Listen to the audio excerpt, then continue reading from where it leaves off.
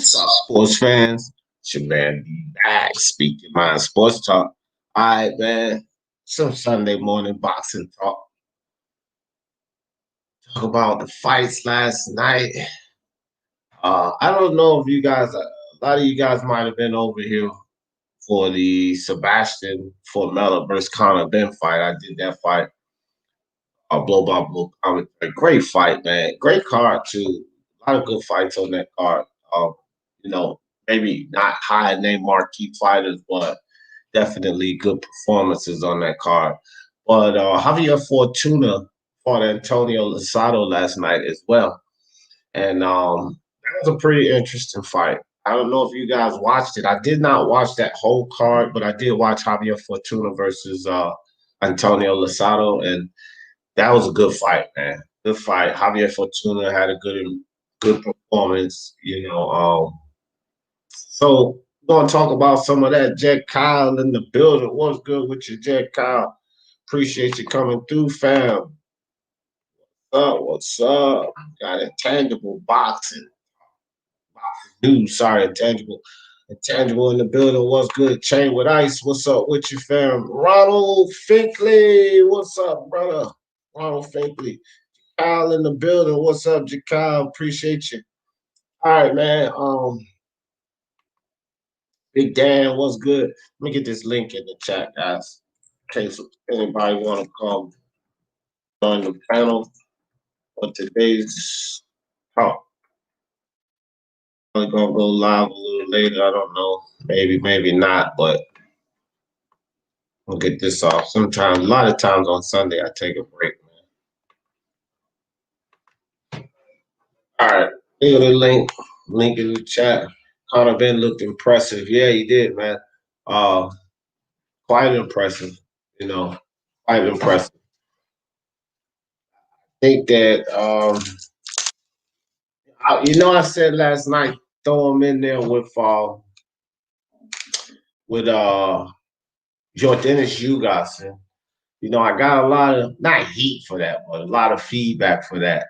Throwing them in there with Jordanis Ugas. You know what I'm saying? But look, you wait for a lot of these guys to what they say. You know how they say, take the process, ease them on up the road, and all of these fucking analogies and soliloquies for basically not putting them in any kind of danger. Look, man, sometimes putting these fighters in danger is what pulls the best out of them. Easy touches are not going to pull the best out of a fighter. That's just the facts, man. That's how I look at it. That's how I see it. Can't keep taking these light touches. Think that, that's going to get it. That ain't going to get it, man. That's not going to get it. You gotta press yourself. You gotta push it. You gotta make these guys. You gotta fight these guys that make you dig deep. You can't keep taking these easy touches. You end up like for a lot of you guys that watch boxing for a long time, the Arturo Gotti situation, right? Where he was a good boxer, but then when you start stepping up the level of competition, you get your ass beat, right? You don't want to see that, man. No disrespect to Arturo Gotti. Don't get me wrong. He was a good fighter, but you got to test yourself. Once you test yourself and get in there, if you take a loss, you take a loss. So the fuck what, bro? But you have to test yourself. Build from that loss. Learn from that loss. A lot of the all-time greats, hell, most of the all-time greats took losses, bro, and they built from that. You don't have Floyd Mayweather's running around, Andre Ward, Rocky Marciano, Mansouri. You don't have guys running around like that left the sport without a loss. You just don't have it. It's very unique what those guys did. I don't care if it's 37 losses as Andre Ward had or 51. I think 51, 52 Mansouri had. I don't care how many it is. If you don't take a loss and you in your career, That's very rare. I just sit back and want to play it safe like that. This is what happens to him. This is what happens to him. Big up to all the lads in the chat. Yup, yup, no doubt. Fabrizio in the building. What's good? What's good? Nah, that's too much right now. Virgil Ortiz is ahead of Conor Benn at this point, and he's facing much better, a much better class of opponents. And an Ortiz. This is a thing too. We want to throw guys in there with Virgil Ortiz. You gotta understand this about Virgil Ortiz. He is at 147 right now, where Teofimo is at 135. Virgil's going to be moving up not too long from now. He's going to go up to 150. He's a big, tall guy, right? And got those wide shoulders. Virgil's cutting weight. Think he's a little bit too much for Conor Benn. Matter of fact, Conor Benn would serve going to fight Vargas. Fight Vargas and see how he can do against Vargas, because Virgil Ortiz didn't run through Vargas. But if you think Sebastian Formella is tough, so is Vargas. He's a tough dude. Sebastian Formella just took those punches from Conor Benn. But look at the punches and the punishment that Vargas took from Virgil Ortiz. He took some brutal shots from Virgil Ortiz. So I think Virgil Ortiz may be a little too much right now. I think Virgil Ortiz beats Dennis Ugas. I would like to see Conor Benn fight Dennis Ugas. I think Virgil Ortiz beats him. I would pick him to beat him.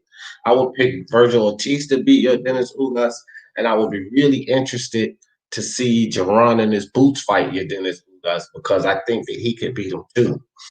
Those two young guys, I think are a bit ahead of Conor Benn. Although I'm a fan of Conor Benn, don't get me wrong, I like him. I was fussing and raving about the kid last night, but I just think that Jaron and his boots and Virgil Ortiz are a bit ahead of him. Plus, to be honest, how Jaron and his boots, these guys have pedigree, whereas Conor Benn he's a raw fighter. He just came out raw. He doesn't have the pedigree that these guys have. So, I don't know. I think that body just. Yeah, man. He was calling Josh Kelly out. He wants Josh Kelly to come get that smoke, and I would like to see that fight. That's a good fight. That's a good fight. And should he get through Josh Kelly, I definitely would like to see him get in there with Ugas then. Definitely then, should he get through Josh Kelly. For sure. For Jet Cock. Great fight in the UK. Yep. Big Dan, Conor Benn is the sort of fighter who needs to have someone really putting him in danger to fully deliver his best. Yeah, exactly. That's what I'm saying, Big Dan. Gotta go through attrition, adversity. And I think it will serve him well, because I always go back to this fight, and it tells you how raw this kid is and how much he's learning, right? Because I always, like 4 or 5 fights ago, he fought Cedric Peynaud. And Peynaud is a French fighter, at the top of the French guys. The guy had pop, he had a good punch with him, and he was a decent boxer. He dropped Conor Benn twice in that first round, and Conor Benn eventually beat the hell out of him. And so it just goes along let me go back to this comment. It goes along with what Big Dan was saying. You could see that this is the type of thing that Conor Benn needs. You shouldn't be afraid of a loss for this kid. And the first time he takes a loss, I'm pretty much thinking that he'll bounce off of it well.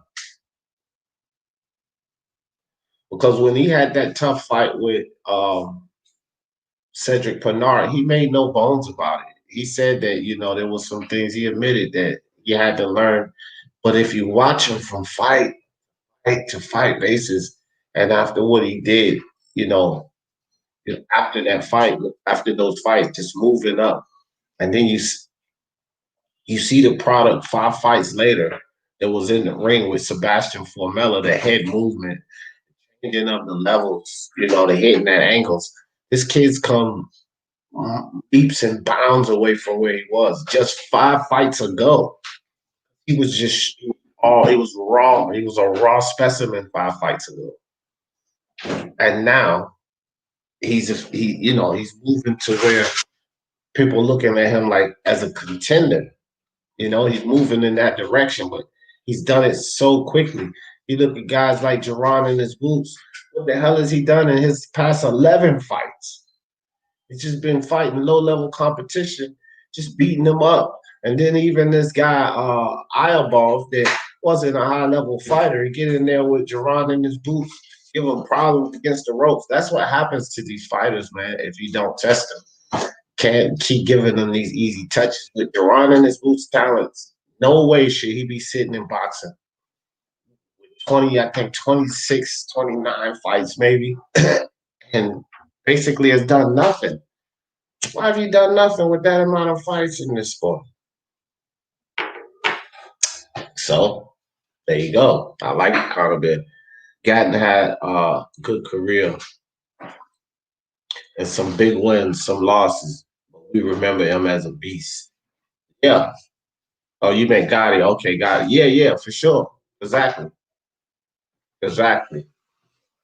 Because it was no choice back then. I will say this: like, he started off fighting a lot of low level fighters, but then eventually you had to step it up back then because the level of competition, if you wanted to do anything, was broad. It was wide. It was a lot of guys that could really throw those hands.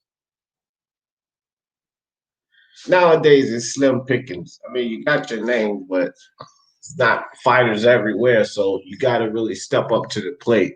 That's why when I see guys like Virgil Ortiz, I applaud him, and Fabio Wardley, which we're going to talk about him later. He's moving up the line pretty good. Guys like Conor Benn and Leoa Noi, of course, Teofimo Lopez. I know how I feel about that kid. These kids, that's what needs to happen in this sport. And I don't, that's why I like Conor Benn. Because Conor Benn, he left that Cedric Pennard fight, both of his eyes fucking swollen up. And he knew that he had a lot to learn. He accepted that. And this kid's been in the gym. Look, he hasn't fought, guys, in over a year, Conor Benn. And just look at the performance. Look at the shape he was in. And he hasn't fought in over a year. See these guys with high talent blowing up in between fights and all of that nonsense. This kid has not fought in a year, and just look at the shape he came in this fight in. Which means he was in the gym, man. He was in the gym practicing and being dedicated to his craft. And win, lose, or draw, you gotta respect that kind of shit from these young fighters when they do that kind of thing. You can't have nothing but respect for that. Right? So anyway, let me see here. Scott Brown, what's up? Yeah, Alan Savage Babic. Yeah, man. Alan Babic. Took him out earlier than I thought. I picked round 5 for Babic. But I knew Babic was gonna put Tom Little away.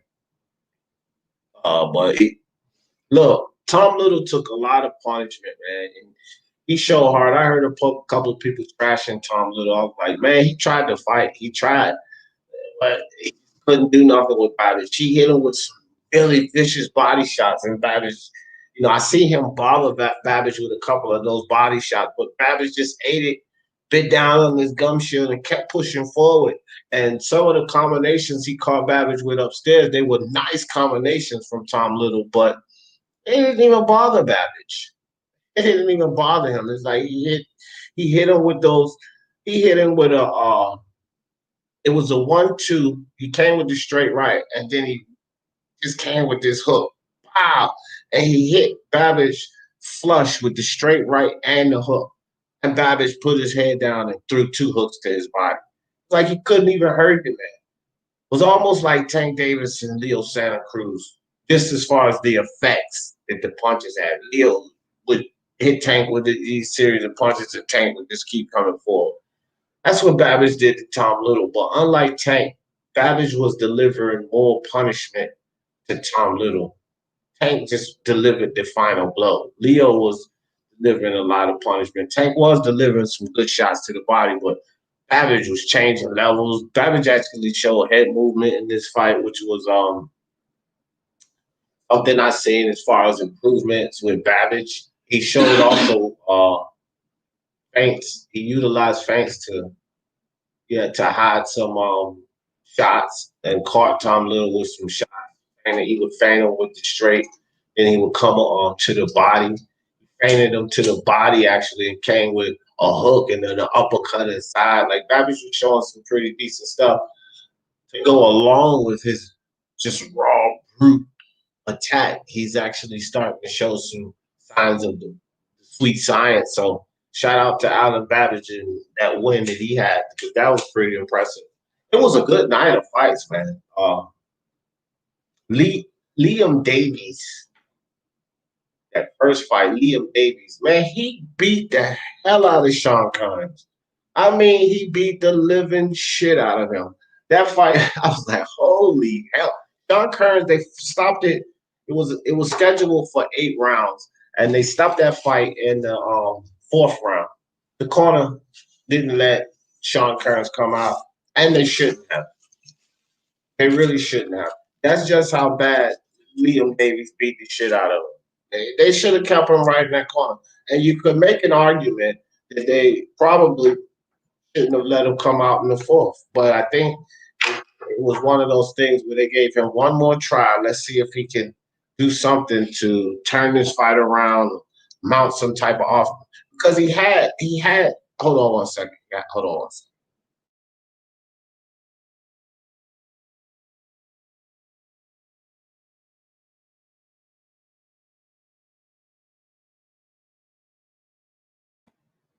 He had spouts of success. Like he hit Davies with some really nice combinations, some really nice counter combinations as well. But it was one of these things last night where the opponents had no power for the guys that won. Like when you look at the Davies fight, he couldn't hurt. Sean Kearns couldn't hurt Davies. Couldn't hurt him at all. And when you look at that Conor Benn fight, he didn't have anything. Sebastian Formella was hitting Conor Benn with shots, but he didn't have anything for him. Alan Babic and Tom Little, same situation. He was hitting Babic with a lot of shots, just didn't have anything with him. So, but these guys on top of that, they still had good performances because Sebastian Formella, for example, he won rounds. He won rounds in that fight. So, and the fact that Conor Benn couldn't put him away, not because he wasn't landing ferocious shots, because he definitely was, but it was just one of those things where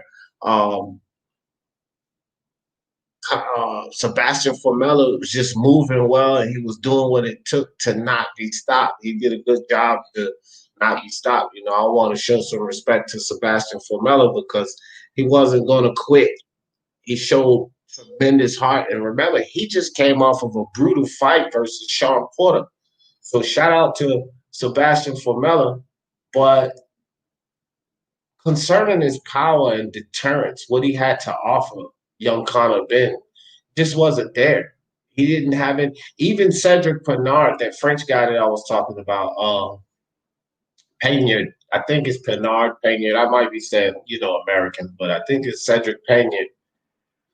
Even that guy, he had something to deter Conor Benn. Now, Conor Benn got dropped twice, and he was pushing forward the whole fight. So I'm not saying that even if Sebastian Formella did have something to deter Conor Benn, that he wouldn't have taken the same ass whipping. because that's something else that Conor Benn has shown me in his fights. He'll take a lick, he'll keep coming. So this guy has a lot of heart as well. But the facts are, Sebastian Formella didn't have anything. He didn't have anything to keep him off of him, man. Shared already, my man. I appreciate you, Ronald. Appreciate you. Jay Kyle said Virgil is way ahead of him in progression. Yeah. It would be an exciting fight while it lasts. Yeah. He is ahead of him, and that's the thing. So, like, I like Conor Benn, and I wouldn't want him in a fight. Like, Josh Kelly is a much better matchup right now. Now, that's not to say that that fight wouldn't be interested later down the line, because I want to see where Conor Benn goes. And I think that as he progresses, he hits hard as well, man. And he has good movement, Jed. So I want to see down the line what these two guys do. That might be something interesting down the line, because Conor Benn's a big kid too. So he's gonna, he and Virgil could eventually meet up at 154, maybe later down the line or so. Who knows? But right now, I wouldn't put him in there with Virgil. I think Liam's a much better test. Maybe Kujatilo Abdul that was supposed to fight Lipinets. That fight got canceled. He fought Clayton. So Clayton would be another good fight for him. Maybe even Sergey Lipinets, a good fight for him. But get in there with, and that might be tough for him too, Sergey Lipinets, But to get in there with a guy like Virgil Ortiz, I think it might just be a little. Scott Brown said Babic does have a decent chin from what I've seen him eat. Man, he does. I mean, so far we got to see him get hit by power, guys that have decent power. I don't want to praise his chin too much yet, because he ain't been hit by like the Dubois and Philippe Hergoviches and guys like that. I don't think he's been hit by anybody with power like that. So I'm gonna reserve judgment. But from what we've seen so far, he's showing a decent chin as of now. Let's just give him some time and get him in there with guys that can really pop, and see what happens when he gets hit with that. And if he gets hit with that and keeps coming and improving the way he is, then, watch out for Babic. Babic is going to be an issue. But I'm going to tell you something. I like Babic and everything. I was more impressed by Fabio Wardley last night, because, look, Richard Lartey was a good test, guys. Like, we got to understand this about a whole bunch of people praise Daniel Dubois, right now, and deservingly so. I think Daniel Dubois is a very impressive young fighter, and I don't have any problem with the people that have praise for Daniel Dubois. I think Joe Joyce is going to beat him. I will say that, but that's a close fight, 50-50. If you saying that Dubois wins that fight, that's fine by me. But the thing with Richard Lartey is that Fabio Wardley putting him away in 2 rounds means a lot. He went the distance with Nathan Gorman. Daniel Dubois, which people praised, took 2 more rounds to put him away. He didn't put him away until the 4th round, So Richard Lartey has been in there with Dubois. He's been in there with Nathan Gorman. So he's been in there with guys that have pop, and they didn't get him out of there any earlier than Fabio Wardley. And I heard a couple of people talking about that fight might have been fixed. Let me tell you something, man. That goddamn fight wasn't fixed. That wasn't. Richard Lartey didn't take a dive. First and foremost, Richard Lartey never shown himself to be the type of fighter to take no damn dive.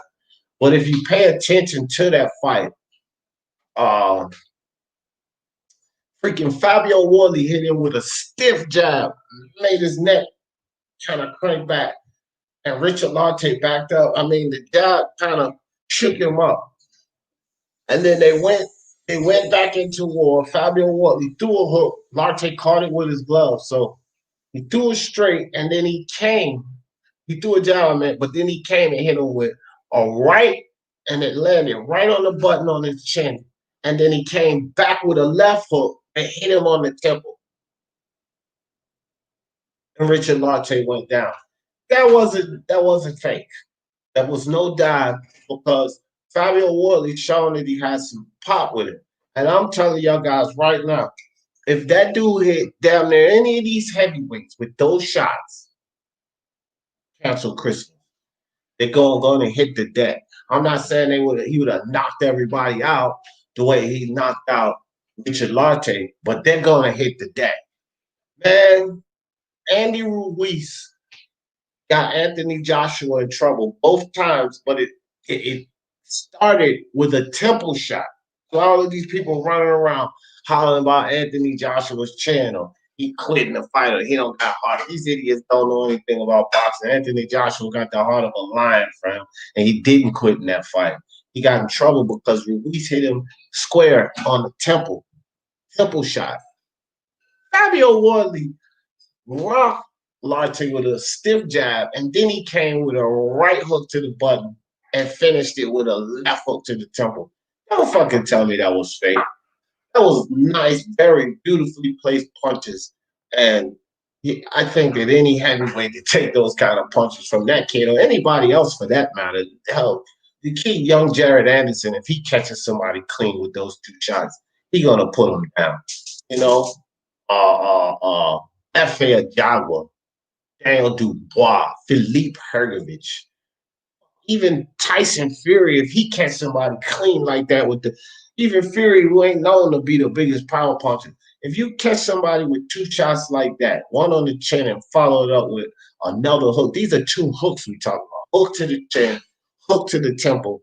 They're gonna fucking hit the ground, fam. They're gonna hit the ground. That's just what I think. Check out said Nigel Benn was one of the best, most exciting. Yeah, man, he's an icon over there in the UK for sure. And I mean, he's known everywhere. Like everybody knows who Nigel Benn was, if you know boxing.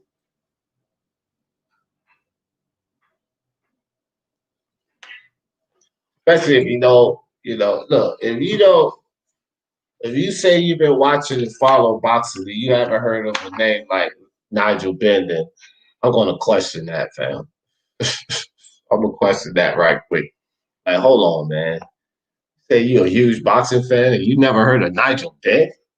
What kind of boxing fan are you? Fabrizio said, I think Formella is better than anything versus Fox. No, no. I can't say Brad Solomon is on the level of Formella. Think about it, bro. I can give you that name right there. Right off the bat, Brad Solomon. Right off the back, Fabrizio. Now, you tell me that would actually be a good fight. Sebastian Formella and Brad Solomon. Don't you think, Fabrizio? That would be a good fight between those two guys. And Virgil Ortiz is still young. And let's remember that, Fabrizio. Sebastian Formella is 33 years old. Virgil Ortiz is 22. He's 11 years younger than Sebastian Formella. Got to remember that now. Let's think about that. Let's not. And look, Samuel Vargas, he's tough. He's tough, just as tough as an opponent as Formella. Brad Solomon is a tough opponent. He stopped these guys, man. He stopped Virgil Ortiz. Samuel Vargas. He stopped Brad Solomon. I don't know, man. I think, like I said, bro, he's had some wars and progressed too. Remember, Virgil Ortiz came from 140. He already bounced the weight already. Fabrizio. He started at 140. He's bounced up already to 147. When he got to 147, he made that move impressively. And he went up to 147. So he stopped everyone that he faced, four guys straight. So, like, I don't think Sebastian Formella is, like Brad Solomon and, like I said, Brad Solomon and just those two names, his last two fights, Brad Solomon and Vargas, just as tough for, I think Herrera was washed is still better than him, but Like, yeah, I know you talking about Mauricio Herrera. I didn't even go that far back, J. Kyle. All I say is just his last two fights, Samuel Vargas and Brad Solomon. Right? You know, do you realize that Fabrizio, Brad Solomon was 28-1 when he fought Virgil Ortiz. Formella was 22-1 just now when he fought Conor. So, gotta think about that, man. So, I mean, again, like these guys are all impressive. I'll put it that way. I'm as impressed with Conor Benn as I am with a lot of these young guys. I'm not taking anything away from Conor Benn. I like Conor Benn. I was rooting for him. I picked him to win. I told all the UK fans over there on Rapstar, I was like, y'all feel comfortable. Conor Benn going to take this away for us. So I'm not against Conor Benn. I don't want to speak against him. I'm actually advocating for the kid. So, but Sebastian Formella is not, you know, like I said, you know, Ed Kyle got a pointer. Mauricio Herrera, I say Brad Solomon, Samuel Vargas, all comparable, if not tough. I I honestly think Fabrizio that, and I said this earlier actually before you said Sebastian. I think that Samuel Vargas is a tougher opponent than Sebastian Formella because he hits harder. That's the thing. He hits harder. So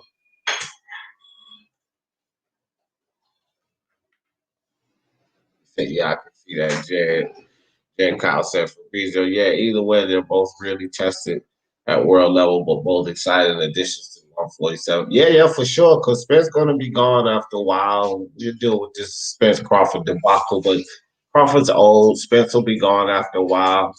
You know, and then who you got coming up? So you got to look at these guys. And remember the winner of Josh Taylor and Jose Ramirez. Both of those guys were talking about jumping up to 147. Of course, less they can get their hands on young Teofimo Lopez, which I think that that's something that one of those guys may be interested in. We'll have to see that for the future. But Teofimo, the takeover Lopez, is definitely talking about going up and challenging himself in another weight class. So very exciting things, man. Like these guys that we have from 135 to 147. You know, very exciting things for the future. Heavyweight division, UK boxing guy. I'm gonna do maybe I don't know a live or maybe a video about UK boxing at the heavyweight division on lock right now, bro. I mean, not a lot of light anywhere else on respective guys taking over. Arslan Beck Marjmadov, I hope I say that right. I always get his name wrong, but Arslan Beck Marjmadov, this dude, man, he's ferocious, but he's 31, I think. And he's still, you know, a little rough around the edges. So he's older and rough around the edges. Like, not looking at him as no takeover. Even Philippe Hergovich, which is a guy that I like, he's 26, 27 years old. So time's ticking. They got to make some things happen, you know. But these UK kids, man, Daniel Dubois, Wardley, these guys are young, bro, in their early 20s. They got plenty of time, even if they take losses. You're looking at these guys that take over the division and the people that are around the different countries in America too. We don't have people to challenge these guys. You know, F.A. Ajagba, man, I don't even know how good he's gonna do it. I do like I always say Jared Anderson, Big Baby Anderson. I think that that's light at the end of the tunnel in America as far as the heavyweight division. But the UK guys, they got heavyweight on lock, in my opinion. Babic might KO Hergovich. That's his ceiling. No, he will not KO. Look, man, y'all gonna see. I just mentioned that before I read that comment. He won't do shit to Philippe Hergovich. Forget his ass. Listen, that fight would go the distance. It would probably be an 8 to 10 round fight because neither of them are marquee fighters at this point. So that fight would definitely go the distance. Okay. But if it goes the distance, it's going to be Philippe all day long. All day long, man. You guys in this Alan Babic. I like Alan Babic, and I was just giving him big ups and everything. And I'm not going to bash him, but he ain't beating Philippe Hergovich, fam. He's just not. He's not beating Philippe Hergovich. I don't even know where you guys see it at because we look at the guys that Babic have beat. Okay, that's all fine and dandy. He beat up on Tom Little. Do you see how he beat up on Tom Little? Do you think that he gets off like that with Philippe Hergovich? No freaking way, fam. No freaking way. Philippe Hergovich had Tom Little was hitting Babic, and I just mentioned this about that Babic fight. He got Babic's attention with a couple of those body shots. He got his attention. Philippe Hergovich is a much more damaging body puncher than Tom Little. Much more damaging body puncher than Tom Little. And if Tom Little gets Babic's attention with those body shots, what do you think Philippe Hergovich is going to do? That's first and foremost. That's just the body shot aspect of it, right? Tom Little has no pop. He has no pop with him. I think he had like 3 or 4 knockouts. I think that's all he got in all of his fights. And he was piecing Babic up with some really good combinations. Let's be real about this guy.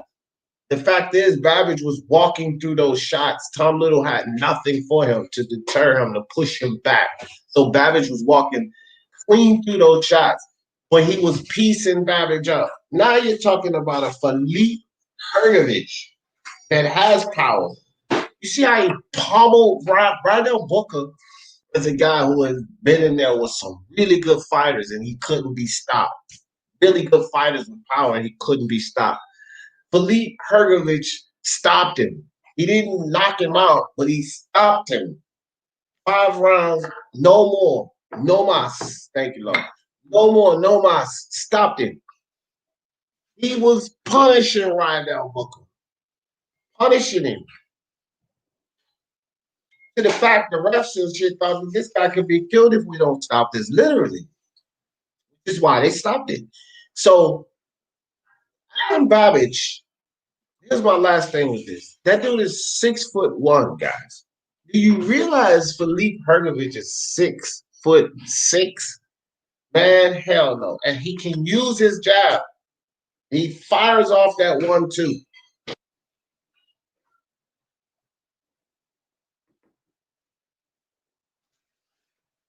You guys got to stop this. Babic ain't beating. Babic needs, look, Babic guys has 5 fights. 5 fights. He needs to do more. He needs to do more.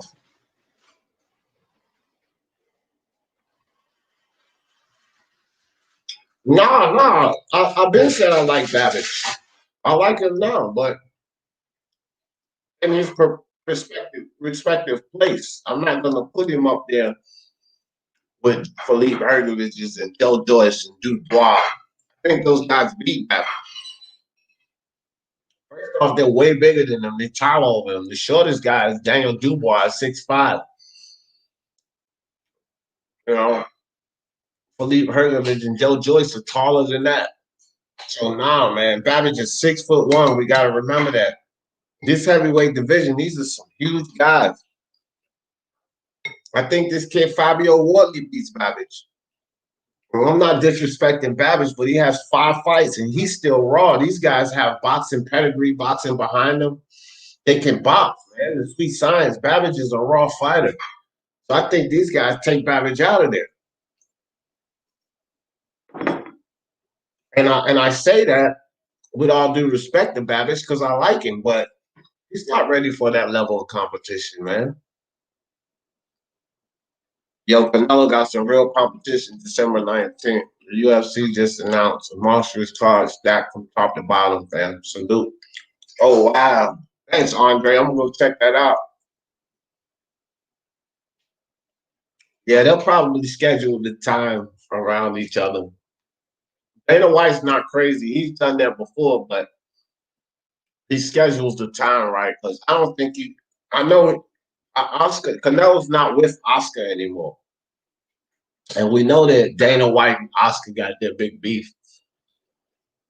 So business wise, I don't know if I think Dana White's gonna be smart about how he time what the time is on that UFC card. UFC fans are fanatics and they'll stay up real late for UFC events. So I think even if he clashes with Canelo's date, he's gonna time it. I don't think he's gonna do one of these things where he battled. That was all about Oscar and you know Dana White. You know he was the one that called him Oscar de la Coquette. That came from Dana White. What up, Smoke? What happened? Let me put the link back in the chat for you guys. It's Smoke.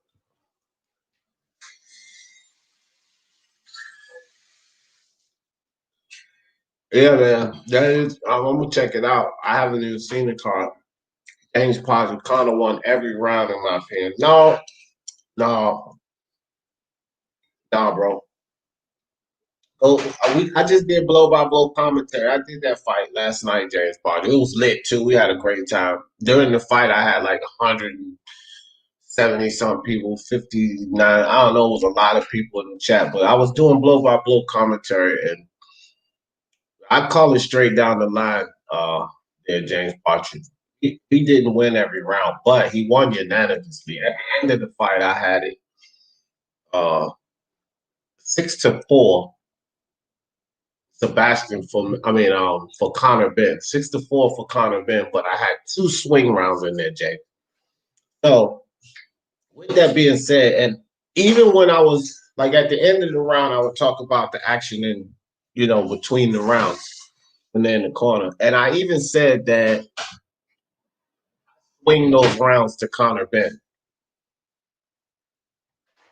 So I called them swing rounds, but I gave them to Conor Benn personally, Jay. So you can easily justify 8-2, which I think a couple of judges had it around there. So you can easily justify 8-2, which is how if you give him both swing rounds.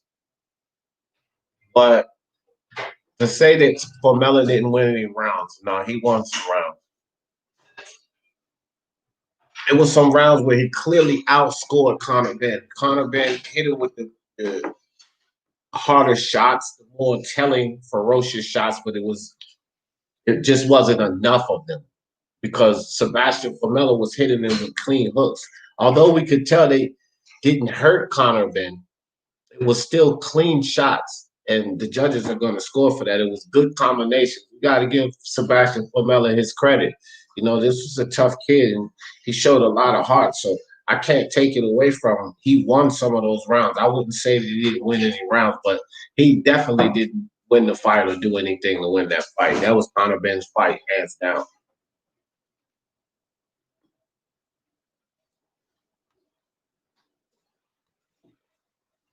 Why are y'all doing Javier Fortuna?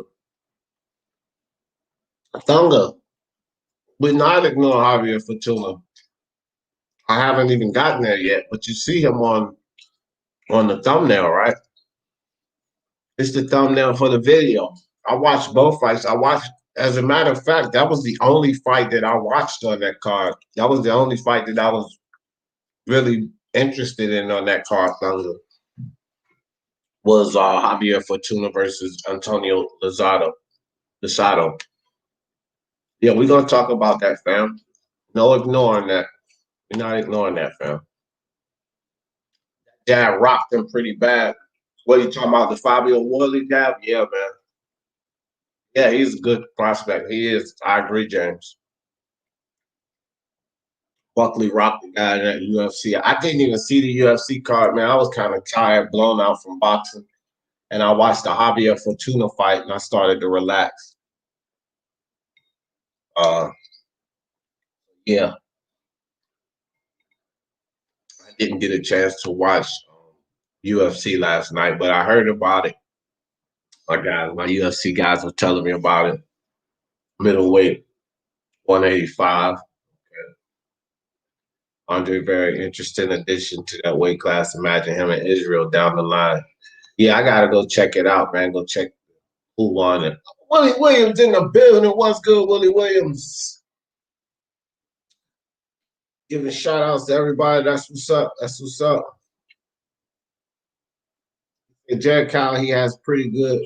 He pretty good. Okay, you guys talk to UFC.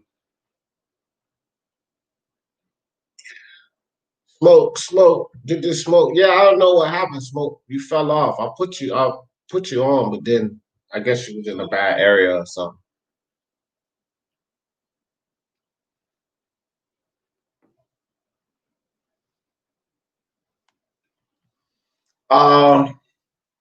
Look, I think this is a close fight.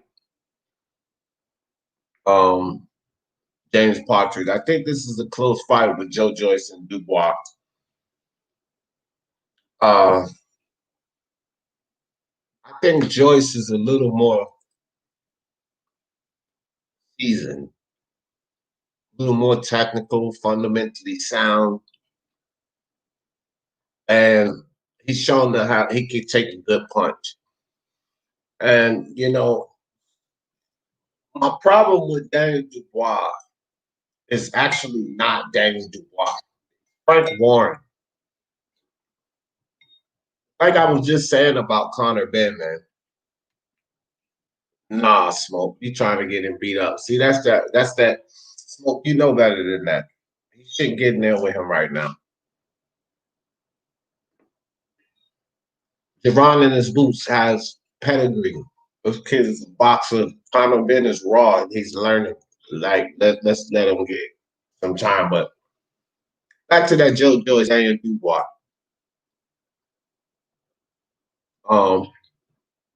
I just think Joe Joyce is like he's got the height and reach advantage. Although it might be slight, he's still got the height and reach advantage. And Daniel Dubois, this is not what he's been facing.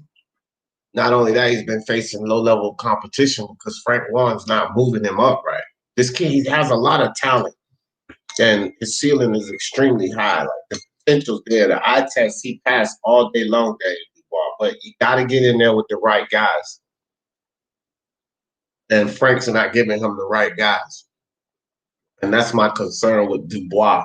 Joe Joyce has been doing better things because he has to, because they had to push him fast track because he's older. But he has been fast tracked and he's been doing the right things. He's been learning well. And he's a tough guy. And I think that he's going to beat Dubois. I really do. But a close fight. Either of these guys could beat each other. But I just think he's going to beat Daniel Dubois. What up, Smoke? Hey, what's up, man? How you doing this morning? Oh, I'm good. Yeah, I think he beats him, James Partridge. What do you think, Smoke? James Partridge said Conor Benn versus Adrian Granados. Yeah, I think Ben's got that one. I haven't seen Granados. He didn't. Yeah, I think he's. You have? You seen him when he got demolished by Danny Garcia?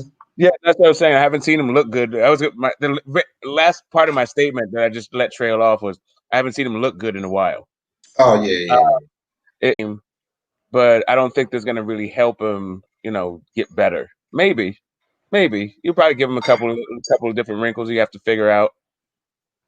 Yeah. I don't think it does much for him either, and I think he beats him. I think. But look, maybe not against the top level fighters yet, but the kid's showing a little power. And if you can move well, you got fast hands, and you got a little power, you're gonna beat Adrian. What's up, John? Hey, D. How you doing? Yeah. So look, let me do this for Thanga. Did you guys catch the Javier Fortuna versus Antonio Lozado fight last night? I did. No, I've only watched the Sky card. You did. You say you watched a small part of it? No. I watched the UK fights. I haven't seen anything else. Oh, okay. Well, Smoke, let's talk about this a little bit because I've been on the UK fights. And of course, we're going to get back on the UK card, the zone card, because for two reasons. One, that's the card I did live commentary for last night. It's most of the card. I missed the Liam Davies fight, but I did all the rest of them, you know. But I did watch Javier Fortuna versus Antonio Losado. That was the only fight that I did watch on that card. So I want to talk about that a little bit. John, while me and Smoke talking about it, go check out a quick highlight flick or something, maybe 3 or 4 minutes, get an idea of the fight. All right, so Smoke, I'm gonna let you start. What did you think about Javier Fortuna's performance in that fight? It reinforced the idea for me that if Teofimo moves up and vacates those titles, Gamboa might have a shot if he gets in there with Fortuna. He might have a shot at being a champion at 135. Man, you're going crazy. You're going crazy. Yeah, if he gets in there with Fortuna, he might be able to mess around and get a W. Fortuna, first off, Fortuna almost got thrown out of yet another fight, right? And that was against a guy who couldn't do anything with him. Like Lazaro, I saw Lazaro hit him with 4 punches, a 4-punch combination to the body that Fortuna didn't even notice. Like that fight was just man. Like the guy. I mean, did he not notice him, or did he not care, Smoke? Whatever. That's what I'm saying. He wasn't even.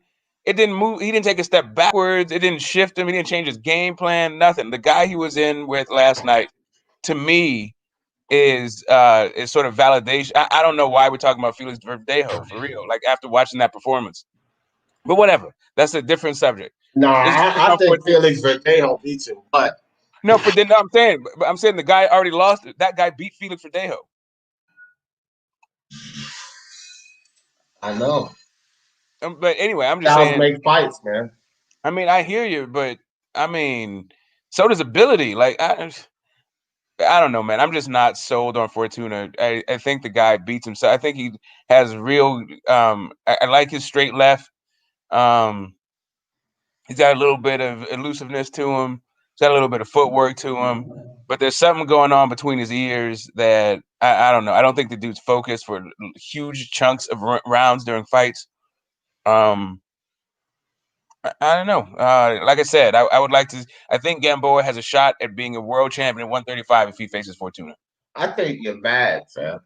On the fight, I was just listening to you, but I seen Fortuna getting inside, getting outside. Look, every fighter get hit with shots, man. Like, come on. And the guy, he had the severe height and reach disadvantage. So similar to Messi Nakatani and Teofimo Lopez. Nakatani's not the better fighter, and Teofimo won the fight, so he proved that. But he's gonna have difficulties because of the severe height and reach disadvantage, which is what Javier Fortuna just faced. So, but I think that I seen him going in and out. I seen him doing good things. I did too. I did too. I just saw. I just thought he was completely outclassed. Like the other guy was so outclassed. Like the height and the fear. Like I didn't think that there was a lot that the guy had for Fortuna. And usually, like he's just in there playing with his food, man. That's really what it is. Like, and I'm not sure. Like I'm not sold on Fortuna. Fortuna was cool like a few years back, but I think he's severely faded. Maybe he just didn't show up for that particular fight. And look what you said. Look what you said. That's the best. Huh? Look what you said. You said you think that Javier Fortuna was just in there playing with his food. And I somewhat agree. Like he was going to beat this guy regardless. But Devin Haney should have been in there playing with his food with Gamboa. I mean, I'm being seriously like I don't understand like these performances where it could be it's a one-sided performance. He shut him out, blah blah blah blah blah. But Gamboa and Javier Fortuna does this well with Losado, and it's like it's not impressive. I don't know, man. I think Javier Fortuna did a good job in that fight where you weren't really impressed with it. So I think we see that fight differently. No, all right. So I thought, like I said, I saw flashes of Javier Fortuna, right? I did. But I saw both flashes of the good and the bad. It seems like he still hasn't figured out how to not be disqualified for it. Like he was almost disqualified from that fight that was not that tough for him. Babic will find it hard versus the elite. For sure. For sure. Babic will get knocked out versus the top fighters. That's what I'm saying. We can't. Come on, man. Could you imagine Babic in there with fucking Deontay Wilder? You think all of those wild hooks is going to help him with a guy that's as long and fast as Deontay Wilder? Deontay Wilder would spark Babic, slam the fuck out. I don't. Look, man. I know people say Wilder don't like it to the body and blase this and that. We got to stop this shit, man. That dude Babic, Alexander Usyk would school Babic. But Babic is just a knockout wait. Babic is a knockout waiting to happen. Someone's going to hurt him badly. And I'm not sold on his power either. And the guy's just an overweight cruiserweight fighting complete tomato cans. That's what I'm saying. Like, they overblowing Babic. They're talking about him knocking out Hurtovich. Hurtovich would punish this kid, man. Tom Little, yeah, is supposed to be a professional athlete in the shape of his life last night.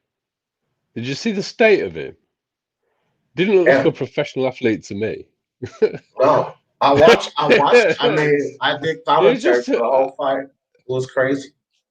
Yeah, I don't know what all the fuss is about. I think it's you get groups of fans that when you get a bit of a character like him and Dave Allen, and they seem to. Babic is like a much more entertaining version of Dave Allen for me. He's just not very good. He's entertaining. He's got a bit of personality. He's fun to watch, but he's not even really at prospect level. He's just having barroom brawls on TV, and yeah, it's fun to watch. But he is not a good boxer on any level, and I'm not even convinced about his power either. Yeah, well, I mean, look, I will say this, John. You got guys like Shakur Stevenson and Devin Haney that you agree that they're good boxers, right? Yeah, they're good boxers. Okay, but they cannot. They're actually boxers. I know. Hear me out on this. Hear me out on this scenario, though, because I think fans don't. I think fans underestimate or even overrate power. And here's my ideas on this whole thing. Power. You look at guys like Alexander Usyk as well, but the younger guys like Devin Haney and Shakur Stevenson, and we look at these guys and they're phenomenal boxers, but they lack power. You know, people might not want to admit it yet, but those guys lack power. Okay, well, they're fighting lower level fighters, and they can't stop them. You know, you can't stop the Alfredo Santiago that you put down in the third round, Devin Haney. Can't stop these guys, right? So when you have a guy like Babic, although they're low-level fighters, but he's showing the ability to stop them, yeah, he has power, fam. Where his power is, where his power is. Hold on for a second. Let me finish, John. Where his power is, I wouldn't necessarily call it phenomenal power yet, because that's when I agree. You got to see what you do with a guy that has a decent chin and such. So I get you there. But he definitely has power, because even at low level, you're not going to be putting all of these guys away. If that was the case, then you would have kids like Devin Haney and Shakur Stevenson, which we know they can box to be able to put these guys away. Those guys are fighting at lightweight. So we're talking about somebody over 200 pounds. Once you get over 200 pounds, you've got enough power to knock someone out. I mean, that's pretty much the case. Well, take Tom Little. Tom Little has put people down. He's got KOs. How many knockouts do we have, John? Yeah, but how many wins has he got? Look, check it out. Yeah, but hold on, John. Babic has more knockouts than Tom. But hold on. With 5 wins. The point that I'm trying to wins. make about Babic's power, yeah, is he's a come forward brawler. So if there's not that much power in what he's doing, and he's completely defensively irresponsible, he's going to come up against somebody who can box, who's got real legit power, like Hellenius, who's still a C-level boxer at best, and get his clock clean like Kawanaki did. He's like he's probably again, on John, a level with Kawanaki. That's a different argument, fam. Like, but people are talking about putting him in with Wilder. Okay, John, I just said Wilder would knock him out. Like, I'm not talking about you, D. We just going to a different place here. I'm talking specifically about his power. I'm saying he's a 200-pound guy, right? And he hasn't got any real boxing skill. So if his power isn't that good, what has he got? That's my point. I understand what you're saying. People are getting entertained by him, but he's just a low-level entertaining fighter, and people are getting completely carried away. That's all I'm saying. I don't know why we're mentioning the big names. I don't think that they beat the big names. I don't think he does well against any of the top-rated prospects. Forget the top guys. Let's talk about the Chaz Witherspoons, the Dominic Brazils, the Christian Hammer. Exactly. I don't think I think those guys beat him as well. I mean, the level of person that he's knocking over, like Tom Little's not even good at English level, which is a stage below British level. He might not win. In the UK, we have like a Southern Area Championship, yeah, which is real beginning level of boxing in the UK. I'm not sure Tom Little's good enough to win a Southern Area title. Yeah, I'm saying right. We already know, journeyman describes this guy like regional level journeyman, right? Is Tom Little, but I'm saying Babic can't beat Carlos Takam. As far as there's no way on God's earth he can beat Carlos Takam's a good boxer.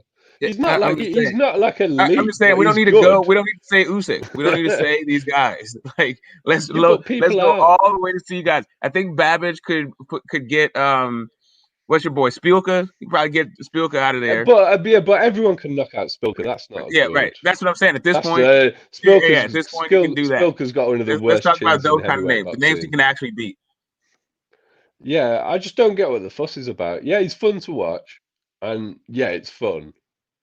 But trying to talk about him as if he's a prospect is just disrespectful. And I don't understand why he's getting all this shine when Fabio Wardley's just knocked out somebody that went the distance with Nathan Gorman, and he knocked him out quicker than Dubois did. I mean, Wardley's only a prospect, but Babic is getting all the shine when Wardley had the better performance, and I just think people get sucked into people's personalities and stuff like that because the guy's not very good. Like Wardley's had a couple of performances runouts where he's looked good, he's got some flaws, but he's actually at least a genuine prospect who needs to improve and work on his craft. Babic is just a bouncer that's got in the ring and is having fights on TV. He's not. He's not a boxer. It'd be a fun fight. Are you talking about these ballroom brawls-esque? F.A. Jogba and Babic. See that? No. I think Jogba would knock his head off. I'm sure he would, but he might drop an F.A. before that. Maybe. But F.A. actually went to the Olympics, didn't he? He's got some sort of pedigree. Hey man, fuck that. Iogo Kaladze dropped F.A. Jogba. He's got work to do too. He's got work to do. He's got work to do. I'm not sold on him at a top level. Come on, man. Because see, that's the thing. That's why I say I'm just not sold on Babic on any level at all. Listen, F.A. Jogba is defensively irresponsible. And the way Babic moves his head side to side and put that thing down and come up with those hooks, I can see F.A. falling for one of those. And then there's a body attack too. So I don't know, man. Well, maybe, but I'm just not sold on Babic at all. Yeah, before you went on your Babic rant anyway, I said the same thing. I said like the Fabio Wardleys, the Daniel Dubois, the Joe Joyces, like he's not even ready for those guys. Philippe Hrgović, forget about it, man. Philippe Hrgović bodies Babic in that ring. Because I just heard somebody talking about Hrgović that earlier. The reason they keep talking about Hrgović is because they're both Croatian. So it just keeps coming up. Yeah, I mean, well, Babic keeps calling his name. So yeah, well, Babic is going to get fucking beat the shit out of if he gets in the ring with Philippe Hrgović. Listen, man, Rydell Booker. Hold on, John. Rydell Booker, for people that don't know, he's not the greatest guy, but he can actually box. Rydell Booker can actually box. Philippe Hrgović beat the living shit out of a guy that can actually box. Babic is not a sound boxer, man. He's not. And he'd be giving up about he'd be giving up like 20, 30 pounds as well as like 5 inches of height and God knows how much reach. And Hrgović knows how to use his reach. Yeah, I don't know, bro. I don't know what people think, but Alen Babic, like I said, he needs some fights. I did see some things he was doing. It looked like they're practicing some things, though, John. And I mean, he's got a long way to go. But I've seen some. But if he's got some work ethic and he improves his craft, then I'll give him all the respect, because Conor Benn, I thought, was completely useless. And no matter what you thought about his level yesterday, he's shown clear improvement. And that improvement's come from hard work, so I'll give him credit for that. Yeah. To start off with, he was terrible. And he's shown a willingness to learn and get better, basically, as far as I'm concerned. Yeah. I mean, Alen Babic is who he is, man. That's all I'm going to say. I don't, I think that a lot of people are taking it. They're definitely overblowing it with Alen Babic. But, let's see what he can do. I mean, I don't put him at the level of these guys either. Smoke is right? He's We should really be talking about him when we talk about Hrgović. Like, he didn't even be mentioned. I mean, not Hrgović, but Usyk. But I don't think he even like that performance that Fabio Wardley put on last night. Come on, man. Let's be real. He knocks fucking Babic slam out, bro. Richard Lartey is not just a guy that goes away. Okay, Nathan Gorman, which can box. He's not the greatest, but he can box. He didn't put Richard Lartey away. Fabio Wardley took him out 2 rounds sooner than Daniel Dubois, because Dubois put him away in 4. So I mean, like, let's look at guys like that. I think Fabio Wardley drops fucking. The other thing as well is he didn't touch Fabio. Like, Richard hurt Dubois. He at least I know. I said that last night, John. I said that on the live last night. I was like, this is a guy who hurt Dubois in this fight. Fabio Wardley, did you see him after the fight in the post-fight conference? This kid looked like he was just in the gym doing jump ropes or something. He wasn't even in the fight. He controlled things. He completely controlled things and was totally clinical. It's a different thing. Like, Dubois is there for you. Like, he's not. And that's Richard Lartey needs somebody. Like, who knows how old this dude is, for real. Yeah, but the thing is, Smoke. Let me just finish. Dubois is kind of there for you, whereas Fabio, like, he has pretty good back foot game. Like, he kept his he kept his rear hand up next to his chin, right next to his ear, so he was able to catch any counters that was coming back. He was hooking off the jab. He boxed this dude beautifully. And the other guy was just, following him around the ring, not cutting it off and taking those bees until he got taken out of there. Gorman, Lartey's okay he's an okay test. He's like a gatekeeper for prospects, right? And I think Fabio did what he needed to do. I think we've seen a guy who has some talent. I do think he is a way better boxer. I mean, everybody can see he's a better boxer than Babic, right? Yeah, but I'm not. I wasn't over the moon because of Fabio's thing with Lartey. I don't rate Lartey like that. No, but there's nothing to get over the moon about. But it's the clear difference in ability. Like, I think Fabio's only had 3 or 4 fights. It's like, this is the sort of thing we would expect. He's not had many fights. What's his record? Has he He's had more than 3 or 4. I think he's had How many has he had? How many has he had? He had like 10 fights, didn't he? I'm gonna check now. I'll I mean, he looks. I'll check right quick, John. He looks well schooled for a young prospect. He had 10 fights, 9 knockouts. Okay, but still, I mean, it's just a bring along process with him at the moment. We're not.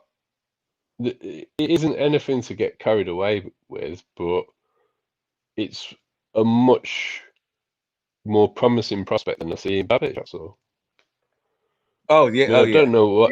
That's and Babic is getting all the shine. That's kind of my point. Well, one guy I think. Well, some of it is about the casual fan, right? The casual fan might be more into somebody's a little bit of a wrecking ball, whereas Fabio took his time, he downloaded stuff, he moved around the ring, he was slipping stuff, he was, the sweet science he was showing you, and at least the narrative is the casuals don't really appreciate narrative. That is, a lot of them don't. I mean, listen, how many people do we sit up here and we tell that to, Smoke? A lot of them. You hear them on here. You hear them come on here. Even people that think they know boxing, they sit there and actually watch boxing, Smoke. And then you're like, what the hell are you talking about, dude? You've even done it. I mean, I get you. I get you. I'm just making a general statement about what a casual fan likes, right? So I'm not saying that a casual fan wouldn't like Wardley or Fabio. I'm just saying that that's pretty much the book out at this point. I mean, you had guys like Loma, where he was a sweet scientist, and everybody swore up and down that Loma was the truth, right? But for some guys, they get that sort of, even though you're a slick operator in there, they gravitate towards you, or at least that is the narrative that people are gravitating towards them. Whereas you take a guy like Babic, right? Everybody they just love a knockout. They love a brute. I don't know too many brute guys who just are wrecking balls in there that don't get shine. Yeah, well, I'll tell you this. UK heavyweight division is right now, all the sun is shining over there. Because we got 2 guys, in my opinion, 2.5 guys, in my opinion, with any type of potential to do anything. And one of them is over there top ranked, young Jared Big Baby Anderson. I think he has a potential to do a lot of things in the heavyweight division because this kid's only 19 years old, which means he's still growing. I think he's like 6'4", 6'5" now, right? And he's moving well. He's showing combinations. He's using the jab. Like, he's showing a lot of good things. Then we have, of course, Michael Hunter. And the 0.5 was Andy Ruiz over there at the PBC because he's American when he wants to be, and then Mexican another day. So we don't know with him. No disrespect to Deontay Wilder, but I'm talking about the heavyweights of the future here. So he ain't going to be around but so much longer. I mean, the guy's getting older. So all the light, in my opinion, is over in the UK when we look at the heavyweight division. They don't have like one guy. They got a lot of promising young guys coming up. I was going to say Michael Hunter's 32 years old, though.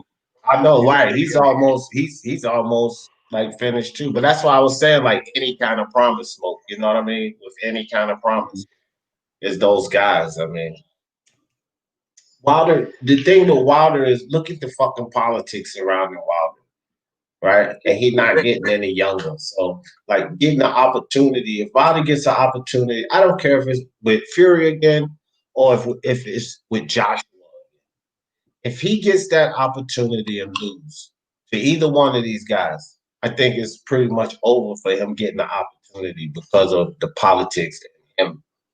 These other guys, like, they'll be more willing to slip Michael Hunter in there or a replacement or some stupid shit like that. And then he pulls off. I mean, Hunter could probably slide in there somehow, but none of these guys really have the opportunity to do nothing. Andy Ruiz, I think he gets knocked out. I think Wilder knocks his ass slam out. I keep hearing people talk about Wilder and Ruiz. I know he's with Reynoso, but I'm not too sure about Andy Ruiz. Yeah, so yeah, I don't. Andy Ruiz to me is not the future; he's the present. Wilder's the present. Michael Hunter, it depends. He might be well preserved because he's not getting fights, but the kind of fights that he's in, he may not have as much wear and tear, so he could have, a little bit of a resurgence. He might get a shot in like 2-3 years, but he'll still be 35, 36 years old. So he may have a future. But the time, the clock is definitely ticking on that guy. I'm with you on the Jared Anderson. I'm not going to be calling anybody big babies anymore. I'm done with that.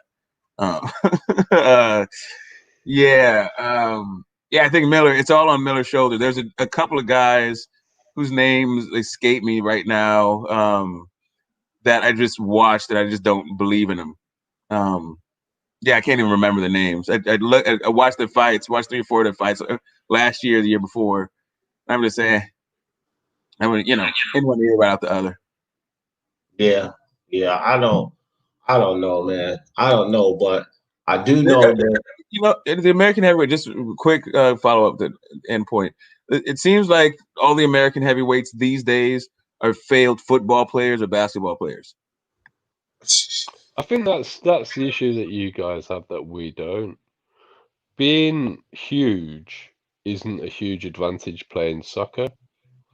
Whereas obviously in basketball and the NFL, being that sort of size gets your attention right away.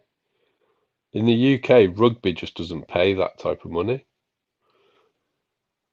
It's really football in the UK that pays the big money. And you don't get many footballers who are 17 stone because it's an endurance sport, really.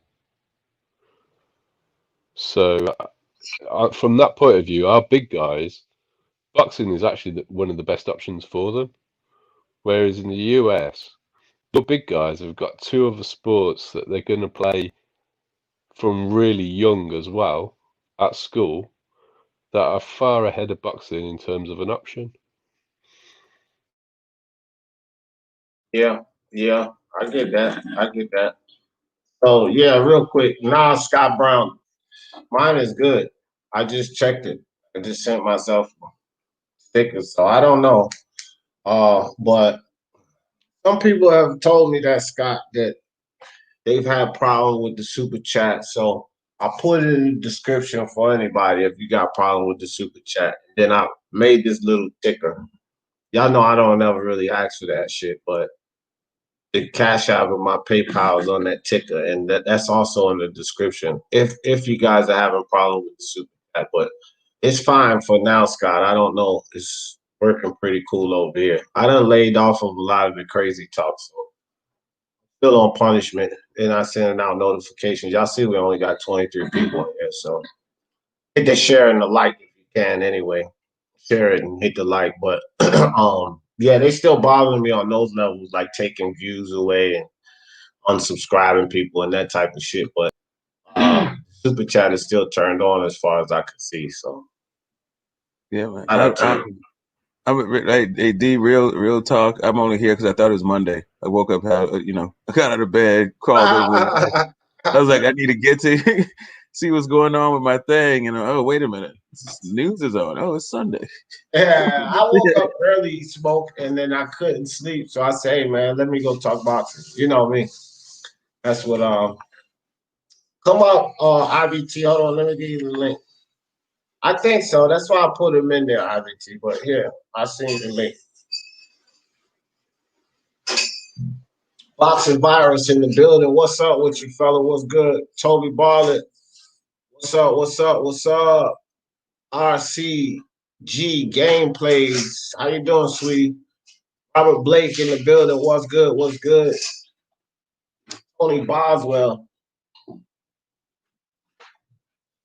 Yeah, Tony. I ruined it. They used to send them all out. Like every time I go live, people would get them right away. But I started talking about some things they didn't want me to talk about. So they don't put the hammer down. But okay, so John, the Liam Davies fight. You seen that, right? No, I watched the Babic Wardley fight and Conor Benn fights. That's what I've seen.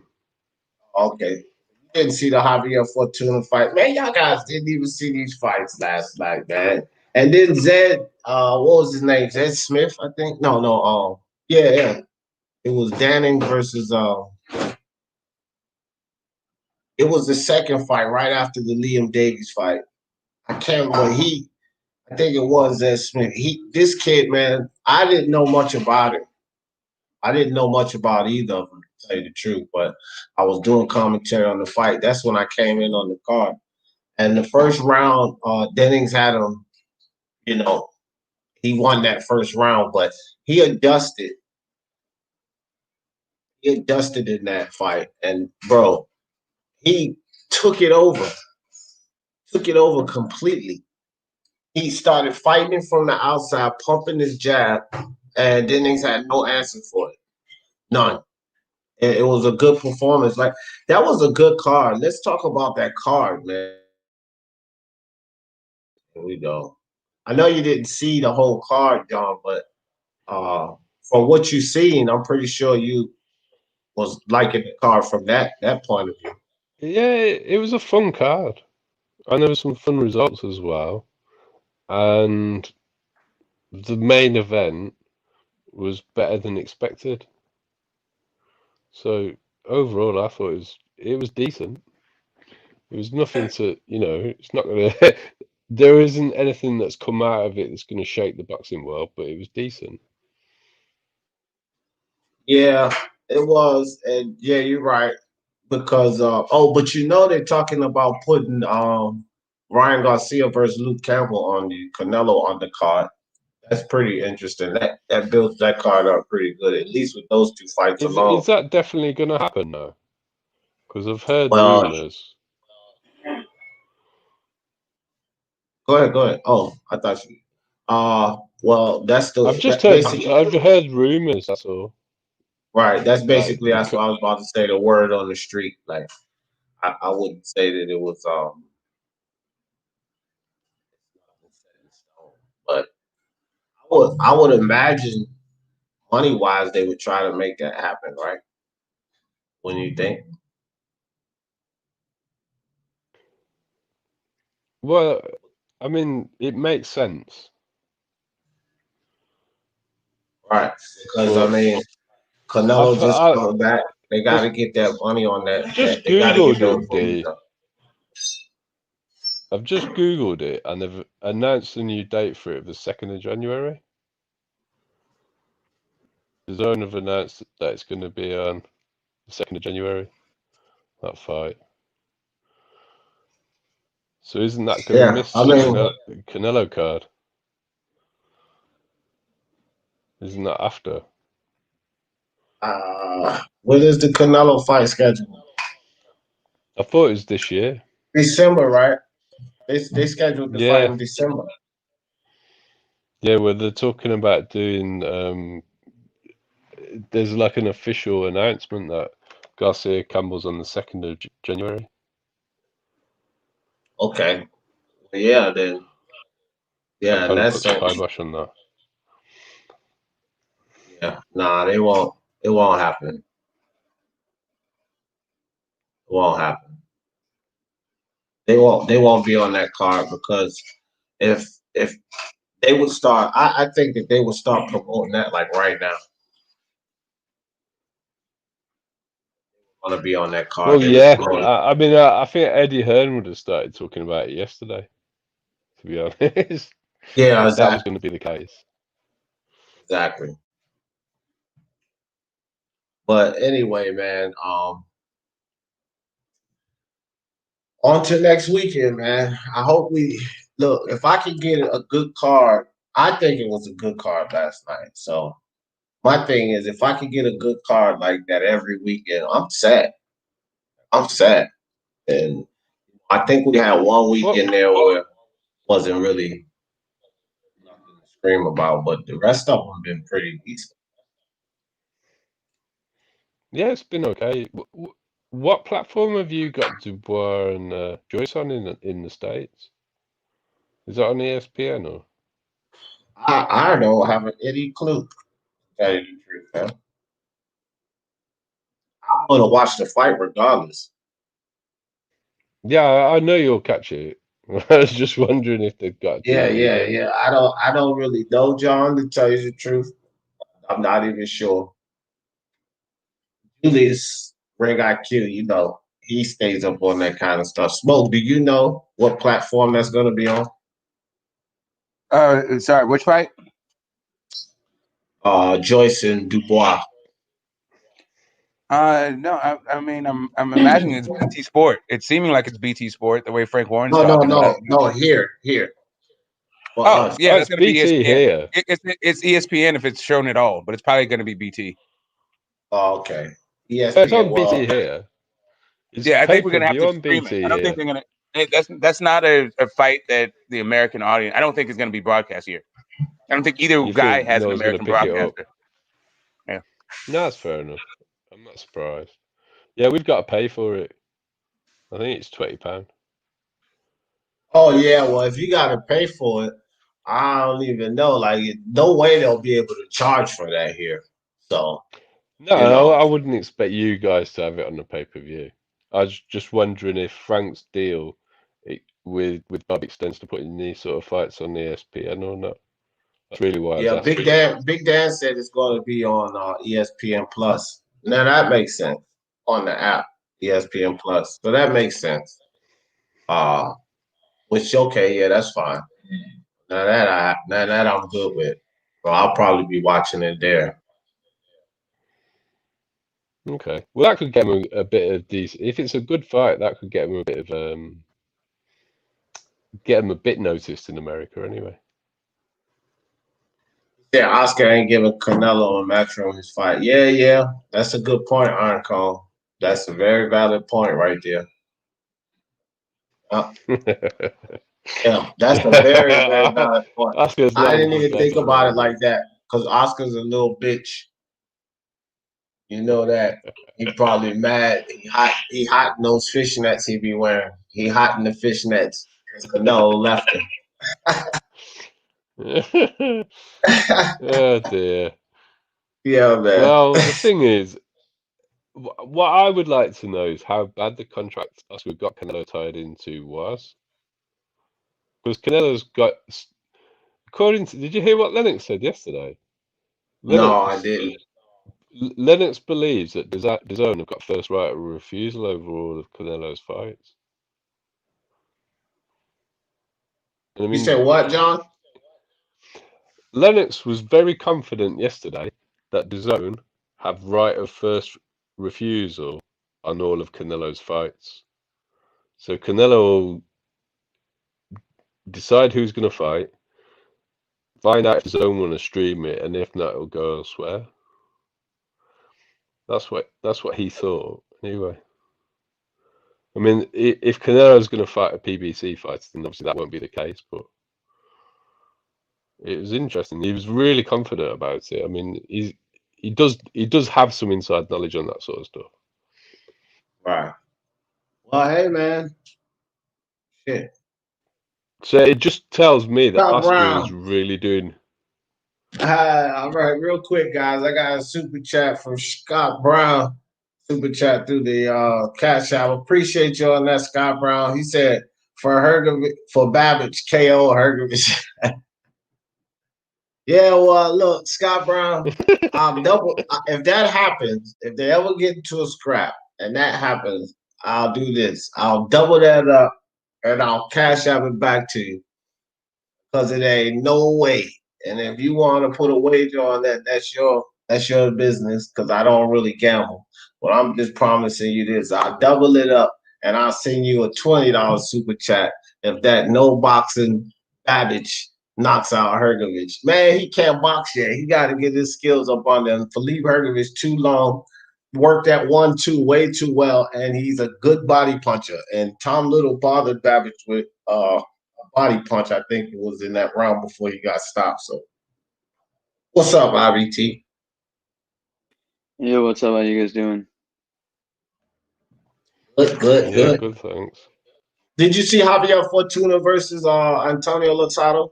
I did watch that. All right. So, what do you think? What do you think? Because Smoke, man, he just drilled Javier Fortuna into the ground like a steak.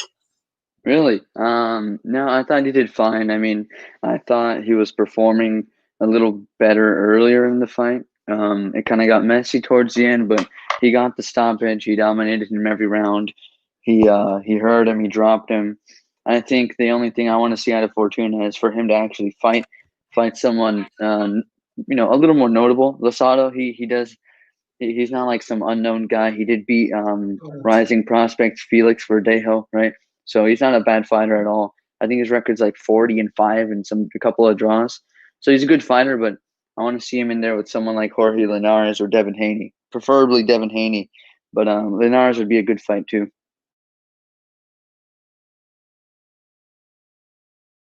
Yeah. I thought he, he had a good. Smoke says that Gamboa would get in there. Come on. Yeah, no. Gamboa would get stopped. I know. That's what I'm saying, man. Like Gamboa gets stopped Gamboa gets stopped? Okay. Stopped. Yes. Javier Fortuna would get in there and do what Devin Haney couldn't find himself to do. Stop Gamboa. Fortuna's actually got power, right? And he's got skills, and Gamboa's at a point in his career where I just don't see him beating anyone in the top 10 or even maybe top 15 is a little close, right? I think Devin Haney underperformed, and I think all those things that Gamboa was doing would get caught by Fortuna. For sure. He'll slip a good uppercut right inside while Gamboa trying to tangle up with him. Boop.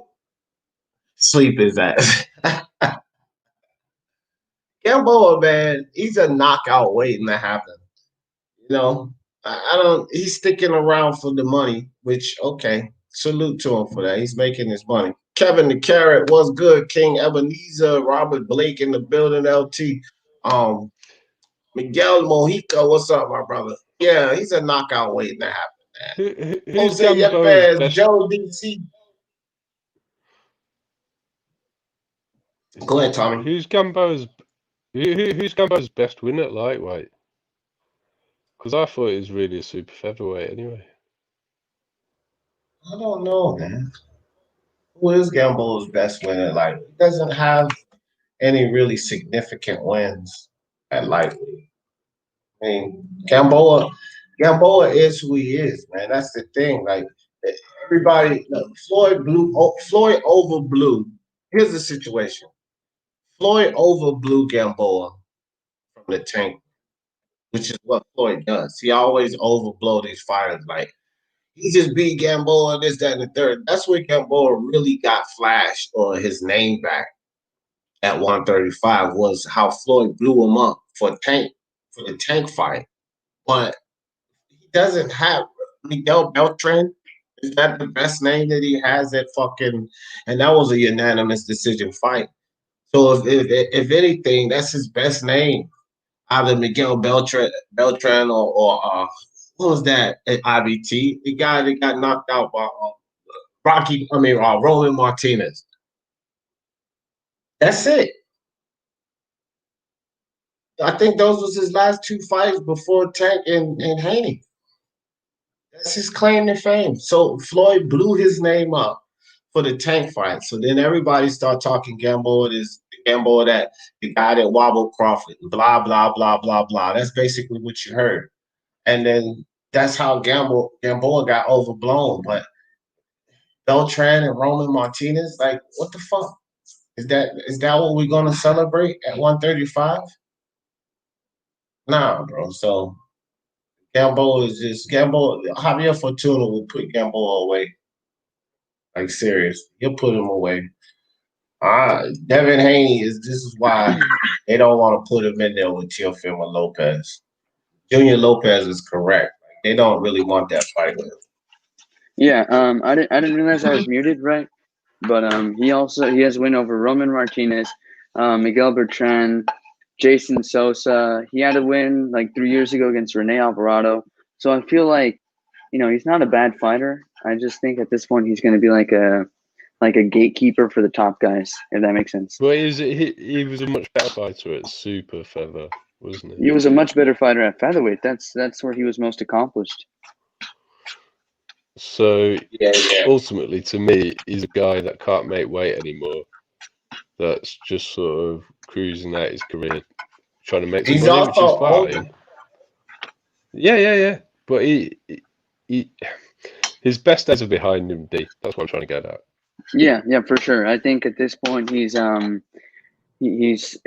look, by his next fight, I think he's going to get stopped, right? I think it's going to be faster than Tank stopped him, and then I think people are going to be calling him shot. That's what I think.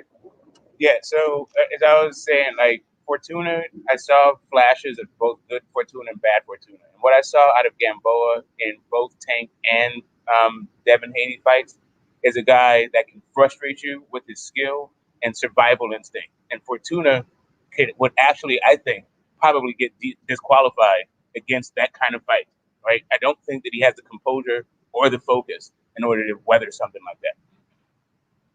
Man, Smoke, what the hell? What the hell, Smoke? I'm saying both of those guys had to stay focused, right? They had to stay focused, and they had to stick to a game plan, right? I don't see that out of Fortuna. Like I see the guy, like there was the guy that he had in front of him had nothing, and he still got a couple of warnings. Like the ref still had to take this dude to the side and tell him to stop with the nonsense. Right. That's true. He did. And I believe that we all saw that. In that case, I can understand if you mean Gamboa might win by DQ, but that's really all I can see. Well, hold on for a second, real quick. So, Smoke, I get that. How many fights has Javier Fortuna been disqualified? I mean, how many has he actually been disqualified in? Just once. Yeah. How many times have been on the verge of disqualification? No. How many times has he been disqualified? Not when he got injured. Hold on. Not when he got injured and it was a no contest. I'm talking about when he got disqualified.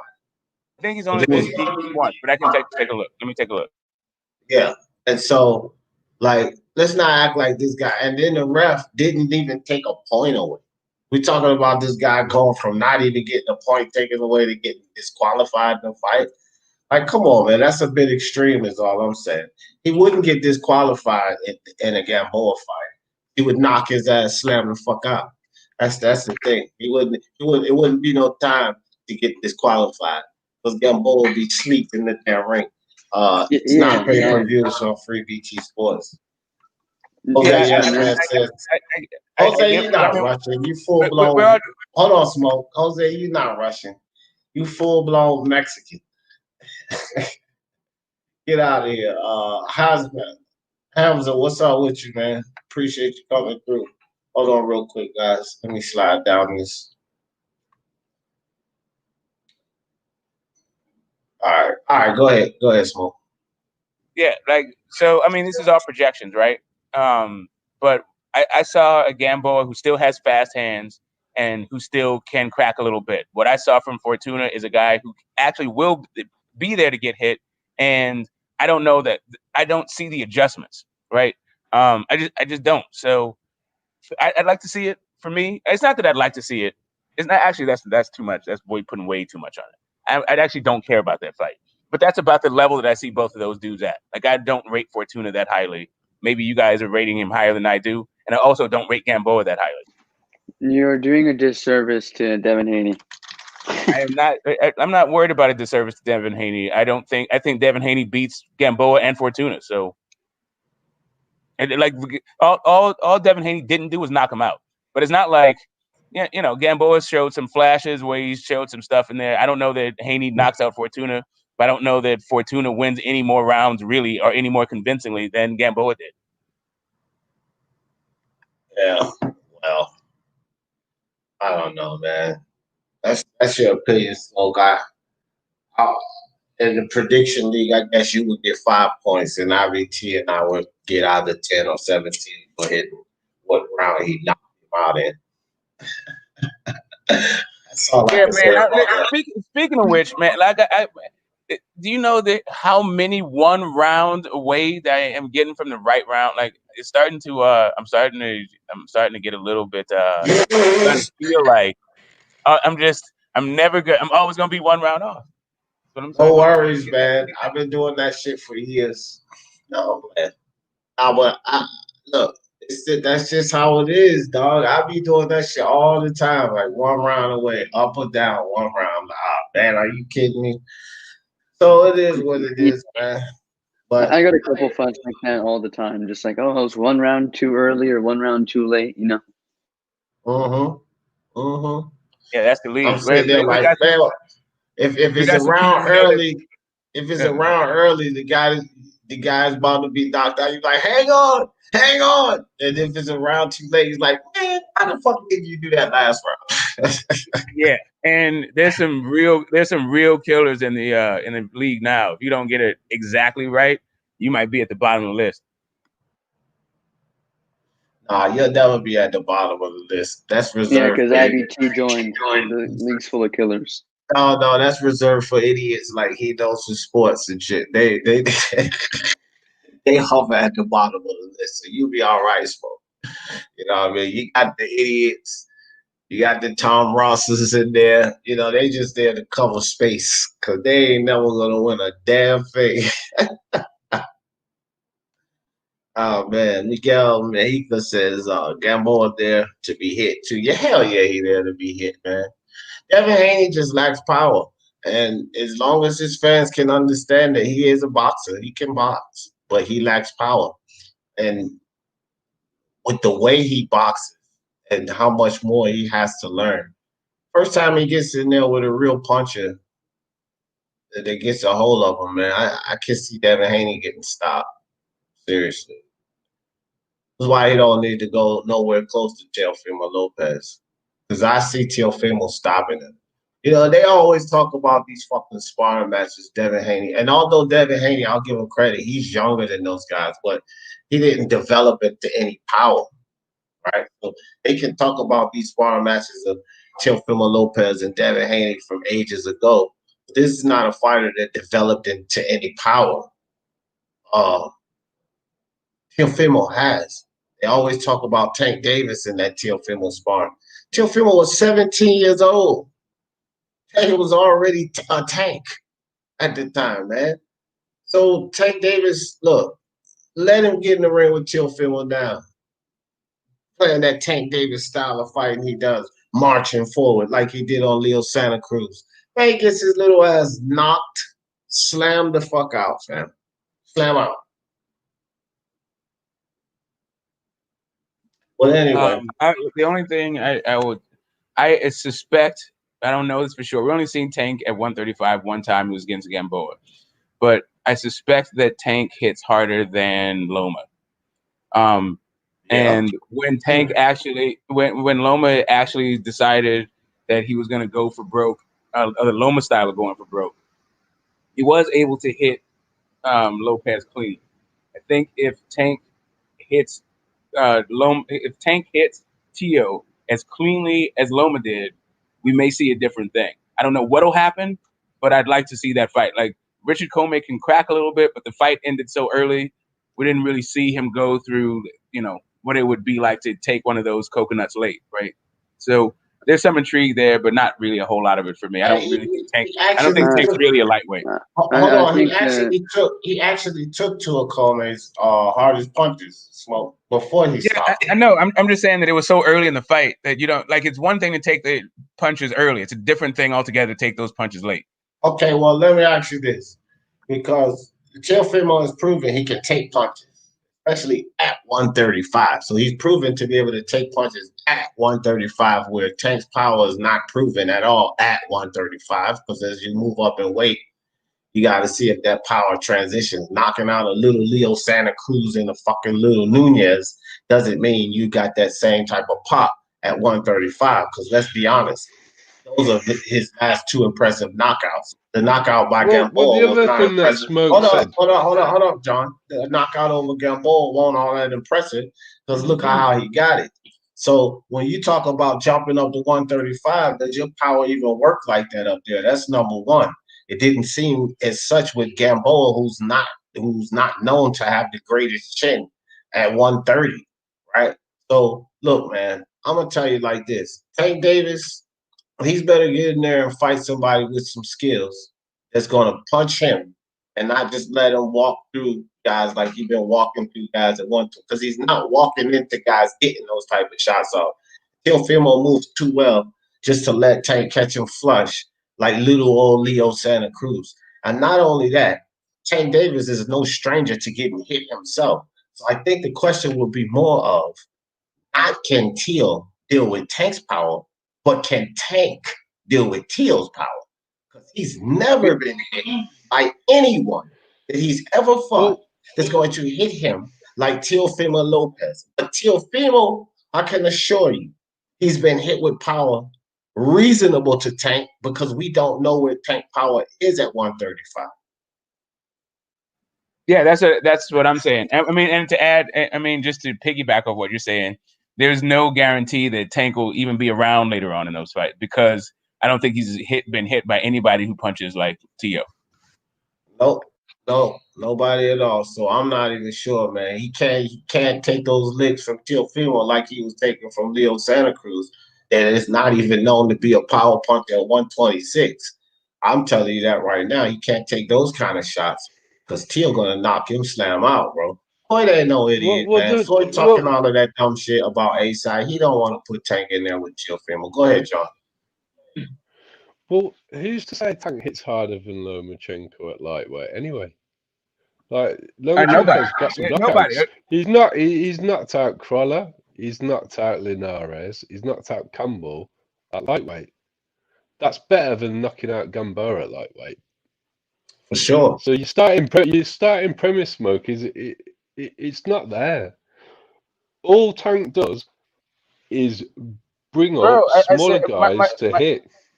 My starting premise was, we don't know what he's like at 135. You said, is it reasonable to assume? This is what you said. Is it reasonable to assume that Tank hits harder than Loma? Because Loma landed flush. No, I didn't say that. No, I didn't say that. You did, what I said, because you said Loma landed flush. John, you're talking over me, bro. Smoke. No, you was actually talking over him, Smoke, because he never did finish. Okay. I know, but he never did finish, fam. So I'm just trying to stop the person who was talking over the guy. So it's going to take one sentence.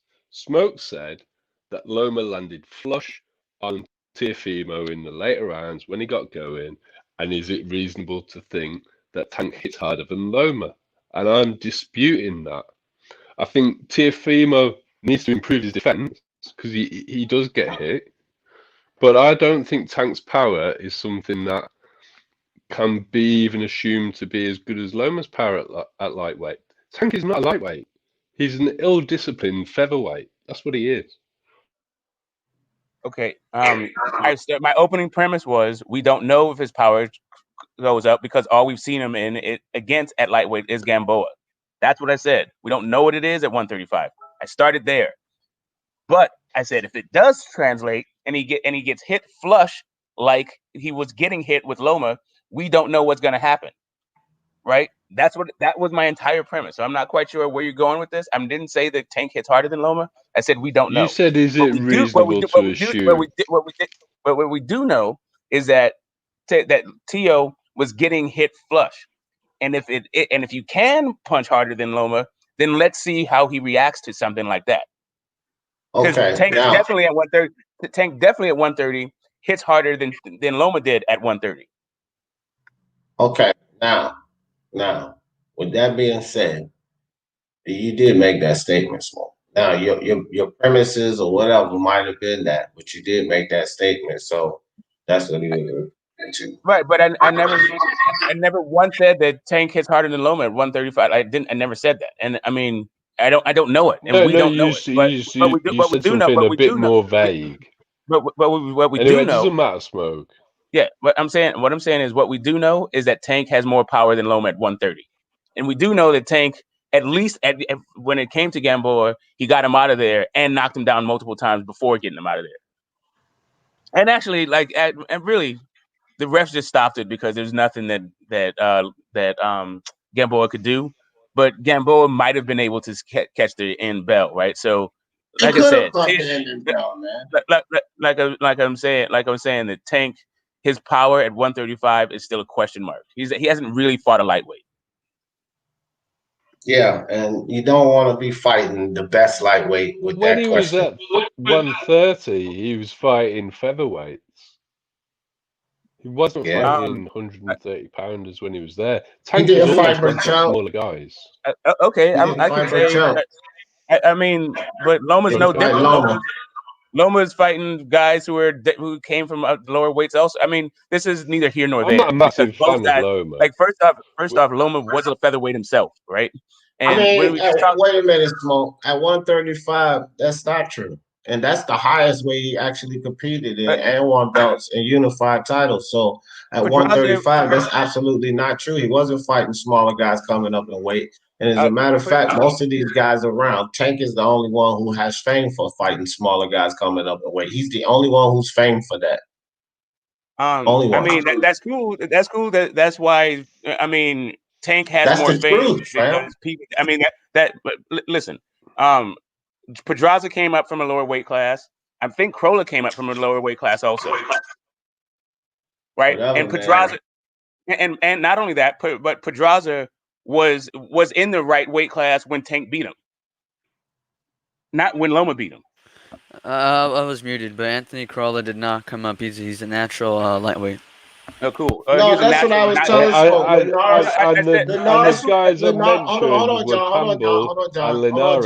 John, hold on. Linares belong there. Krola belong there. And Campbell belong there.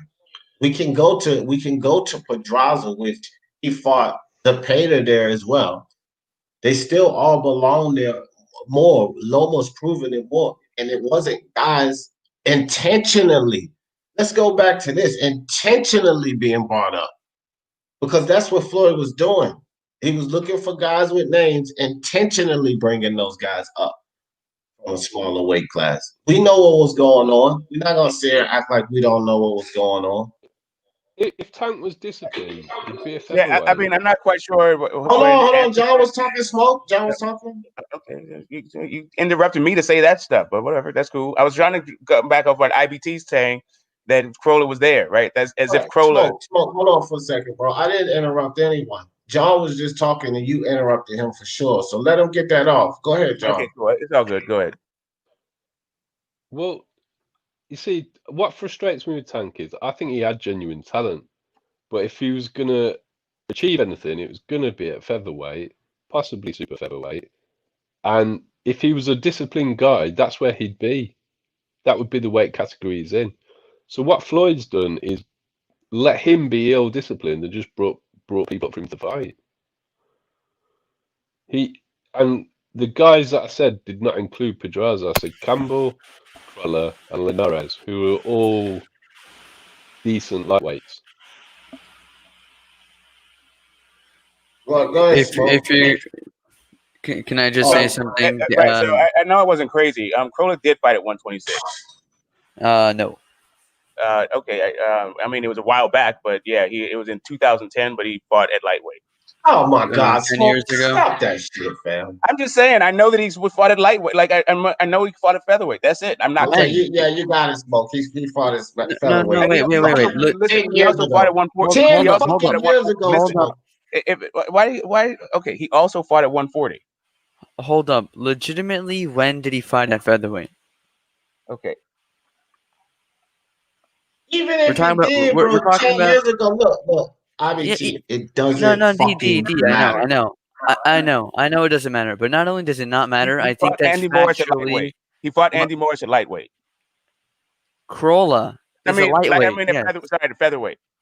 What year was that? I told you already the year. That's I'm just super telling you, featherweight. the guy fought That's at not. featherweight. That's not I'm not featherweight. trying That's to go super featherweight. around That's super the featherweight. houses with it. I was just making a point. That is Fought super at featherweight featherweight. also. That is super featherweight. 126 is featherweight. That is the 130 is opponent's super weight. featherweight. The weight on the left is his weight.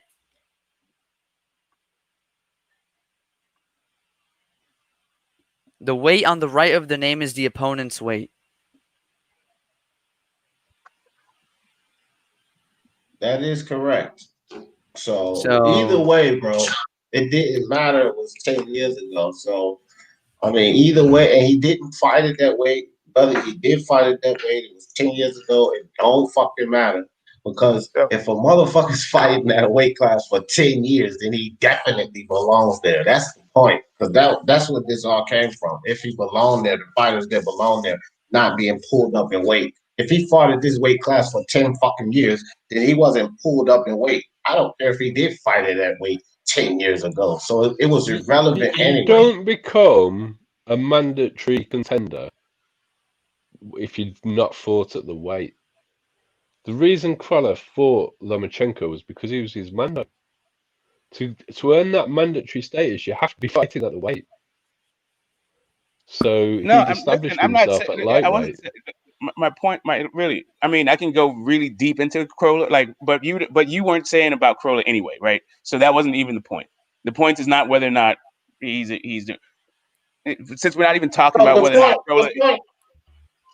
What? Yeah, that's right, Smoke. That wasn't the point. That wasn't the point at all. The point was Tank Davis bringing up guys and weight.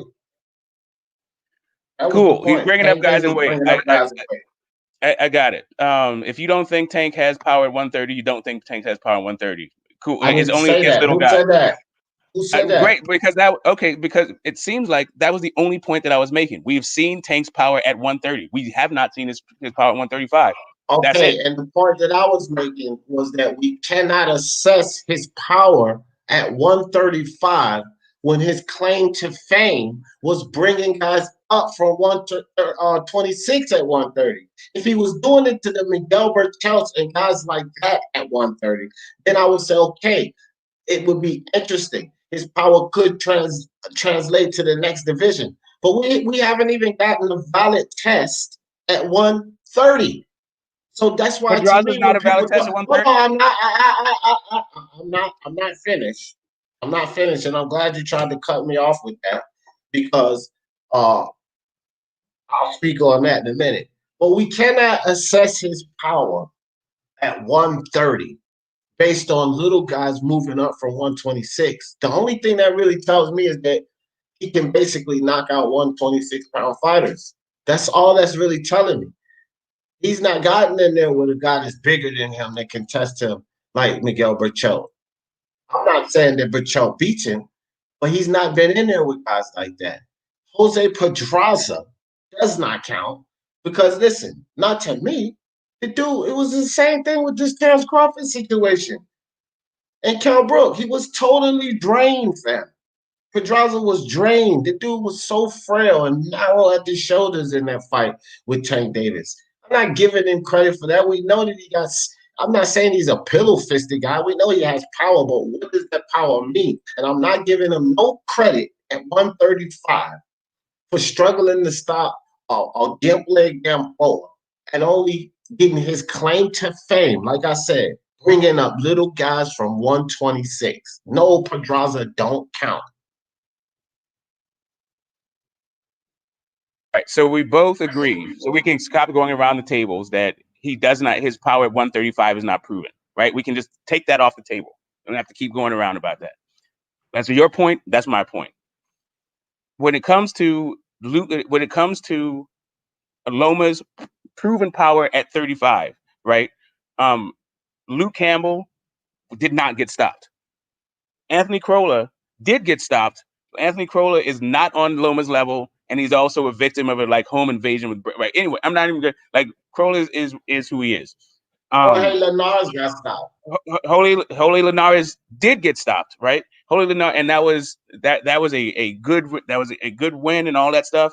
But he's also stopped by body shot, right? It's not like he was separated from his senses kind of thing. The dude got hit with a liver shot, right? So I mean, I'm not saying that Loma. I'm not trying to denigrate Loma's power. That all I'm saying is when Loma hasn't. Loma is like the knockout power from Loma has been against guys like Sosa and Krola, right? It hasn't been against like the elite guys, and it's harder to knock out elite guys. It is. I'm not saying anything about that. I'm just saying that I don't know at this point. We don't know if Loma hits harder than Tank. Maybe he does. Maybe he doesn't. Yeah, can I interject, Smoke? I think you're missing. Yeah, I think hold you're right. on, real No. quick. Hold on. Okay. All right, go. I just wanted to respond to this foolishness. You got it. It's not even about the IBT. Yeah. Boxing Logic United. Stop your foolishness. I'm not trying to get a damn thing back for Lomachenko, you idiot. Teofimo to take over Lopez. Did you forget? You think I give a rat's ass about Lomachenko? See, you came in at the ass end of this conversation and don't really get the context. But I'm not trying to get anything back for Lomachenko. Go ahead, IBT. Yeah, so in the same way you, Smoke, are saying that we can't be sure that Loma's power is better than Tank's at 135, I think what D's trying to say is that we can't be sure the other way around either, right? So Tank does have stoppages, but he has stoppages against guys who are like former super bantamweight champion or former featherweight champion, right, at 130, and he's a big guy for 130. So what I think D's trying to say, if I can interpret this conversation correctly, is that while your claim is correct of we don't know if Lomachenko has more power, we also don't know if Tank has more power, right? So it's just kind of like we don't actually have enough context and information in the situation. And then talking about Lomachenko knocking out elite guys, who has Tank knocked out that is elite, right? So it goes both ways, everything you're saying. But it's not. But that's what I'm saying. Like, if I say we don't know if he has more power, yeah, it does. Than Loma, then it does. That's but saying. I'll say this. Okay, I Hold know on. I can't. I will say this. Yeah, you can go back, but I'm just saying this. Loma's more proven than Tank at 135. Go ahead, Smoke. Of course he is. Look, dude, we already. Okay, I don't know why we keep dragging the same point. Can we just put it to bed that Tank is not proven at 135? So you don't have to keep saying it over and over again. I said it. You said it. We all agree on it. If I say we don't know if he has enough, if he has more power than Loma, that means we don't know if he has more power than Loma. You could switch the names around, and it's still the same thing. But Pedraza is a guy that was pulled up from a smaller weight class that went the distance with Loma. He did not at 130, which was his weight. He did not go the distance with Tank. You can talk about Burchelt, who neither one of those guys fought at 130, so it's a wash there. I don't know how all of a sudden Loma is more proven because he knocked out Krola and Linares. I mean, it's cool that he's the most proven fighter, but that doesn't mean that he has more power. Sure. I guess when we're talking about proven, we're talking about in terms of power, right? And if you're going to be talking about the Pedraza fight where Loma didn't stop him and Tank did, you also have to consider what D said, right? So because it was at a lower weight class, he had less punch resistance, right? We now seen Pedraza gone up to 140, and he faced a big puncher in Zepeda, and Zepeda didn't stop him. Does that mean Tank has more power than Zepeda? It becomes a very messy situation where now we're mixing up power with the same opponent across different weight classes, right? Wait! But that was a problem for Tank. When it's time for Tank to pull up a smaller guy and knock him out, it's a knock against him. But Loma pulls up a guy from a smaller weight class, doesn't knock him out, and that means the guy now is in his real weight. Did he pull him up? Well, whatever. Forget. No. Because you said pull him up, right? So forget the semantics of pull him up. He came from a smaller weight class. When the guys come from a smaller weight class and Tank knocks them out, it is because those guys are from a smaller weight class. When Loma fights a guy from a smaller weight class and doesn't knock him out, is because what? The guy is in his actual real weight class? No. Okay, so here's the difference. Yeah, so I think the key difference is pull him up, right? So when he fought Jose Pedraza at lightweight, it wasn't Jose Pedraza's fighting at super featherweight, and then now he's fighting a one-off fight against Lomachenko at lightweight. It's Pedraza was a world champion at lightweight, right? So he's fighting a world champion at the weight class. Whereas when Tank's fighting them, it's not that they've been campaigning at the weight class and they're there and that's where they've gone. It's that they've gone from like super bantamweight to super featherweight. or they went from super bantamweight to featherweight to super featherweight, right? So the dragging up is part of the problem. That's why that's something you have to mention. So certain guys get dragged up, certain guys don't get dragged up. You can't just say, oh, forget the semantics. That's actually a key aspect of the conversation. Again, dragging up has nothing to do with it because nobody got dragged anywhere. That is a narrative, right? The guy moves up from weight class. There's no dragging. No one says, "Hey, go up there, come up here against your will," right? But coincidentally, I believe it's always Cuellar, like their one of the guys. first fight. If I can just finish my thought, I believe Cuellar, right, the guy that Ryan Garcia knocked out, No, that was Fonseca. Fonseca, there we go. Fonseca, right? That is a guy from a smaller weight class, but he then fought at 135. Is it a problem that Tank knocked him out at 30 if the guy's going to go up to 35? For me, it's an issue with Ryan Garcia when his previous fight was at 130 and it was a draw, and then he goes up and fights Ryan Garcia. I think they're using the name value he had from fighting Tank and Farmer. You know what I mean? Yeah, but we're talking about Tank doesn't get credit because the guy came from 26. Does it? Yeah, but maybe Ryan Garcia doesn't get credit for that win either. But I'm saying that Ryan Garcia fought him at a higher weight level. The point is, at a higher weight class. Smoke. This is the point. Coincidentally, it's always their first fight in the weight class when they take on Tank. When we're talking about these guys who campaign at lower weight classes, they've established. It's not just one guy. He was not finished. It's not just one guy, is it? It's not a one-off scenario. His last fight, Leo Santa Cruz. How many times has Santa Cruz fought at 130? Twice, including the Tank fight. Exactly. He's not established himself and become a world champion in that weight. There is a difference. He was a champion, but that situation's a little. Well, was it a full-blown championship?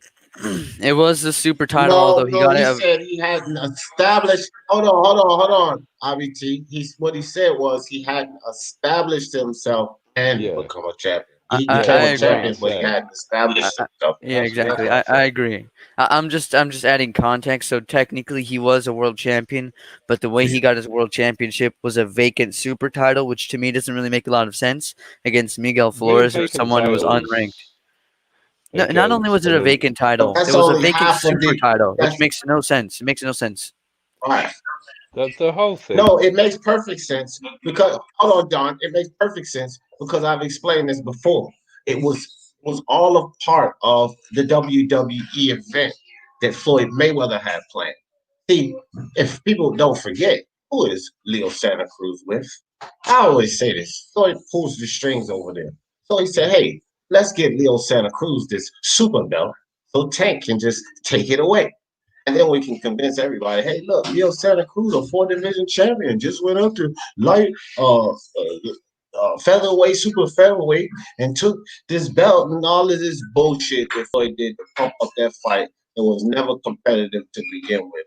Tank was meant to knock Leo Santa Cruz out and snatch that belt up. This is why I said before, they put that WBC belt 135 on the line because the WBC president be like, yeah, whatever, put it on the line. Ain't no way you're going to lose this belt. We have to explain that one.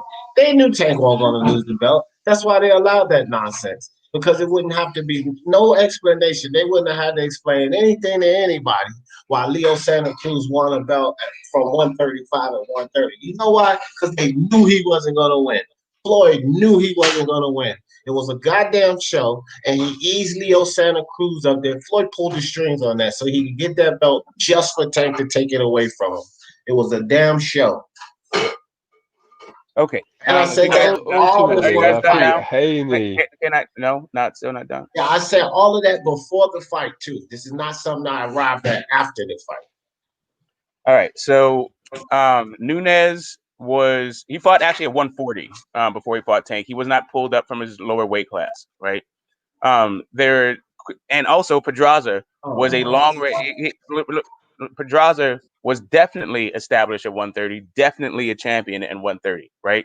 For some reason, what I'm hearing is even guys that he knocked out that came even from higher weight classes, we don't know because he fought Cuellar in his first fight at 130, because that's really what it's sounding like. This is all based on Cuellar. No, Cuellar is an No, example hold of on it. for a second. Oh, go ahead. I was just gonna say Cuellar is a prime example of it. But Right, and then not okay, prime example. hold on, Cuellar is the only example. hold Okay, on for a second, dog. No, I just let IBT go before me, so let me get 2 cents in, Smoke, for the love of P. Anyway, I'm not trying to hear this dumb shit, Smoke, about Nunez and a drain down Pedraza as validity of any sort. It's not valid, fam. The fuck do you think he went to 144 in the first place? Because he couldn't make 135. So Tank beating him is worthless. This is worthless as all his goddamn fights on his resume. Let's keep it serious, bro. The dude, this is what I always say about Tank. This is what it boils down to. And everybody that sit here and try to pump up Tank Davis at any level, sure. This is what it's about. Floyd Mayweather and that waterfall nose Ellaby has never put this kid in a fight that they felt he could lose. Not even close to losing. You know why? You know why? Because they wanted to make money off of him. They wanted to turn him into a star. This kid has never once faced adversity. Never. Never faced adversity. It was no adversity in that goddamn Pedraza fight. Pedraza hit Tank with everything but the kitchen sink, and it didn't even fucking bother him. Leo Santa Cruz hit him with everything but the kitchen sink, and Tank said, "Thank you, sir. May I have another?" Come on with this shit, man. That dude never faced any kind of tough competition. Intentionally. I'm not quite. Listen, the only two guys that I think there's only really one guy. Like everyone's talking about Berchelt, but I don't think Berchelt is whatever. He is what he is. The only guy that I think can actually test Tank the way that you're talking about is if he goes up to a weight class he doesn't belong in and faces those guys or Lomachenko. Right? That's really all that it is talking about. But when it comes down to this narrative that is being pushed now that everyone is Tank's fought is come up from 26 and that was their first fight at 30, that is not the case. Draining down Pedraza was good enough to defend his title at 130 twice, right? So if he's fighting at 140, how come when Loma was fought him at 135, he wasn't drained down? Everybody, I get you want to pump dudes up and denigrate other guys, but I'm just trying to I was trying to just make a point about. I think. Okay, God, let him finish. Let him finish. Go ahead, Smoke. Right. Go ahead, Smoke. The point that I was trying to make, the point that I was making is, I'd like to see if the only thing that I think the best chance I think Tank has about against the TO is what we saw later on in the fight against Loma. Maybe those shots against Tank, if it's late, right, and he catches him with something, maybe we'd get a different reaction. I'm not sure that Tank would even be around late, and I'm not saying that TO would have a different reaction. That is the chance that I would give Tank in that fight. The only question I would have in the fight against Teofimo Lopez. That's actually my point. Not going down this thing about, hey, how can we discredit Tank's victories? Like y'all don't know that. You the guy can do that 24/7. Yeah, for me, I do give him credit for the Pedraza win, and Yeah, I think although the Leo win has an asterisk, I think it's still, Leo's still a good fighter. My main issue when I started looking at Tank, right, and forget the whole thing about Teofimo, because I actually agree with you 100% there, right. Just talking about Tank, right, and forgetting the Gamboa fight. My main issue are his fights against Cuellar and Reese, because those are two back-to-back opponents where their previous fights were at featherweight, and then they make their debut or not their debut, but they make their their move up. And Cuellar specifically, he was actually coming off of a loss as well to Abner Maris. So it's just those types of fights that I don't quite understand, especially with Hugo Reese being a former super. I think he was the one who was a bantamweight champion. But yeah, he was a former super bantamweight champion. So yeah, like Cuellar and Reese make their 130 debut against Tank. It's kind of like a little messed up to me, but he clearly has power at 130. It's a different discussion at 135. I just prefer for him to stay at 130 and just try to do as much as he can at that weight class. But I'm with you. I don't think I think 35 is. I don't think that's his real weight class. I think, as far as John said, I use different language than John used, but essentially the same idea, right? He ate himself out of 130. As long as he's focused and actually disciplined in the, in his approach to boxing, he should be he'll probably be at 130. I mean, I don't know what happens at 26 and 27, but he's old enough, I think, that he's grown into his body. Yeah, I'm gonna tell you like fine. this. I mean, I'm hold on, right for quick, that. y'all. Hold on, If right quick, John. Hold on. Let me get in. I'm gonna tell you like this. Tank Davis, I don't agree with that. Listen, I'm gonna use Sean Porter for an example.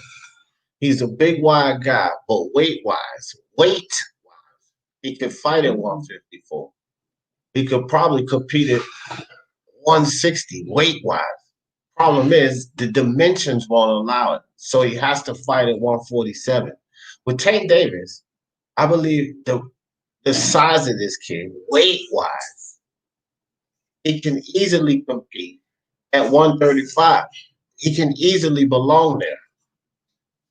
Right? He doesn't have the dimensions to go to a 140. He's too short and stubby for that. But 135 is perfectly fine. Tank Davis is a show right now. That is the problem. He's a fucking facade.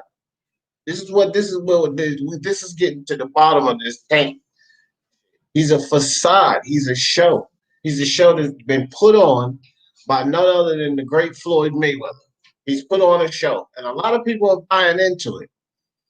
But I'm convinced that when Tank gets in there and faces adversity, he either loses by a decision or he gets knocked out. I'm convinced of that he'll lose by decision, and then maybe by decision. I'm hoping it'll be by decision because I have no ill will toward the kid. It's Floyd and Ellaby doing it to him. So I hope that maybe he loses by decision and he gets his head on straight and say, I got to learn how to box because this power thing ain't going to take me everywhere. But other than that, if he just lives under this facade, he's never going to be anything special as far as legacy is concerned. He may have some of the greatest pay-per-views you've ever seen from a lightweight, whatever the fuck they're trying to do with this kid, I don't know. But as far as accomplishing anything significant, these baby belts, getting called a two-time champion and all of this bullshit, man, come on, man. I'm not with the Tank Davis facade. I'm not buying the wolf tickets Floyd Mayweather selling with this kid. I'm not buying it. What I get frustrated about with Tank is he's shown promise and talent, but you still need to be developed in the right way. And he's completely stagnated because he hasn't been stepped up and he's not fighting credible opposition. He's got lazy, he's got ill-discipline. At least he made weight for his last fight. I mean, the fact that people are giving him credit for making weight, we shouldn't even be talking about that about boxer. Shouldn't even be up for discussion. He's squandered talent and they haven't brought him along properly to give him the correct learning fights to actually develop him into a situation where when he is facing adversity, he'll know what to do. They've again, I don't know that there's going to be the competition there that's going to give him this level of adversity that's supposed to make him better. I think that you guys think Burchell will do that. I don't. But fine. He may have 2 or 3 years ago. Sure. Loma may have 2 or 3 years ago. Sure. But at this point of the game, I think that he can beat those guys without this whole developing and bringing them on at 130. At 135, now you're talking about a different thing, especially 135 as it exists today. The two belt holders at 135, we expect for those guys to compete at 147. There's no way, shape, or form that anybody's projecting Tank to be at his best at 147. Yeah, no, I don't. Tiafoe's not really that much bigger than Tank in reach. Damn, bro. John, can you hear my mic, fam? For the love of Pete. Smoke, we don't expect them to be at 147. I don't expect Tank to be there. But I don't expect that Devin Haney walks through Tank at 135. I don't expect that. And from what I see of Haney, at 147, I think he would be in dangerous food at this point. Now, I'm not even kidding. He's got a long way to go before we talk about jumping 2 weight classes. Could you imagine a guy like Jerron in this boost versus Devin Haney at 147? He beat the living shit out of him.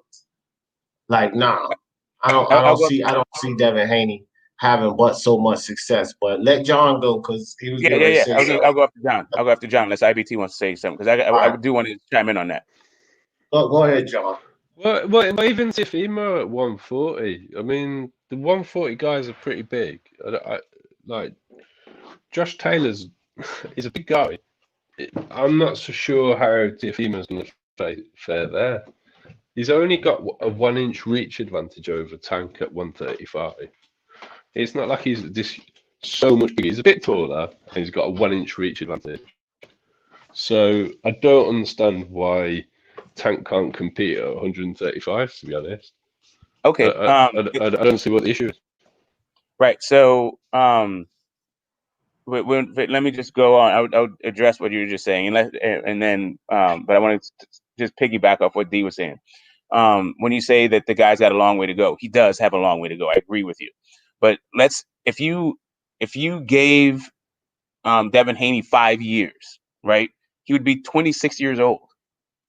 Right? Yeah, that is a long way to go. 5 years, that's 10 fights. The way that these guys are fighting now, I think we'd know what he's going to be, and I think he could develop into a pretty good welterweight at that point. And just to address what John you're saying, you're looking at the dimensions, but what you're not looking at is the weight. Teofimo gets up to 160 pounds, right? And they're supposed to be 160 pounds in shape. As a matter of fact, Senior saying that he is going to campaign at the end of his career. He's expecting him to be a middleweight by the end. Nobody's expecting Tank to be a middleweight unless he's just going to be a fat dude in there. And the reason why I don't really see him at why I don't really see him at lightweight is because when he fought at lightweight, he came in overweight, right? He came in at 136, like 136, he had to lose some weight. At 136, the guy had a double chin. At 136 pounds, none of these lightweights are going to have a double chin. Yeah, man. Like I said, Jerron in his boots too. He'll probably be gone from, but he ain't 2 years behind Haney.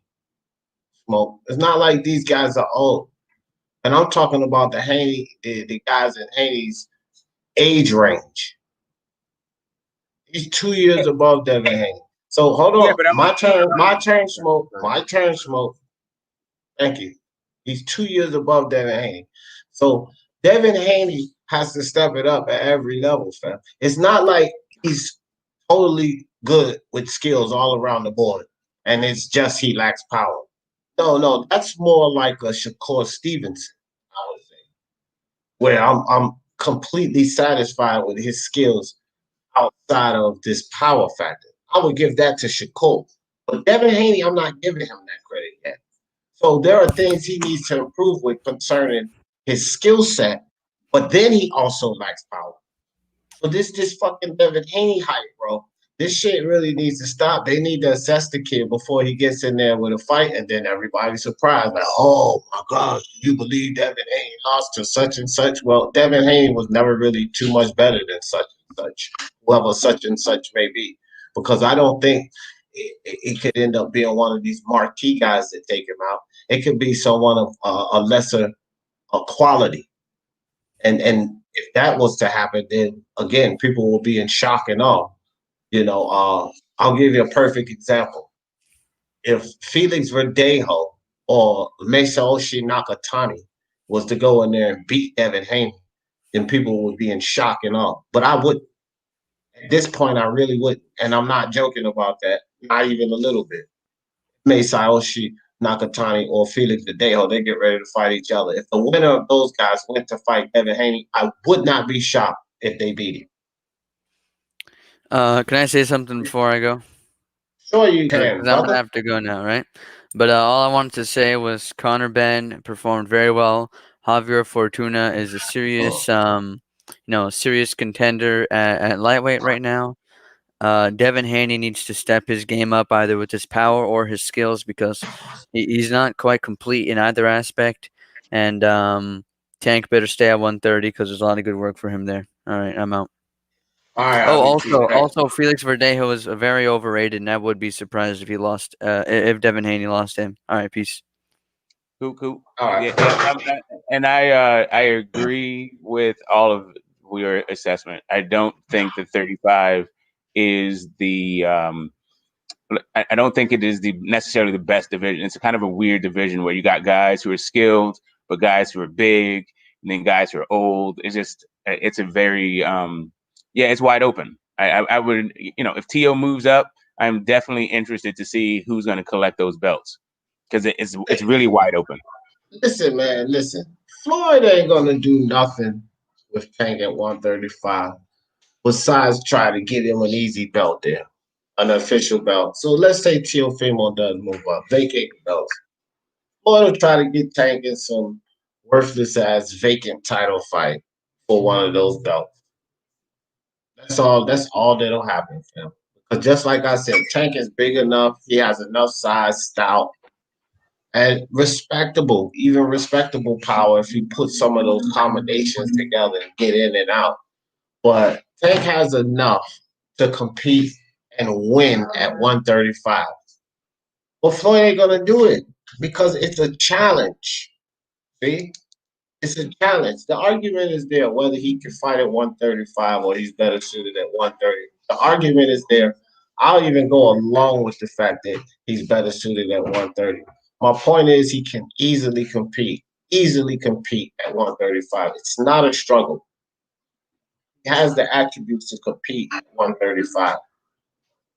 He has it, the speed, the power, the skill set. He has it all to compete there. 140 is a stretch because these guys' dimensions are too great. Outside of that, nah. He can compete at 135. Right. So Tank, when you're saying compete at 135, I think Tank versus Fortuna is a good fight. I think Tank beats the guy. I'm not gonna remember dude's name. He goes by a different name. Antonio Lozano, anyway. The guy just fought. What are you talking about? Yeah, the guy he fought last night. He has a different last name than his actual fighting last name, right? So it's just it's gonna be confusing as hell to me, and I don't think that dude's that good. So whatever. I do think Tank beats that guy.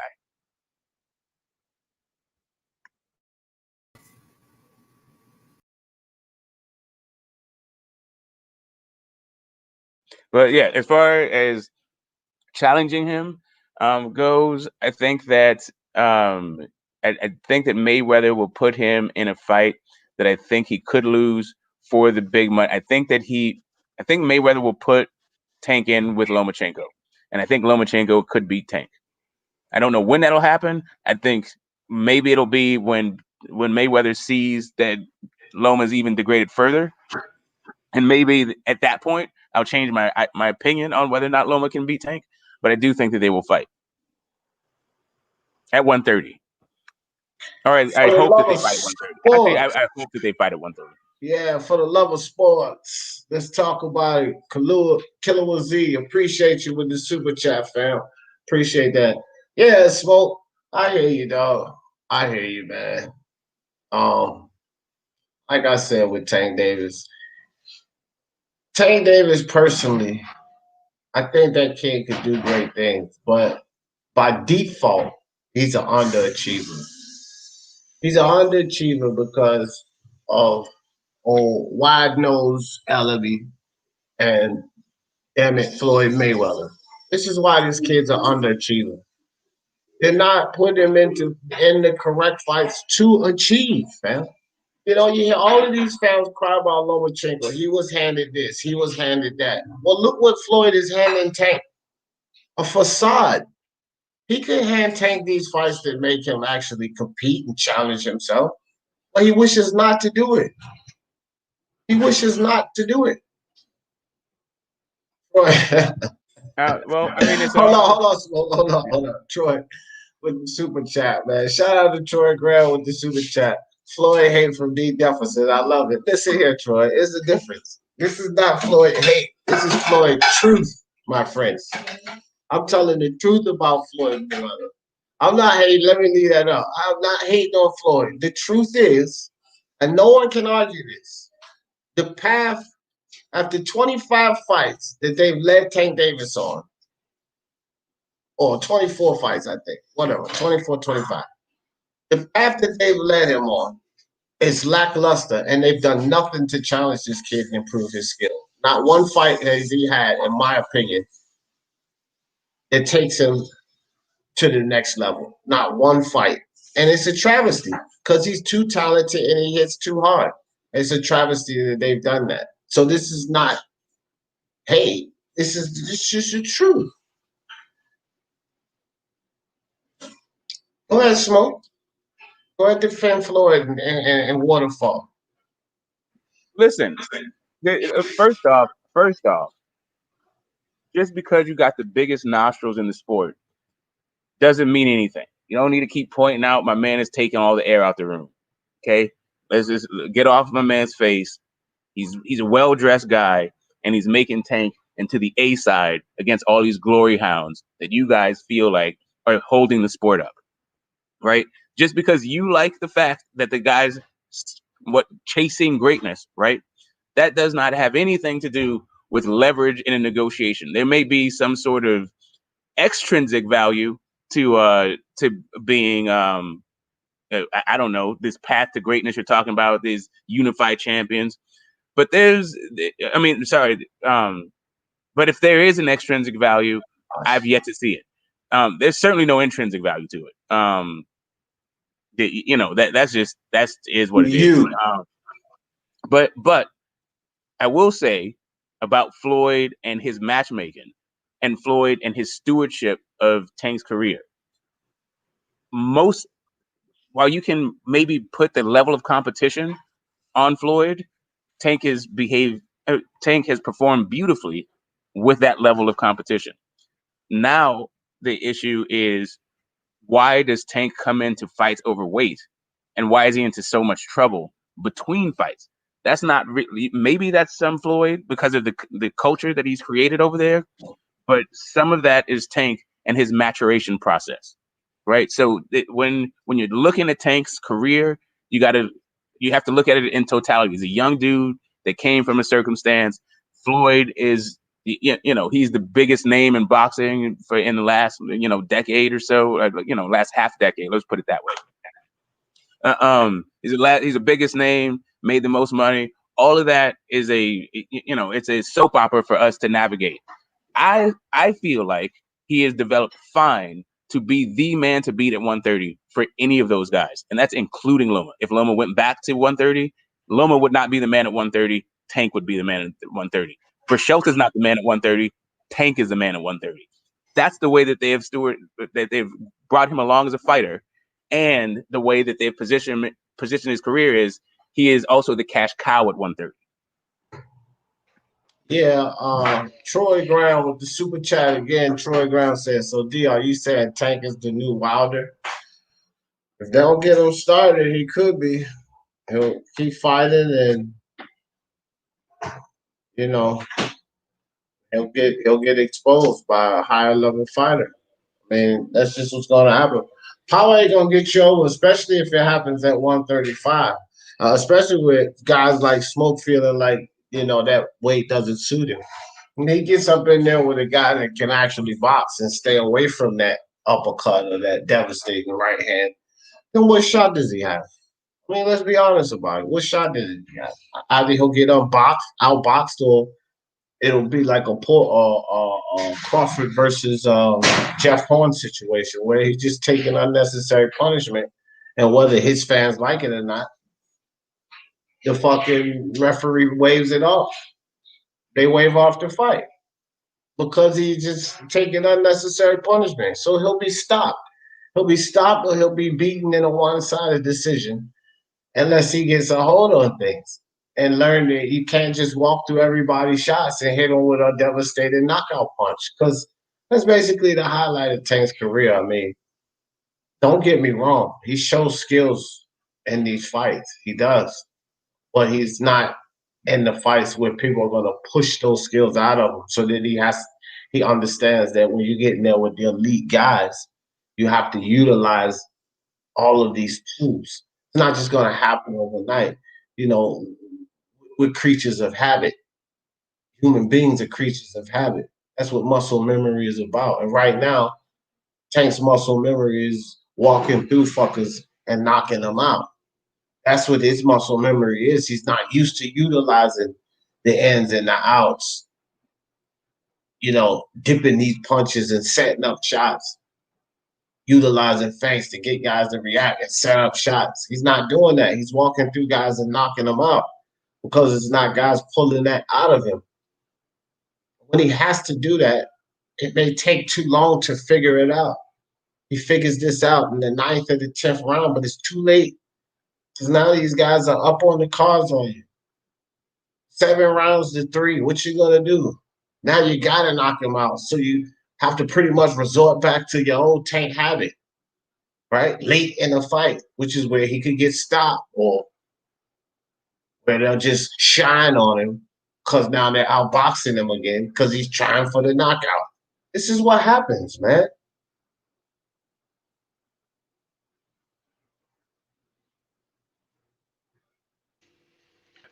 I think the other thing lacking is experience of dealing with adversity. Because if you're just fighting people that you're cruising through, you don't have experience of what to do when it gets difficult. And when you don't have good discipline in the first place, it says to me you're more likely to give up when things get tough. Yeah, man. I don't know, bro. I don't know. I'll tell you this. I'll say it 100 times over and over. I'm not buying the Tank show. I'm just surprised that, and it's some people that actually know boxing, but they're buying into this shit. Like, and it's just surprising to me because I'm not buying into it, man. Not at any level. I'm not buying into the Tank show. I wouldn't give anybody else respect for what he's doing versus what he's showing me than I would Tank Davis. Devin Haney, by the eye test, he has a lot, but he ain't showing it to me. This is why I say what I say. Teofimo, by the eye test, had a lot, and he was showing it. You know, Nakatani, just look at the fighter. Look at what his world ranking was. Look at him coming into the fight, beating the shit out of guys. And he went in there and gave Teofimo a struggle. So that's showing me he could go 12 rounds through a struggle. Somebody that could take his punch and keep giving stuff back. That's not, I didn't see taking no fight like that. I've not seen him face adversity like Teofimo faced with Nakatani. Not at all. So I'm not going to just give him this credit of this, that, and the third, giving him credit of probably being one of the best punchers at 135. For what? What has he done to tell me that in his whole career? And then Floyd has lost his damn mind, the best at 135. How is he the best at 135?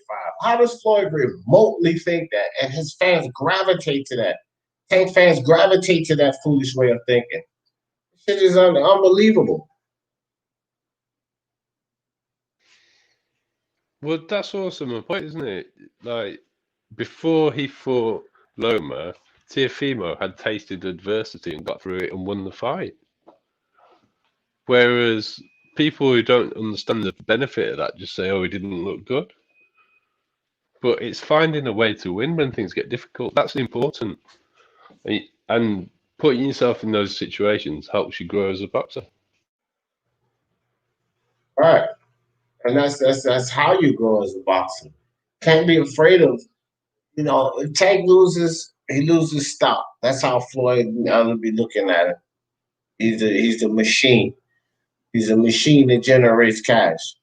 And if that machine goes empty, they're not trying to fill the cash register back up. You know how they do at the fast food restaurants and the gas stations, the new employee come in and they fill the cash register back up. No, they let Tank keep making money off of Tank. When that cash register run empty, now they're not looking to refill that cash register. You know, and that's what that loss means for Tank. So he can't have a loss. He's to the point where he can't have a loss. He can't challenge himself. We're not looking to challenge this dude. We're not going to see Richo. We're not going to see Devin or Ryan or Teofimo. We're not going to see any of that. We're not going to see as much as Shakur Stevenson get in there with Tank Davis. You know what we're going to see with Tank Davis? Either Gary Russell Jr. or Jojo Diaz, a fight that Floyd Mayweather is comfortable that Tank will win. And the worst thing is, that's probably going to be the best fight of his life. Either one of those guys. But part of the reason that Floyd made the money that he made was because he did challenge himself. He did face adversity, and yet they're trying to create this model where it's all about the O. You don't necessarily lose marquee value if you lose your O. It's just this brand new notion that you have to protect it. Oh, listen. It doesn't make any sense to me at all. You do hear, John. And that's what matters to Floyd. Look, man, look how these American fans act when somebody get beat. Like they don't have nothing else left in boxing. You know, it didn't used to be like that. I know, but this is what we gotta understand, John. It didn't used to be like that, but right now in this American market with these American fans that's willing to watch, that's the atmosphere. Okay, that is the atmosphere. And here's the situation with that. Here's the situation with that. When you look at the fact that Tank Davis and Ryan Garcia and all of these guys' fans look at this situation like if they lose, their stock value drop. Look at how when I put that video of Wilder is finished, I put that video up based on getting the title shot, not Wilder being finished. It was sort of like clickbait. But in the video, or it was a live I put up, in the live I said that this ain't no disrespect to Wilder or all of these other guys beating him up because they can't beat him. Now, in my opinion, they can't beat him. I don't look at his loss to Fury as that's it, the end of his career. I said Wilder can still make money. He can beat still a lot of these other heavyweight champions. I just don't think that he can beat Fury again. I don't think he can beat Fury again. So I don't think he gets that opportunity. And if he gets the opportunity, I believe that he loses that fight. So then what's next after that? Because there's no way Eddie Hearn and Joshua's going to fuck around with him before they get a shot at Tyson Fury to seal the deal on those belts. So, but just the whole attitude in that, because that's only his loss. His first loss is my point. And the fans, look at the fans. It's like a lot of them just couldn't wait for this dude to lose. Now they're talking about, they took it, I guess the title literally. It was people that I know didn't watch the video, but they was coming to salute the video in the comment section of that video just because of the title. But I know they didn't watch the live, because then they would have heard me say, no, Wilder knocks most of these guys slam the fuck out. And then I'm not sure if they would have liked it and left a comment. They're like, well, it doesn't matter, man. The old must not go to over here, John. That shit holds a lot of weight, especially to these casual fans. Like undefeated means a lot. They're gonna root for you. They're gonna watch you. Yeah, but there's a disconnect, right? I think the O doesn't mean that you will never get another shot, or you can't make money. It doesn't mean that. Right. It doesn't mean that. What it can mean, depending on the team that you have behind you and who you got the O against, that they start to question whether or not you are worth the effort in the first place. Right. So you may have to rebuild or do something like that. But boxing is a sport where, it's not true in every division, but in a lot of divisions that the people pay attention to, there's so much competition in those divisions that it's next man up. So once you lose that O, they're trying to see what is next for the guy who won and these up and comings and the guy who lost. But I think you can have a wonderful career with the guy, and and even in this era, even in the Floyd Mayweather era, there's plenty of examples of guys. I'm not sure. Hey Troy, will you mute your mic, please? Yeah, no, I was getting ready to mute it. Go ahead. I think there's plenty of examples of guys who have had losses and even multiple losses that get another title shots. They become champions again. They make more money after they lost than they did before they lost. It's just people keep bringing up Floyd's O. as if like that's really the thing. Like the two money guy. I mean, you know, Tyson Fury definitely topped the Forbes list, but he topped the Forbes list with some WWE stuff. Right, the other two guys who are in that division, the other heavyweights, they both have lost, right, and they're both due for huge paydays, and they're huge. Their biggest paydays may be in front of them. Okay, can I jump in now? Is that all right? Hi, gentlemen. How you doing? Smoke, can you mute your mic, please? No. Go ahead, Troy. Go ahead. You got that fucking cricket in the background, man. Ain't no cricket, man. I'm in a quiet place, and I already told you what it is. So cool it's disruptive. So hey, just go ahead and cool your foot, man. Cool your foot. Let me make my point. Before I make my point, I just want to breathe in all this Floyd hate. It's so tantalizing, mesmerizing, and not surprising. But my point is this, right? I agree with you. Tank's skills are not going to get sharpened based on the level of competition that they're giving him. But I want to thank you so much for validating what I've always said. The PBC does not make big fights. Thank you. That's my point. Okay, I sound sexy as hell, don't I? Oh my. All right. Well, let me speak on your point. Point not validated, because I didn't say a goddamn thing, or did I even correlate a goddamn thing in my statement to what you just said. I didn't say a damn thing about PBC not putting on the best fights, and that wasn't where I was going. I was not inferring that. I was not implying that. And I will not be associated or attached to that foolery, because that's not what I said. The PBC don't do anything different, in my opinion, than any of these other fucking networks. Okay, they all do the same shit, man. All of them, every goddamn one of them, and that's been the ground that I'm walking on, and it's smooth down here, Troy.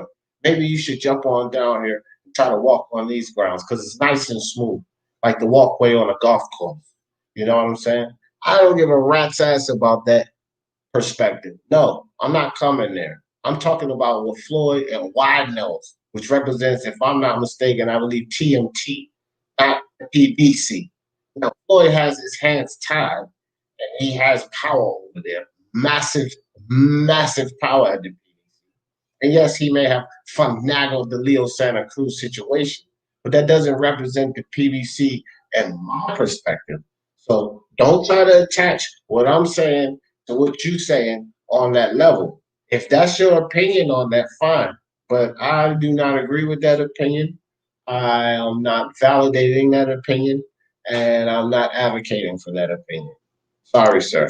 No. Okay, it's really not an opinion when it's fact. But let's stay on the subject. I said I agreed with you about Tank, and you also have Conor Benn. I watched the fight, so now I'm going to speak a little bit on that before I go watch the Ravens win or lose. I like what I saw, but I also saw some things he needs to tighten up.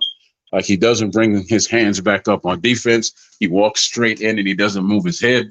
So he really has to tighten that up for when he steps up more in competition, because anybody who could get his timing and blind him with a jab could knock him out with a right hand. He just walks straight in. No head movement, no nothing. But all in all, you know, the youngsters, I see his skills and he just needs to tighten up those few things. But good show as usual, because I'm here, and good show because you're here, D. Thank you very much. Yeah. Well, I disagree with you again. And this is becoming to be a topic. Hold on, you shouldn't be. You really shouldn't be. Because listen here, man. Conor Benn was showing some good head movement. Of course he got hit. This is a kid who, in 5 fights, is showing improvement. This is a prospect that is coming up in the rankings, so he's going to show some flaws. But no, Sebastian Formella is been slept on. That's what I'm saying. He went in there and gave Sean Porter a tough fight. But Sean Porter won the fight unanimously. So did Conor Benn unanimously. But Sebastian Formella went in there and gave Sean Porter a tough fight. This is a top 5 welterweight. You know, these kids are the domestic level. This kid Conor Benn, he wasn't a top 5 welterweight. And he did show good head movement. It's just Sebastian Formella throws good punch combinations. He throws a hell of a 1-2, and he showed us that with Sean Porter. So I do agree that Conor Benn has some improvements to make, but I don't agree with the fact that he didn't show head movement. He didn't get off center line. He didn't show lateral movement, because he actually showed every one of those things in that fight. Every one of those things. And he has to improve in those categories, but he's shown massive improvements from just 5 fights prior. And being that he's so young and he's a prospect, that's actually a great sign from Conor Benn. But, most of what you said I agree with, but the defensive side of it I disagree with. That's sort of a slight to Sebastian Formella for what he was able to accomplish in that fight and the problems that he brought to that fight. That was really accredited to Sebastian Formella and not the lack of or the necessarily absence of what Conor Benn had on for him. Okay, so did he call out Josh Taylor? Is that the next guy? Josh Kelly. Josh Kelly, right. I'm sorry. Josh Kelly. Did he call him out? Yeah, he won Josh Kelly. And I think that's a good shout. I think that's a good shout. Yeah, because he's not ready for Porter. With the way he fights right now, Porter will knock him out. I'm talking about Conor Benn. Porter didn't knock out Sebastian Formella. That was his last fight. That's a different type of fighter, man. Conor Benn doesn't put his hands back up on the bench. Porter would knock him out. All right. How you know he would knock Porter out? He doesn't have the power to knock Porter out because How do you Porter know he fights. doesn't have the power? I'm going to tell you that. Relax, cool your foot. Porter keeps his head tucked when he throws his punches, and this guy doesn't have the power to back up Porter or anything. His hands are quick, but he doesn't have enough power to back up Porter or move him because Porter keeps that head tucked and he throws those punches. He's not going to hurt Porter. How do you know he doesn't have the power to back up Porter or move him? I just explained it to you because the man keeps his head tucked when he fights. Where? Maybe every fight that I've ever seen Porter fight in, he keeps his head tucked down. No, I'm not talking about Porter. I agree with Porter. I'm asking you, how do you know Conor Benn doesn't have the power to deter him? Maybe because I have good eyes and I know what I see when I look at people fight. Well, Just that simple. Well, if your eyes are so good, maybe you need to go to the optometrist and get them rechecked. Because hold on, my turn. Because when I'm predicting these fights, and here we go. And you disagree, often the results are what I say and not what Troy said. So I'm just wondering, those eyes of yours, you might need some spectacles. You know what I mean? You might have to go get a prescription for some spectacles, son. Because those eyes are a little bit shaky. They fooling you, Troy. They fooling you. Nah. Porter would knock him out right now if they fought. I can guarantee you that. Just stop that. You can't guarantee anything. And I don't know what Porter would do. You can't guarantee anything. I can't. But listen, this is the thing. Conor Benn is not on top tier level yet. So not even fair to make that assessment. Conor Benn should be looking at guys like Josh Kelly, possibly a Sergey Lipinets, which would be a really tough test.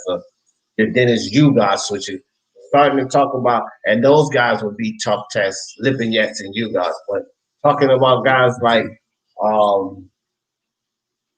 Sean Porter, that's pushing it too far for Conor Benn. I agree with you. Now, before I mute myself and everybody else get back to talking, I made a mistake. Yes, I said it. I made a mistake earlier. I said that no surprise. Tank is going to be the new Wilder. He can't be the new Wilder because he surpassed anything that Wilder's ever done already. It's your turn now, Smokey. About what? And nobody's taking what you say seriously, dude. All you do is troll and hate. Like, it's not serious what you're talking about. Man, nobody's going around saying PBC don't make big fights and Tank surpassed Wilder. That's just you. Wipe your lips, man. You sound like you have a lot of moisture in your mouth. Don't get so sensitive. Yeah, I'm not worried about your critique either. I'm not worried about your critique.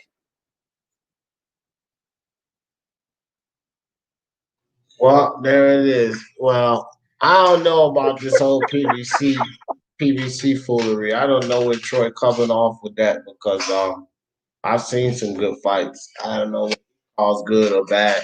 I know PVC arguably got one of the better cards to end this year right now. So I'm not hearing all of the goddamn fights on the card was good. So even Luis Nery, that bum that didn't get the knockout, it was still a good fight between him and Alameda. It was a good fight. So I don't know what the hell Troy Kravitz talking about, them putting on the worst fights. That just sounds like pure unadulterated. I never said anything about them putting on the worst fight. And don't need to cut off me off. It sounds like pure unadulterated hate to me. That's what it sounds like. Straight hate. Because they've been putting on some good fights. And, one thing Troy did admit to is that he doesn't get a chance to watch as much boxing as he would like to. So in that case, it's still an unfair assessment because you don't even know the damn fights they've been putting on. He said big fights, to his credit, but it's still. I mean, maybe we can redefine what big means to what Troy's definition. I don't know how both Charlos fighting.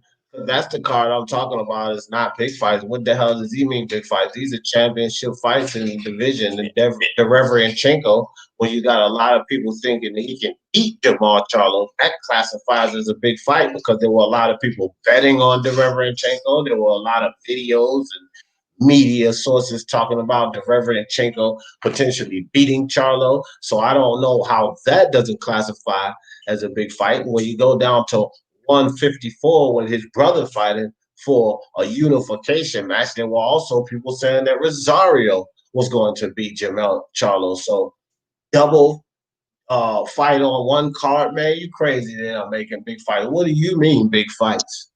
Okay, well, allow me to answer you, sir. Let me get out this room. Those fights that you talked about, those are tough fights for when you are coming up. These guys are supposed to be the top of the top. They should have fought those guys already. They're tough fights. They're not big fights because those two guys that you just mentioned are not big fighters. I'm talking about the Charlo's competition. They're not big name fighters. They're not big. So they're not. No, those are tough fighters. Those are very tough fights. I'll give them that. But those are fights you should have had early in your career if you were that good. Early in your career, okay. Okay, hold on, Smoke. Troy. Let me just stop this nonsense right here. You can go in on the earlier career. Troy, stop it. Stop it. Those are not big fights. Those are tough fights. Do you understand that Derevryanchenko was top 5 in the division, top 5 guy in that division? Not only that, he just gave GGG fans the scare of their goddamn life, and some people think that he might have won that fight. Not only that, there is no getting better than Jamal Charlo unless you're fighting another champion. So it was a title defense. And when you talk about his brother, you go with this. This is guys he should have been fighting earlier. How do you unify with a goddamn champion otherwise than fighting the champion? Jason Rosario had 2 belts. What the hell are you talking about? It was a unified title fight. That's what classified it as being a big fight. It was these 2 154-pound champions going for 3 belts. What are you talking about? What he should have done earlier. How do you do that super early in your career unless you're Teofimo Lopez? Unless you're talented enough and somebody says, I believe in you and you have the talent to do it, we're going to take the chance, which I know you don't like people who take challenges, to go ahead and take these fights and move your career forward. But as you stated, you don't believe in taking big challenges. You call fighters fools for that. But I'm gonna repeat myself. No, you're not getting away with that. I never say that. I never say that up here. You're not getting away with trying to slide that dumb shit in here. You've never heard me say that. I actually say the exact opposite, which is what I was just arguing about with Tank. So what the fuck are you talking about? I never say the exact opposite. Okay. No, you say the exact opposite. I never say that. I actually preach the opposite of that on this channel. And me and Smoke was just going back and forth because I was saying that about Tank. You think I'm gonna let you slide that dumb shit in there and get away with it? You said the exact opposite when it pertained to Brooke. No, I say the exact opposite when it pertains to boxing. I've said this on other fighters, other situations. Are you kidding me right now? I said that Teofimo. No. I said that Teofimo has put the whole sport of boxing on notice. Stop with this money grabbing around. Challenge yourself. Take it to the next level. What are you talking about? I never said anything remotely close to what you just claimed. Nothing remotely close to that. You called Brooke a fool for challenging Gigi. And then we had that whole long thing on that show. Yeah. Troy, what you're not gonna do is stop trying to even scar it. Look, I called Brooke a fool specifically for something. And I made a point of it. And it has nothing to do with what you said. You're not listening when you come on these lives. What I call Brooke a fool for, let me explain to you, since you want to put out false narratives. Or either you wasn't listening. What I called Brooke a fool for was draining down like that when he couldn't make it 3 years ago. That's not challenging yourself. That's not challenging yourself. That's being stupid. That's being stupid because you could not make this point 3 years ago. And now you're older, you've been fighting, you've been inactive, to be honest, because it's a 3-year stretch with 3 fights, man. So stop it. Just stop your nonsense. That's what I said. Okay. No. Let me finish, because you are talking about Brooke Crawford draining down. I said Brooke and Triple G, so I don't know how you jumped to draining down fighting Crawford 3 years later. I said Brooke and Crawford is where you said the complete opposite. Troy, look, in the Brooke and GGG situation, his own fucking fans, his own fans have said this. It was a fight that he shouldn't have taken. Not only that, he had a unification match that he could have pursued rather than jumping 2 weight classes to fight GGG. And to cap it off, that was a fight that definitely took his career in a downward spiral. And I think that most people agree with that. That was the fight that broke Kell Brook down. That was the fight right there. So hold on.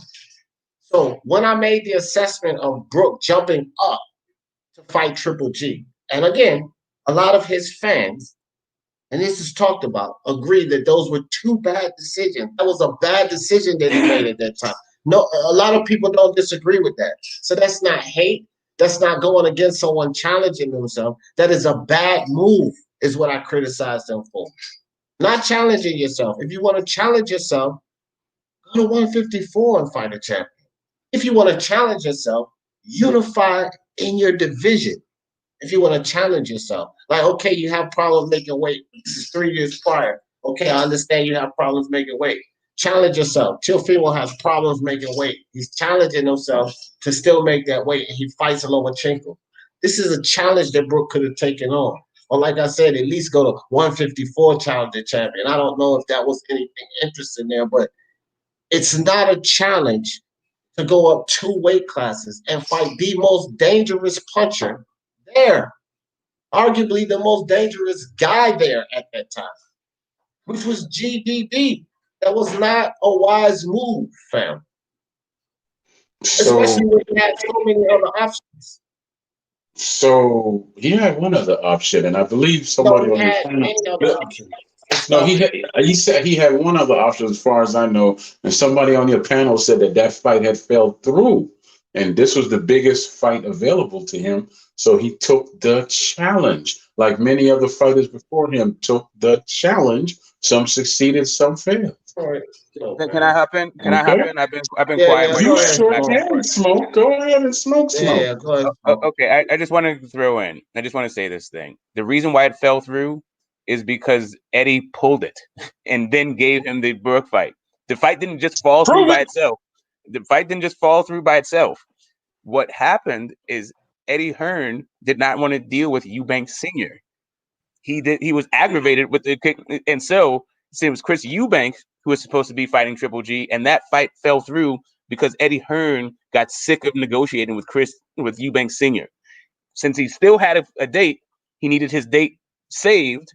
He stuck his fighter in, who was a 147-pound champion, who was already slated to fight Jesse Vargas. Isn't what happened. So what he did. So what Eddie Hearn said was, but what he said was the economics had changed for the Vargas fight, right? The economics changed for the Vargas fight. Through Brexit, right? That's what he said. Brexit happened, and so the economics of the fight changed. And so now I need to take my 147-pound champion and stick him into a 160-pound fight. Just so happens his other fighter for that fight, he got aggravated with the negotiations. It's not like it's not like Eubank Jr. or Eubank Sr. said, you know what? I don't really want the Triple G fight. Go ahead, John. That isn't what happened. So they had the contract ready for Chris Eubank to sign, and he didn't sign it. And Brooke is the one that volunteered for the fight. Eddie did not push him into that fight. And the reason, and if you were in the UK, you'd understand why he did this. Khan, Brooke is obsessed with outdoing Amir Khan. It's an obsession of his. And Khan had already signed to fight Canelo. And Brooke was trying to outdo Khan by taking on Triple G. So the points that you've made just aren't true. The contract was there for Chris Eubank Jr. to sign, and he didn't sign it. That's why the fight with Chris Eubank and Triple G didn't happen. Okay, and so your argument is with Eddie Hearn. Eddie Hearn said this. You want me? No. Go ahead, John. Go ahead, John. Because I was following the whole situation at the time in the UK, and I was really pissed when I found out that Brooke had signed to fight Triple G, because I actually thought Brooke had a decent chance of unifying the welterweight division. And I felt that he'd put that in massive jeopardy by taking this fight on. And because I know Brooke and I followed his career, he was trying to upstage Amir Khan, who's his domestic rival. And that dynamic has driven Brooke to do lots of different things. And that's just the situation. And as for the contracts for Chris Eubank Jr. to fight Triple G was there, and there were a huge number of memes about Chris Eubank losing his pen at the time. You're pushing out something due to your disdain for Eddie Hearn. Eddie Hearn is a promoter. He tells half-truths like all the other promoters. I don't believe everything he says because he's a promoter. It's his job to sell his product to us. So he isn't going to tell us the whole truth. But there's huge media coverage about Eubank taking on Triple G, and Eubank went missing when it was time to sign the contract and just did one. They walked away from it for whatever reason, and I think it's because they knew they weren't ready to fight Triple G. That's the reality of the situation. And Khan was fighting Canelo, and Brooke wanted to upstage him by taking on Triple G. Maybe he thought he could win. Maybe he thought he could win. I don't know. Hold on, Troy. Let Smoke go, Troy. Okay, so your argument is not you're saying about my disdain for Eddie Hearn. This has absolutely no. I'm just saying Eddie Hearn. John, let me finish. Hold on, Smoke. Hold on, Smoke. John, I just made him stop so that you could, and you pause a lot. That's why people accidentally cut you off. But it was Smoke's floor, so you gotta let him speak, fam. Go ahead, Smoke. Yeah. You accuse me of something that is just not the fact, right? This has absolutely nothing to do with my disdain for Eddie Hearn. This has everything to do with quotes from Eddie Hearn. This is what Eddie Hearn said. So don't throw it on me like I have some anti-Hearn bias. I don't like the man, but I don't need to misquote him. I don't need to fabricate stuff just because I don't like the man, right? That's maybe something that you guys do in the UK, but that ain't what I do. But just because Chris Eubank didn't sign does not mean the reason why didn't he sign, right? That is the next question. You are just focusing on the result that he didn't sign. What I'm saying to you is Eddie Hearn told the world a version of why that didn't happen. If you don't believe Eddie Hearn, cool. But I don't know what happened. All I have to go on is what the promoter is saying happened, right? And what the promoter put out there is what I'm saying, is what I'm giving you back, right? So go argue with Eddie Hearn about the truth of the matter. Don't put it on me like I'm fabricating it. Eddie Hearn said, I didn't want to deal with Chris Eubank Jr. anymore. He said he negotiated for 3 weeks, felt like 3 years. Said he wasn't going to let nobody control him, tell him what his ticket prices are, none of that stuff. He is the one who broke off the negotiations. As a matter of fact, Chris Eubank was still thinking that the fight was going on, but it was Eddie Hearn that it wasn't that Kell Brook volunteered for the fight. It was Eddie Hearn called him up once he got sick of dealing with Eubank Sr. And this is according to Eddie Hearn, not according to my Eddie Hearn hate. Okay. All right, hold on, Troy. Kalua, stop it with this Jamal Charlo nonsense. Let me tell you something, Kalua. I'm gonna tell you just like this because I don't feel like typing back and forth about this. You cannot tell me that Jamal Charlo needs to fight Demetrius Andre to prove anything, because Demetrius Andre is a less proven fighter, Kalua Z. Kalua, come on, think about it. What the hell has Demetrius Andre proven? He's proven less than Charlo. So he has to go up the line. If you said GGG or Canelo, okay. But don't give me no Demetrius Andre. The only thing that the benefit that Demetrius Andre brings in a fight with Charlo, which I think should take it because I'm pretty sure he beats Demetrius Andre, is to unify that belt. But it's not the challenge. He's less proven than Charlo, dude. He's absolutely less proven than Charlo at 160, for sure. His whole goddamn career, he's less proven than Charlo. So, like, let's stop it with that, bro. Demetrius Andre is no test at all. The referee Chenko was a much better test. Go ahead, Troy. Yeah, what I was gonna say was I was listening to what John had to say, and being that he's on that side of the pond, I have to really take what he says because all I know is that Brook, it goes back to taking a challenge and so forth. And Smoke, you're absolutely right. You don't fabricate anything except for Wilder selling out all those places you said he sold out. But other than that, you really don't fabricate a damn thing. Go ahead. Okay, again, I didn't say he sold out all those places. To rebut what you said, Smoke. Again. Okay, sorry, John. Go ahead. I'll get back to Troy in a second. Go ahead. The fact is, it was Brook that called Eddie Hearn. That is a fact. And the Eubanks had the contract for a long time and went AWOL. Now, as to why Hearn doesn't want to deal with them, they were demanding portions of the gate and trying to set the ticket price. They wanted all sorts of things. But the contract had been agreed and was ready to be signed, and they didn't sign it. And Brook contacted Eddie. Eddie did not contact Brook about that fight. And I was pissed because at the time, I wanted Brook to unify. I thought he could do quite a lot. And I had a concern that the Triple G fight would wreck him. And that's what happened. Okay, so again, your issue is with Eddie Hearn. You keep saying what the fact is. I'm telling you what Eddie Hearn said. Eddie Hearn said, quote, I spoke to Kell last night and said, would you be interested in Golovkin? And he was like, I'll fight Golovkin. Quote. That's what Eddie Hearn is saying. So go argue with him about what the facts are. I'm just telling you what the man said. I'm not going to argue back and forth with you on this because I followed it closely at the time. And what he said was Brook phoned me up saying he wanted the Triple G fight. That's what he said. That is what Eddie Hearn said. It's what he said at the time when they announced it. I was fuming. I remember it clearly. Wasn't happy about it at all. I thought it was another circus fight, much like Amir Khan fighting Canelo.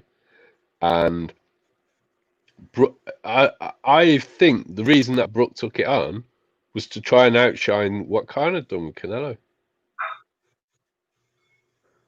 I think that was the motivation. And it was a foolish motivation.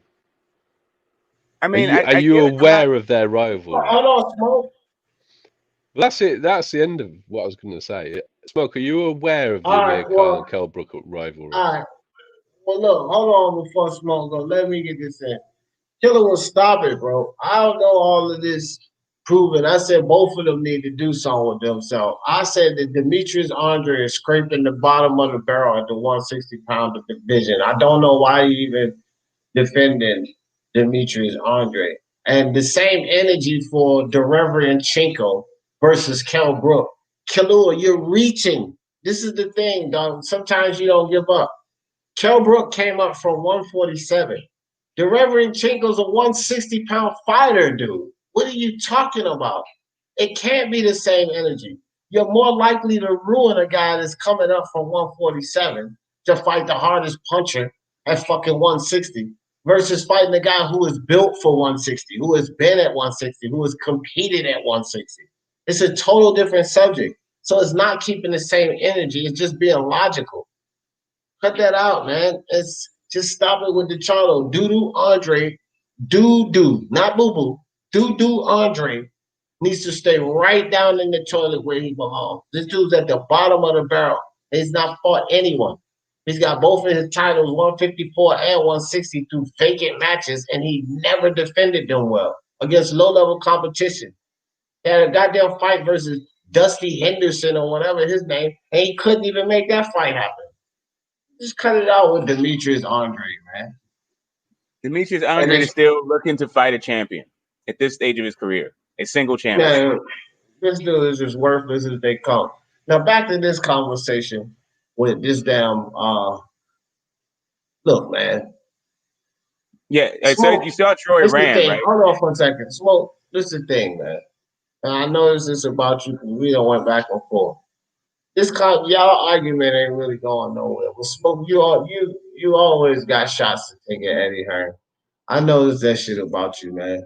And I've taken shots at Eddie Hearn myself, but that's it. You just on a mission to take shots at Eddie Hearn, man.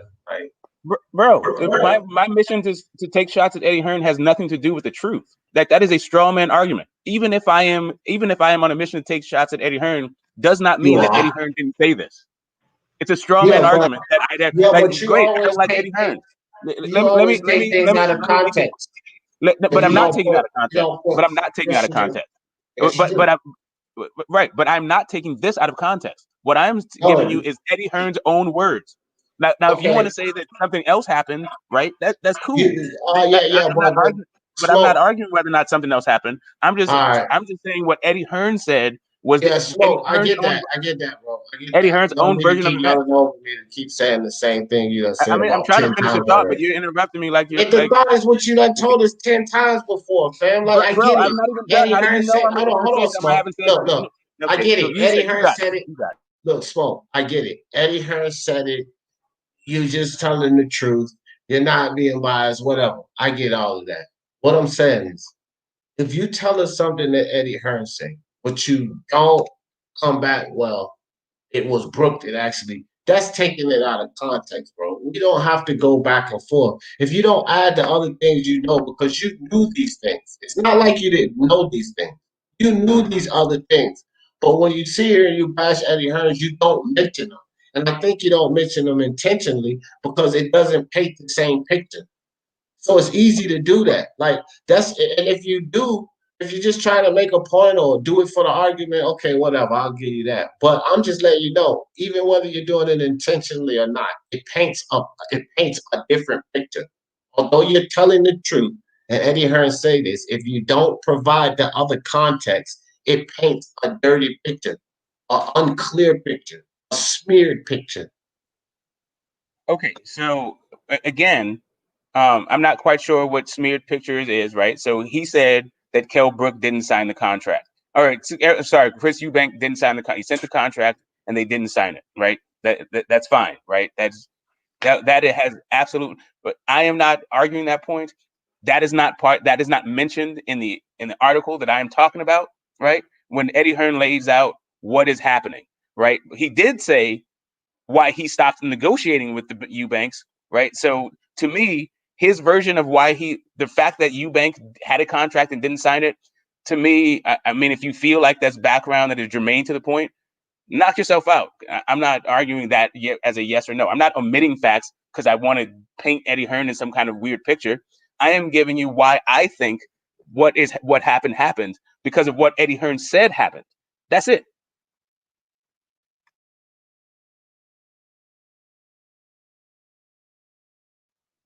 I'll continue going on if you're not there. So Yeah, anyway, no. I was on mute and I didn't even know it. But anyway, because I had to let you finish with that. Troy Graham with the super chat. How is Mikey Spence' biggest fight? 2 weight classes, but because Troy, anybody that thinks Mikey Garcia Spence's biggest fight is an idiot. Now, as far as pay-per-view sales or whatever, it may be his biggest fight. But if you know anything about boxing, and we could use Tank Davis as an example, you don't have to be a best to attract pay-per-view sales. So knock it off. Mikey is not his biggest fight. His biggest fight, to me, arguably, would have to be Kell Brook or Sean Porter. But I mean, so anybody that does think that that's his biggest fight by any means, they're idiots. How about that, Troy? But thank you for the super chat. Appreciate you. And I think anyone who keeps saying that Garcia came up from 2 weight classes, I think keep admitting that he was the reigning 140-pound champ, and at that point had already beaten 2 former 147-pound champions.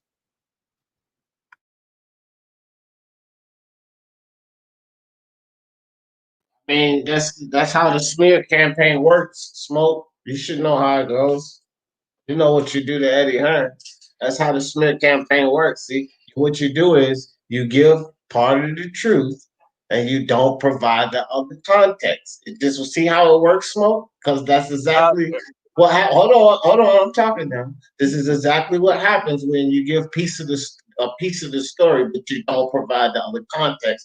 It comes off smeared. I hear that perspective, but I don't think that Chris Eubank having a contract at all changes the outcome of what Eddie Hearn said happened in that negotiation and why and how Kell Brook happened to get that fight. Because Chris Eubank having a contract has absolutely nothing to do with whether or not Kell Brook volunteered for that fight, right? And it also has nothing to do with whether or not Eddie Hearn was done with that fight because of demands of Chris Eubank Sr. They may have sent a contract over to him, which Chris Eubank Sr. said isn't good enough. You need to add all this stuff. So the fact that he didn't sign a contract that he didn't agree to the terms with is not really relevant. Actually, it's not about a smear campaign. It's about what actually happened in this negotiation and the narrative that Kell Brook is volunteering and champing at the bit, and Eddie Hearn was just trying to save him and just like, no, don't fight him. You got this. That's not what happened. What happened is Eddie Hearn had a fight fall through, and Eddie Hearn got aggravated with the state of the negotiations. Whether or not Eddie Hearn had a valid point for getting up frustrated, we ain't even got to that part of it yet. Well, I don't want to get to that part of it, but and all that's nice and dandy. Hold on. I don't want to get to that part of it, and all of that you said is nice and dandy. My experience with you is you on a goddamn Eddie Hearn smear campaign because I have heard you fuss with other people and myself, and it's always opposing Eddie Hearn for whatever reason. Like, see, this is the thing, man. I'll just go by what I see. I don't really care what people say, Spoke. I don't really get into all of that. I go by what I say and what I see with my experience with fighters, promoters, your ass, or anybody else. And I'm just going by my experience.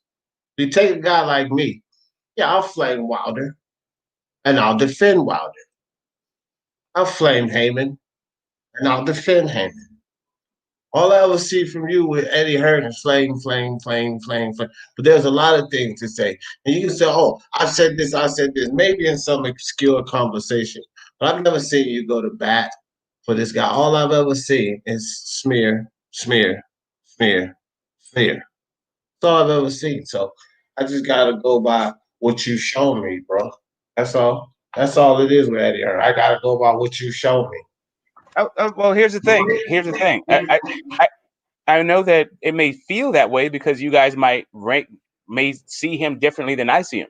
But when it comes down to what I think of him as a promoter, right? I think that he is one of the best out there, and we had this whole discussion about who's the best promoter in the game, and you were surprised at my thoughts about what I thought about Eddie Hearn, because really we always are talking about stuff like this where the facts actually doesn't line up with what hold on, John. The facts don't actually line up, or there are other facts that need to be taken into consideration. Now, if you want to say that Eddie Hearn in this particular article, everything that he said was fugazi and a lie, and he's that contradicted by something else, cool, let's see that.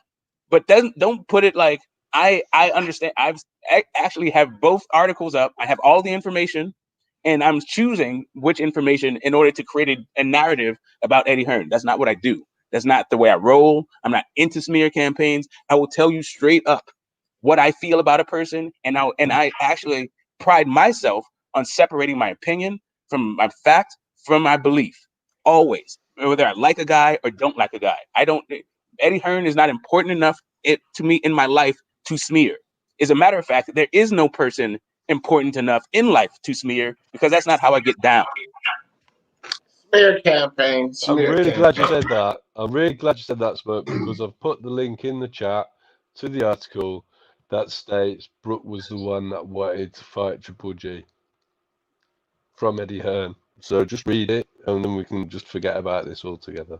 Yeah, that's what. There you go. So now, if I say that Eddie Hearn contradicts himself, don't say I'm smearing Eddie Hearn. If you're going to show two separate articles where he's saying two separate things about the same event. Yeah. Have you put your article in the chat? Because I've put mine in, and I can get more. Yeah, I did put it in there. I'll put I put it in the chat already. I'll put it backstage for you. I just put some quotes on it, but I'll put the whole link backstage. All right, that's fine. I'll read it because we don't need to talk about. Yeah, that's incredible stuff, man. Here's the point. Kell Brook did something. He made a bad decision. That's where all of this started from. Troy Graham and that foolery. And Troy Graham, stop it with the foolery. Okay, you can come back and get your voice on, but just like every other time, you're gonna get buried with that nonsense with the Mikey Garcia foolishness. I don't know anybody but Troy Graham just trying to say that's his biggest fight. How is Mikey Garcia a bigger fight than proven welterweight champion like Sean Porter? You told me that, Troy Graham. Tell me that. How is it bigger? Huh? And where you heard that? Where did you hear that foolery?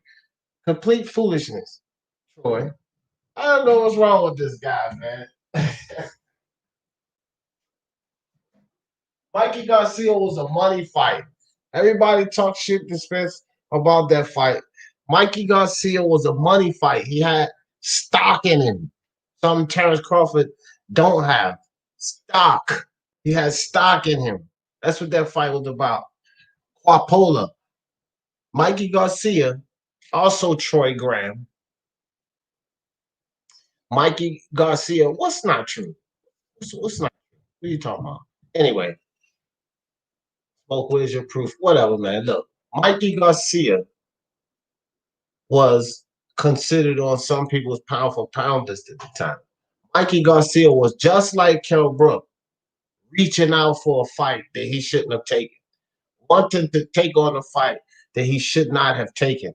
That was Mikey Garcia and that Errol Spence situation, Troy Graham. So cut it out, stop the nonsense, and stop the Errol Spence blasphemy on here. I told you before, there will be no Errol Spence Blasphemy on this panel or in this chat.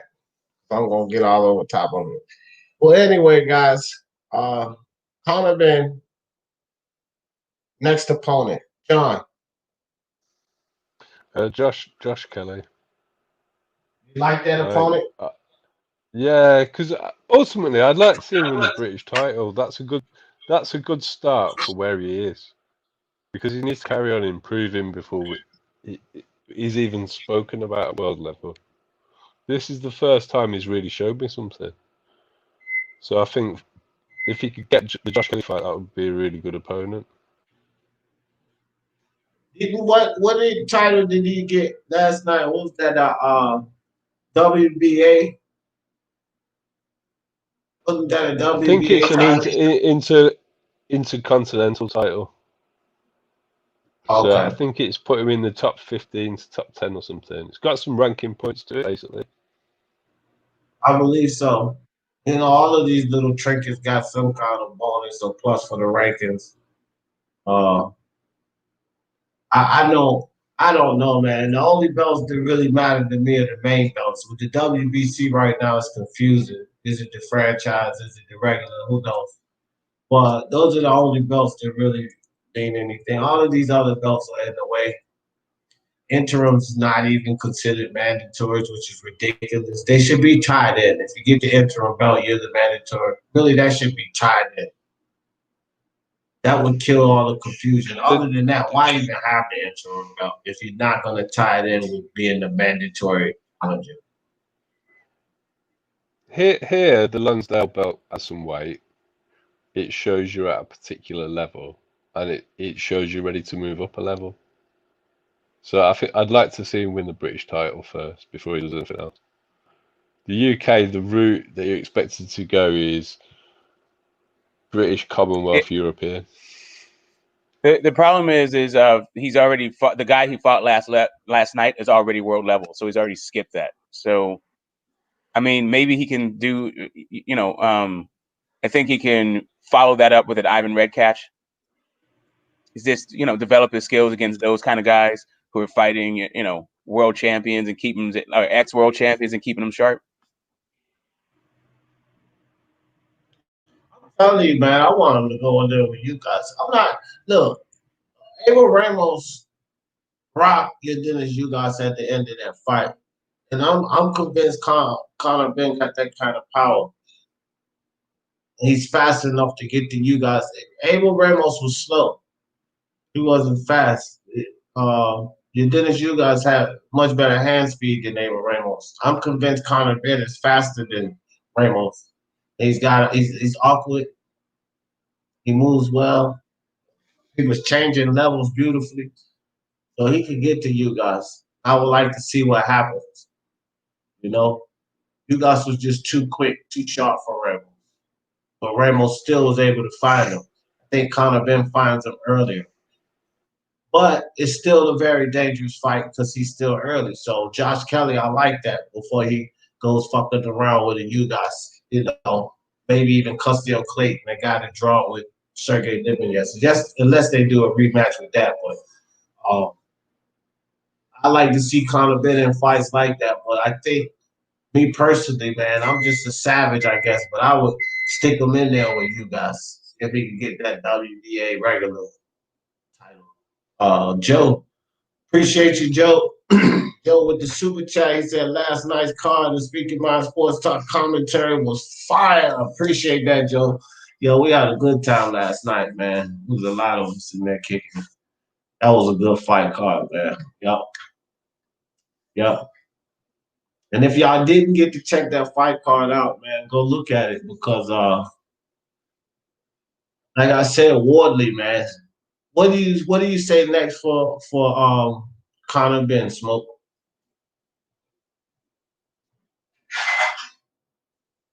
I'm saying I like Redkach. I like that fight for him. Formella's good. I would like to see him fight somebody. I want him to work his way up to a Josecito Lopez in like 1 or 2 fights, kind of thing. you know, the English way, the English thing is a way to go, but I think he's already kind of went past that. But I wouldn't be mad if he went down there. He's a young guy. He still has work to do. However they develop him is how they develop him. But I'd like to see him against a Josecito Lopez in like 1 or 2 fights. Something like that. But give him a Sammy Vargas. Or even a Jesse Vargas in a couple fights. Well, I'll tell you what. I think you better chill with Josecito Lopez for a second. Let him get past Josh Kelly and then go to Josecito Lopez. Josecito Lopez is dangerous. Yeah, no, I'm saying like 2 fights. I'm saying two fights. However he gets there, maybe if it's even 3 fights, I'm not mad at it if it's 3 fights. But in the next couple, like this next fight with Josh Kelly, I think Josh Kelly, then Josecito Lopez, and then you guys like that. That's a good path for him because I think he could get through all of those guys. You guys, Josecito Lopez, Josh Kelly. I think Conor Benn could get through all of those guys. But that would be a path I would like to see him take. Not just jump up there to these guys. Like, you know, take your time. Take your time. No rush.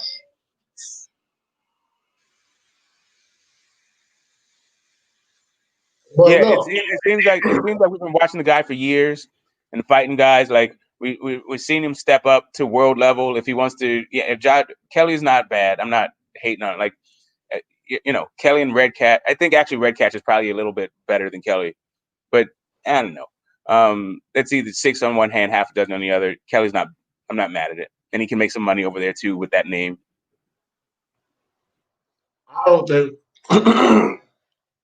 I don't think Red Cat is better than Kelly at all. Man, Red Cat got beat up by Tank Davis with 16-ounce gloves on. Yeah, I mean, in the clip that we saw in sparring, but you know, that's sparring. You come to give a guy work. I don't even care, bro. In sparring, it should have been, if anything, good work. No way he should be getting hurt like that by Tank Davis. Just come on, man. This dude fights at 147. No fucking way. Even in sparring. No way. You think Errol Spence ever gets hurt by Tank Davis? Oh, I'll go down the ladder, not even jump up there because Iron Red Catch. He fought Danny Garcia in a battle. You think Danny Garcia gets hurt in sparring by Tank Davis? Hell no. Fucking knock Tank Davis' little ass all around that ring. That shit with Iron Red Catch was ridiculous. That dude he not over nobody in my opinion, even if it is sparring. Let me see Conor Benn in the ring and the sparring with Tank Davis. Man, come on. He'll walk through a lot of that shit Tank throwing. Fuck him up, bro. I don't know. I don't know what Josh Kelly does against Tank in sparring, right? I just don't know, right? I don't know if Tank has no success or some success. It's really 6 in one hand, half a dozen on the other. If you were to say that Kelly's better than Red Catch, I wouldn't really be mad at that. Like, you know, Red Catch's coming up. He's not really 147. Whatever. It is what it is. I'm just saying Red Catch has been in there now with guys, right? And Josh Kelly is still kind of dinking and dunking on the regional level. Yeah, well, yeah, I feel that, but I don't know. Iron Red Catch, man. That's what makes it worse with Danny Garcia. That's why I don't know. But look, what's next for Wardley then? John, what's next for Wardley? What you got next? What you see? Or who would you like to see fight next? doubt it. What I'd like is for him to, maybe it's a bit too soon for it. I wouldn't mind seeing him fight the winner of Dubois versus Joyce, but I think that's very unlikely. He's going to be out again on he's going to be out on the undercard of Dillian White Povetkin in January. So he's coming out again pretty soon. So I'm not really sure what they're going to manage to get in that sort of time. I don't know. I'd love to see him fight the winner of Dubois versus Joyce, but I just don't think that will happen. It certainly won't be the next fight because of how fast a turnaround he's going to be in again. So maybe someone like Kevin Johnson or someone, just see him against someone who's a bit tricky, see how he does against durable guy. I'd also like to see him in with someone who's got some pop, someone who can actually punch, see what his chin's like, because he looks like if you do hit him, his chin's there to like up in the air. But I'm trying to think of a journeyman who can bang. Yeah, something like that.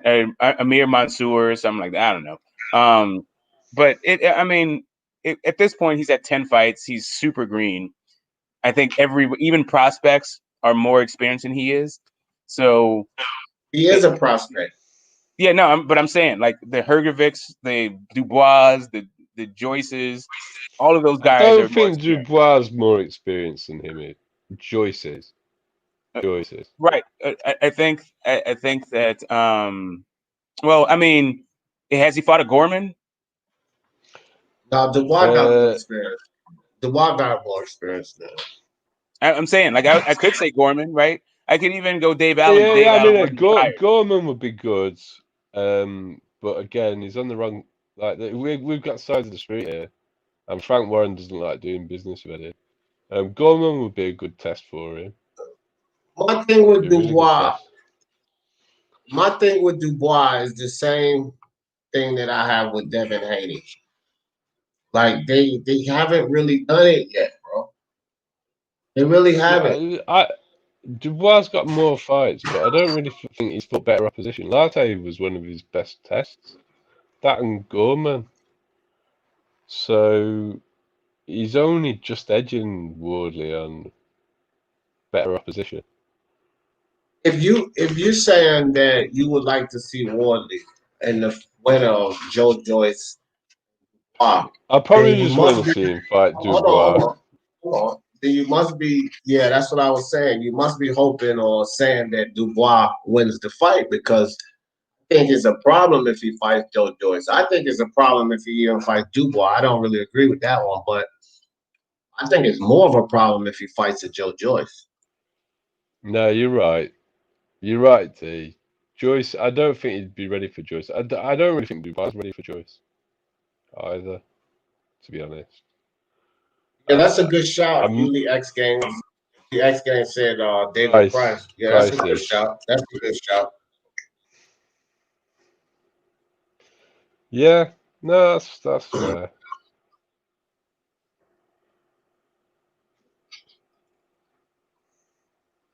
It's probably quite a makeable fight as well. I don't think he'll be the next one. I don't think he'll be the next one, no, just because they're bringing him out again so quickly. I think it's more likely to be someone like Kevin Johnson or something. Yeah. Yeah, I don't know. I don't know who it will be, but I just hope they take him uphill. Because Lartey was a pretty good test. He was a pretty good, opponent for him. So I just hope they take him uphill and not go downhill. You know what I'm saying? No, I agree with you.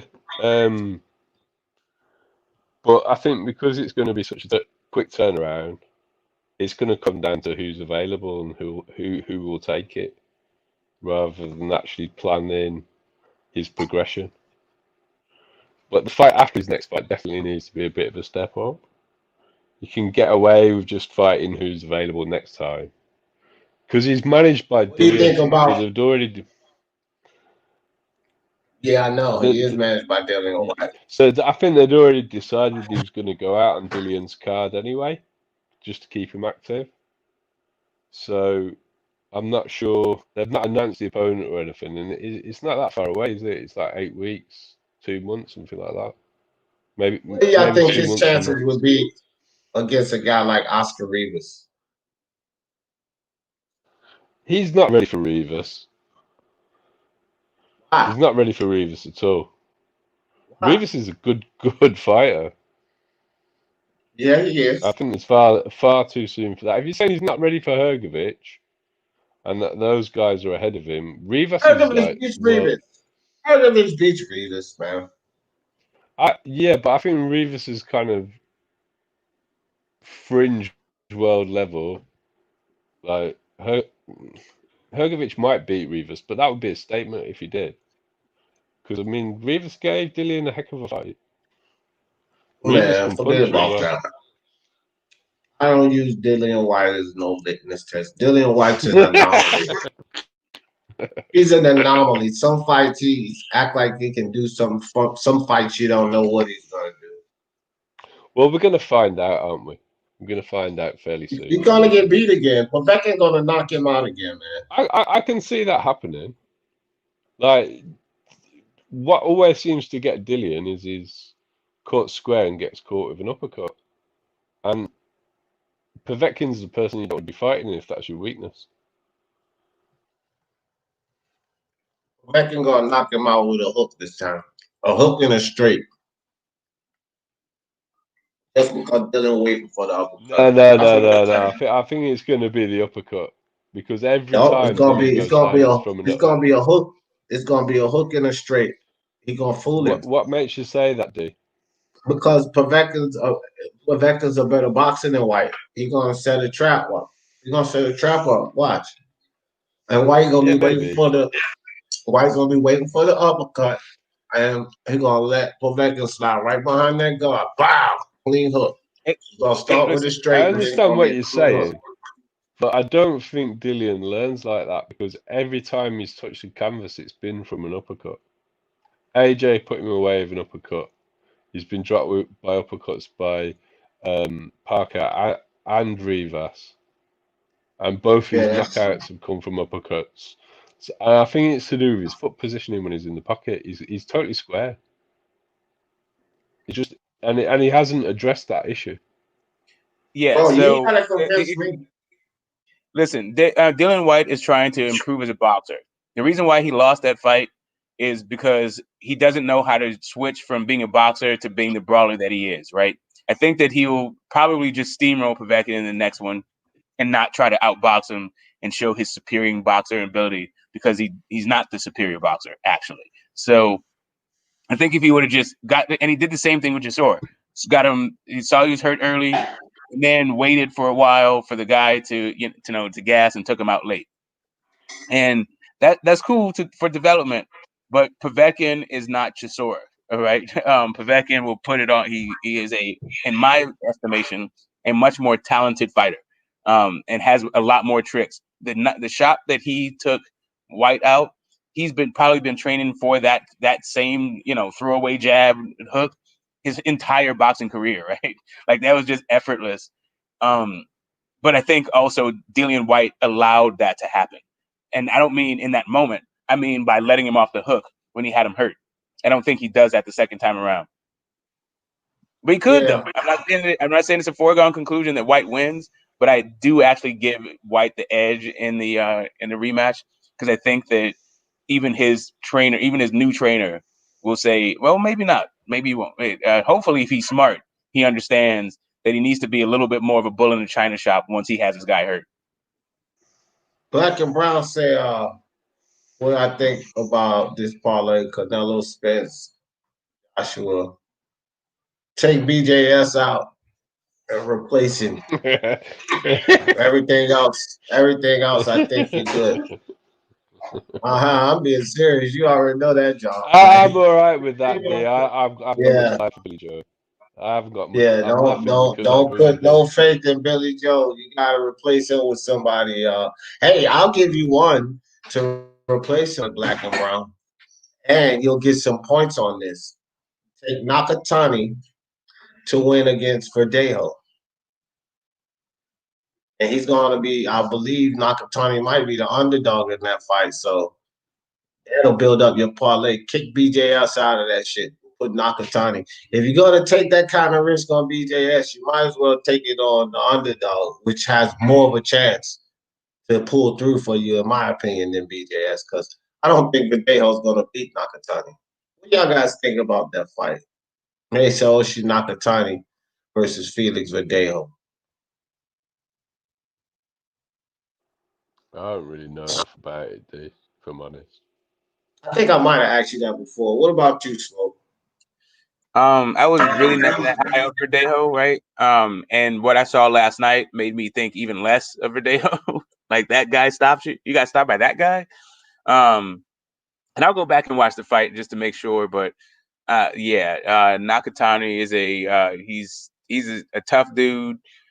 He's got some length. He's a problem. If Verdejo can get past him, I think that is a uphill climb for Verdejo. I would go like maybe a Daniel Jacobs or something for a parlay. But yeah, I wouldn't be surprised if Nakatani won. I'm interested in the fight, but I think I would favor Nakatani based on their last, based on what I just saw last night. And Verdejo, I've never been high on. I just never have. Yeah, well, I like Verdejo. I guess for obvious reasons, but I try to support him. But I still gotta keep it real, man. Look, with that fight that I seen Nakatani give Teofimo Lopez, if Verdejo beats him cleanly, I'm impressed. Nakatani's had a layoff a little over a year, but still, I'll be impressed because that guy's a strong fighter. They talk about, he was in the hospital. Yeah, well, he recovered from that. So if we think Spencer's okay, why we can't think Nakatani's okay? Nakatani didn't get thrown from a car. He fought Teofimo Lopez. So, you know what I mean? But Nakatani now on the ticket. Give me some other fights on the ticket. I'll give you another fight. But that goddamn BJS, man. Get him off of there.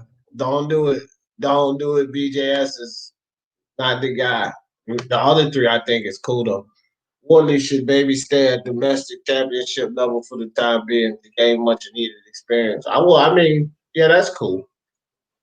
He's not That's even. cool. Oh, right. If you want to go there, British domestic champion, then a Huey Fury in the worst fight ever. Like that fight, God, that would be boring. But yeah. No. The worst fight ever with Huey Fury has already been announced. He's fighting a whack, isn't he? Oh. Marius That's the worst. Yes, it's been put on the Joshua card. That's the worst fight for Huey Fury. Wow. Imaginable. Marius Bach and Huey Fury. Yeah. What if Marius Bach catch you if you're in knocking him out, man? Wouldn't that be hilarious? It would be hilarious. I don't see that happening. He was a tough guy, and one thing you can say about him, chin. And he's not really there to be hit. He's kind of gone. The guy is like the heavyweight version of Broner, but in terms of his punch output, but he's a tough guy. Marius Walk is way past. That is just, oh my gosh, it's horrible. A terrible fight. It's a horrible fight. Yeah, I was thinking more in terms of Eddie Hearn at his finest. Love his smoke. I'm saying, man, if you've heard of a guy who'll throw you in, listen. Let me not get on Eddie Hearn. You guys are gonna be like, you hate on Eddie Hearn. No, come on, bro. Right, look at this guy. You can look hate at Eddie on him Hearn. all you want for that. You can have full go at him because I'm not happy with him about this one. Yeah, man. Yeah. Whatever. I was glad when Dave Allen retired, so Eddie Hearn couldn't give us any more of him. Because he damn sure would try to. Oh yeah, he would do. He would try to throw Dave Allen on you all the time. I just got no time for it. I don't like Dave Allen. How about Dave Price? At least Price can box, and you can have a fun fight. Because he's probably going to get knocked out, but he can punch himself. Like he did Povetkin before Povetkin slept him.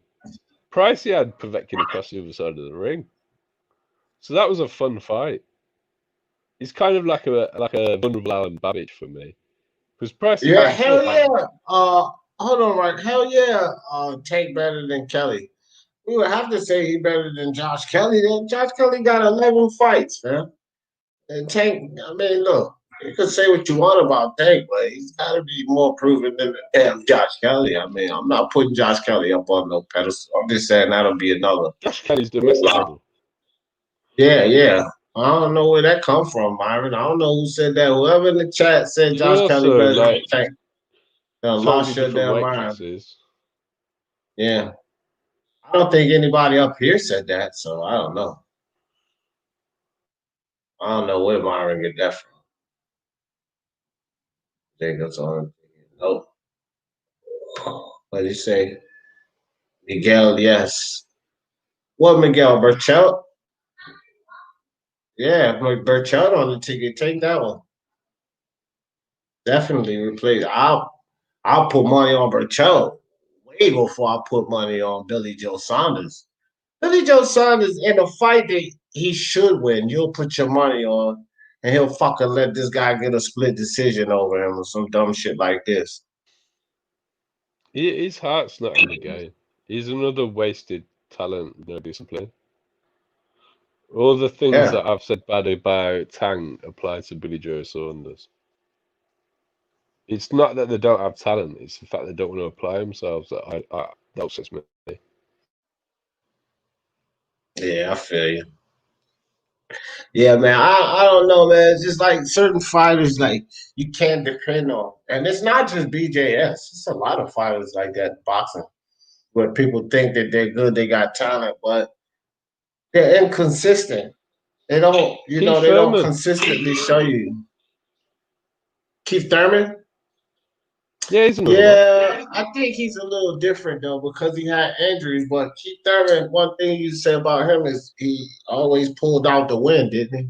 I mean, you got just this one example, so we ain't gonna throw Wilder away. Let's not throw Keith Thurman away. But Billy Joe Saunders and Tank are both undefeated. Yeah, but Billy Joe's got a great resume, and he always wins. But do you want to trust him though? Because he's unreliable. Yeah, I feel you. The AJ undercard could have a couple of stinkers.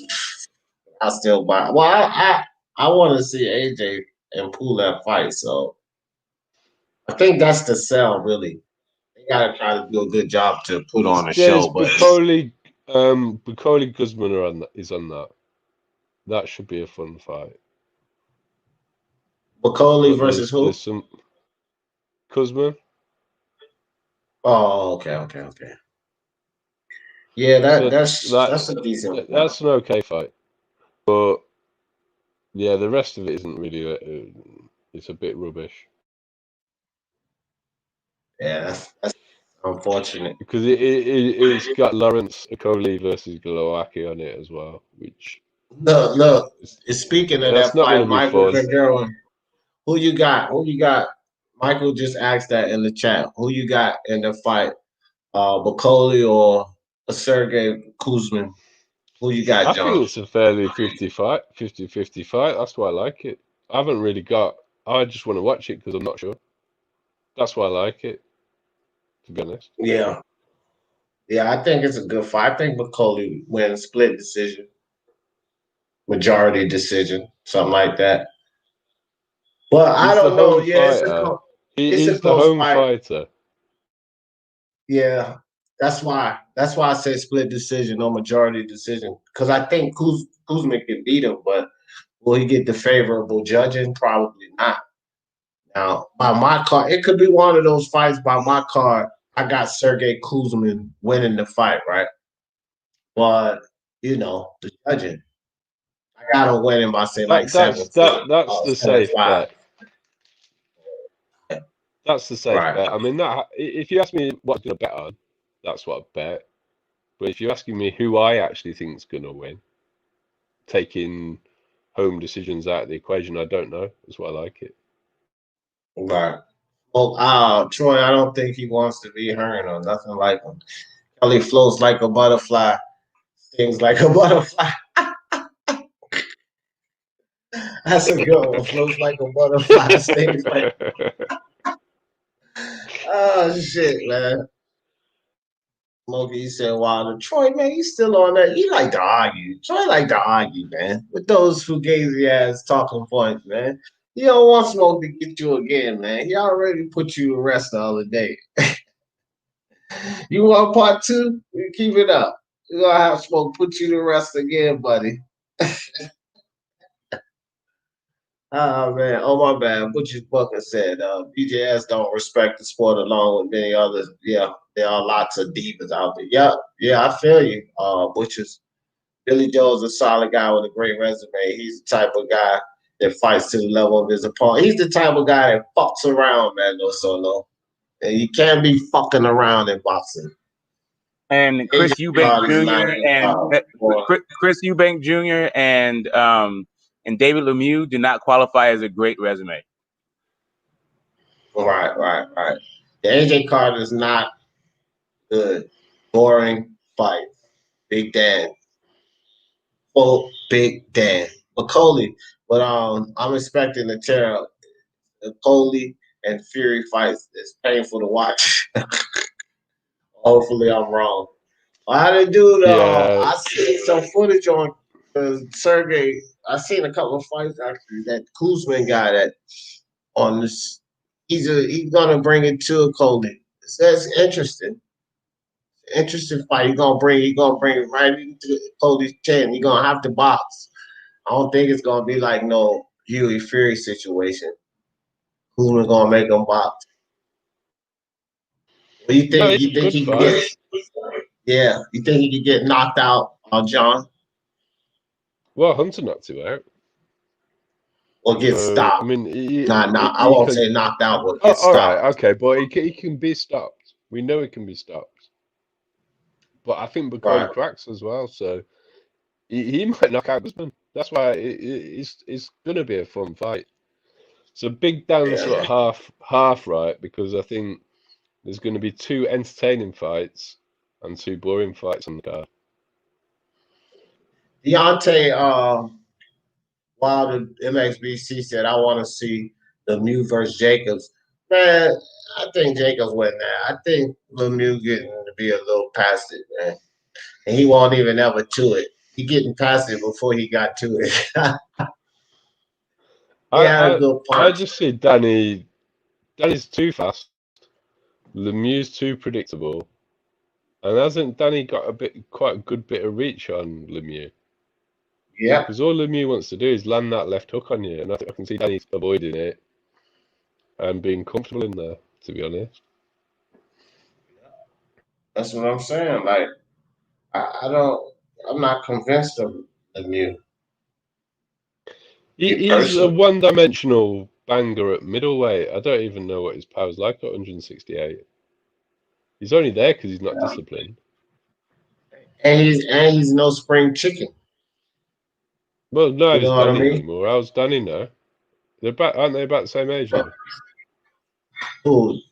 Yeah. But I mean, my thing was like Dan Jacobs a better boxer, right? And I think he's got a better work ethic as well. When have you seen Danny out of shape? Whereas Lemieux's blown weight and all sorts of stuff, hasn't he? Yeah, that's true. Hold it down right quick, Smoke. I gotta go grab my charger. Yeah. I guess the fights last night were all. I guess the UK were featuring the UK guys, so we can continue on there. I mean, we went to AJ's card. That's the big one. Do you expect? I guess you're expecting AJ to knock Pulev out. What round do you have? Well, I am expecting him to knock out Pulev, and I want to see him do it in a clinical fashion. So anything around the mid rounds is fine. Because Pulev can box, but he has looked terrible in his last couple of fights. So I'm not really expecting too much from Pulev, but he could prove me wrong. But anything from sort of 5th to 8th. Yeah. What do you think is going to happen, Smoke? Yeah, I think that I don't see that there's a way that Pulev could win this fight. I think AJ can do whatever he wants. I think he can either stay on the outside and box, or he can just go through him. And I would like to see that happen because Pulev is kind of a tough guy. So dismantling him and actually putting him in his place where he is, like, I don't think he should be in the ring with AJ actually. So yeah, I think if AJ wanted to, he can get him out there by 4 or 5 if he just steamrolled the guy. Yeah, I'd like to see him take him out, but do it with a bit of finesse. I don't want to see him just steamroll him. Because yeah, I mean, I I'd don't like know. to see AJ apply more educated pressure, because whenever he gets caught coming in. That's his Yeah, big but that's weakness. Every time we've seen him buzzed, he's been buzzed coming in. And you don't have to go steamroller in somebody to knock him out. no, and that's the thing. I do want to see him make better adjustments to the opponent, but I wanted him to have the right game plan against a guy, right? So I think that he could get Pulev out of there if he tried to get Pulev out of there from round 1 to as long as the fight lasts. Is really what I'm saying. Like, it's not like I'm saying just rush in and throw caution to the wind. I'm He's a saying big. show. I mean, he is a big guy. He's always between 240, 250. So I don't know if you can just take him out in the first round, because he's quite tricky. He's got a good in and out game, and he's only ever been stopped by Deontay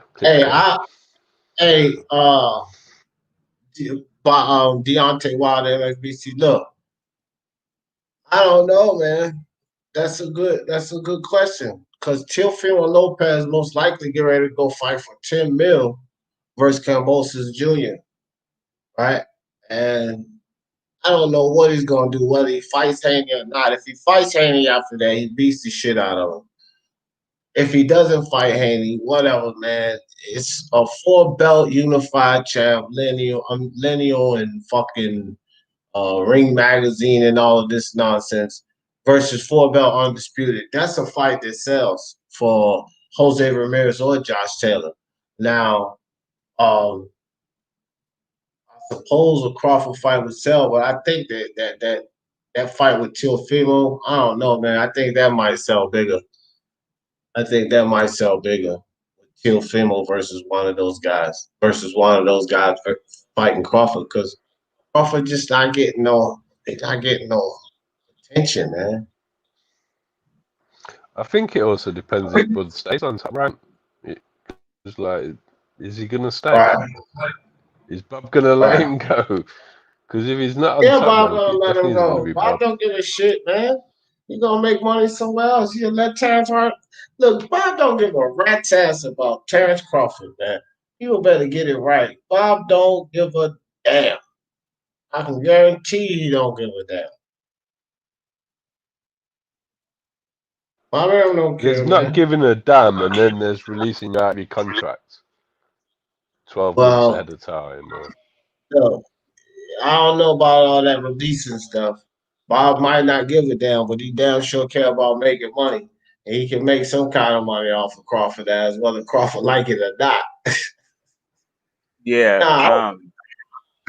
But Bob's track record, like his guys, they leave him and their careers seem to take off. No matter what their careers were doing before that, they seem to be doing much better after. Yeah. Generally, that's the case. I think it's a bit of a fluke in Andy Ruiz's situation, but all the other guys are 100%. I mean, that was the greatest swing, right? For that, talk about going from ashy to classy, right? But yeah, the fact that he couldn't get the guy a fight, that's just pitiful. Yeah. I mean, I don't think he wanted to get him a fight. That's a different thing. I don't think he cared enough to put any effort into it. Yeah.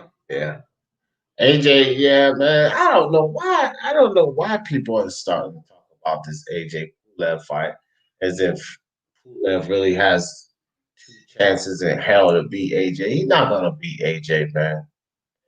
Pulev not. You think Pulev gonna beat up AJ, shock the world? Kubrat Pulev has the skills. He has the skills and he has the pedigree, the experience. All of that combined will get him knocked out within 5 rounds. Oh my God. Yeah, exactly, bro. Get him knocked out right within 5 rounds. Like, seriously, man. Look, Kubrat Pulev is just go assault another woman and get yourself back in the papers that way. Because you ain't going to get in the damn articles about beating Anthony Joshua. You're not getting into articles like that. You might get an article by getting knocked out by Anthony Joshua, but that's about it. This dude, man, it's a mandatory, people. That's it. And you guys know what mandatories usually are. An ass whipping waiting to happen. That's what Kubrat Pulev is to Anthony Joshua. An ass whipping waiting to happen. And literally, he's been mandatory. He was a mandatory like years ago, like 3 years ago. Almost going on 4. And like it was it's a been a while, fight. right? It was a Takam fight that. Yeah, right. He's supposed to be really since he first got the belt. And well, he lost his mandatory status when Joshua fought Takam, and yes, he regained I mean, it I by got beating. He regained it by beating Huey Fury in Bulgaria. Yeah, I'm just saying that there's been an argument that that ever since AJ's been a champ, the two guys his main two guys have been on his plate have been Pulev and Ortiz, right? That should tell you all you need to know. I think Joe Joyce is Pulev's replacement, and I welcome it. I think Joe Joyce is probably a better example of what Pulev can bring. Wait, what do you mean? I mean, in terms of being slow as shit and tough. I think they're a little different. I think Pulev's not that's like his hand speed's pretty good, and he throws straight punches much better. I can agree with some of the similarity between their style. I think Pulev's a little more of a boxer than Joyce is, but my issue with Pulev is his style is it's tailor-made for AJ, really, right? Like, I don't think Pulev's bad. He's like that top 10, top 15 level, but he's just got such a terrible style against AJ that he's gonna get flattened out like Klitschko did. I actually just see him being separated from his senses with an uppercut or a left hook. Like, it'll be an uppercut, left hook, or it'll be a left hook, uppercut. I think it's going to be an uppercut, left hook, or just straight left hook, because he's susceptible to left hooks. And that's all. Yeah, every time AJ puts any footage out, he's practicing left hooks. That's all the footage. I mean, unless it's a decoy. But there's a lot of left hooks being thrown on the mitts from AJ and on the bags from AJ at the moment. There's no adjustment Pulev can make to fix that weakness in time. No, it's not. And y'all remember how AJ was pummeling Brazil? That's how he's gonna pummel Pulev. He's gonna pummel Pulev in this fight, just like he was pummeling Dominic Brazil. He's gonna beat the shit out of that man. I don't even know what's wrong. I think people just like to talk. I guess maybe does Pulev have a fan base? He's big in Bulgaria. Yeah, he's big in Bulgaria, but I don't even think you talk to anyone from Bulgaria, D. Oh, it must be AJ haters then. Yeah, it is. Because he gonna beat the hell out of Pulev. I can't give Pulev much of a chance in this fight. Well, Bob seems to think the main reason the main reason Tyson Fury should fight Wilder again is because AJ's going to be caught up in the rematch with Pulev after he loses, because there's a rematch clause apparently. That's amazing. That is amazing. He will fight Wilder because he's going to have to rematch Pulev. It's the biggest money fight available for Fury in 2021. Because AJ's going to be rematching with rematch. AJ's going to be occupied with rematching Pulev, so Tyson may as well take on Wilder. Said that in a recent interview. I heard. My reasoning was he should just fight Wilder because AJ has Pulev and Usyk, right? So originally, way back when, quote unquote, right, it was gonna be Dillian White and then Wilder, and I was good with that. And then AJ would fight Pulev and Usyk, but White lost. It seems the Wilder contract expired, and I don't know if Usyk's gonna enforce his mandatory status. I agree with all of it except for one thing. I don't think it seems like it's expired. I think it seems like it is that very much on, and that's the next guy he's going to fight. It's probably next. Yeah, I didn't say anything, Smoke. just in case. No, I'm just yeah. That's what people are saying, right? That's how the situation's panning out now. I predict the White fight still happens down the line if he is successful against Povetkin, and then he's probably gonna fight Wilder next 12 while AJ fights Pulev the Usyk. Well, we'll see. I'm interested to find out what happens. We should find out fairly soon what's going to happen with Wilder Fury. Because it's 2 weeks. It's 2 weeks till the Pulev fight, isn't it? Is it 2 or 3 weeks? And Eddie Hearn is saying after the Pulev fight, why doesn't Fury just go straight into fighting AJ? Because the financials are done and he can make the deal very quickly. I don't think Pulev would be too happy to hear that. Pardon? Sorry, I don't think Usyk would be too happy to hear that. Yeah, but I know what you're saying, but Usyk may well get compensated. I don't know if Usyk's the guy to want money. You might be right. But it'll be interesting to see because I think that'll bring clarity on the whole situation after AJ fights Pulev. Yeah. I think we'll find out. I'm not saying that's what's going to happen, but Hearn all week has been talking about that in interviews, saying if Tyson wants to fight in February, if Tyson wants to fight in February, he's saying he can do the first AJ fight in March. So why not go straight into it? That's what he's been saying in the British media all week. That's all I'm saying. So if AJ does beat Pulev convincingly, we will find out if Wilder has got a valid contract and he can enforce it. I think we'll find out pretty quickly. I mean, haven't we already found out? Like, what happened on December 5th? No, that doesn't mean anything. Well, there's been a lot of different stories and different possibilities about what happened to December the 5th. I don't know what I believe. Because there's also they couldn't afford to pay him. My turn. Hold on, Smoke. We don't know what happened to December 5th. I think y'all could have asked for too much money. Maybe they couldn't find an opponent. Maybe the venue date wasn't good enough. We don't know what the hell happened with December 5th. The only thing we know is they're not fighting on December 5th. Well, we know something else. We know also that that Bob all of a sudden is saying it's either Wilder or Fury. So what? They're gonna make a new contract? If you're gonna lean on everything Bob said, that's up to you. Hey, yeah. I'm just saying. I'm just that's who said the contract was expired in the first place. I know, but like I just said, if you're gonna use Bob as your source, okay, you're right.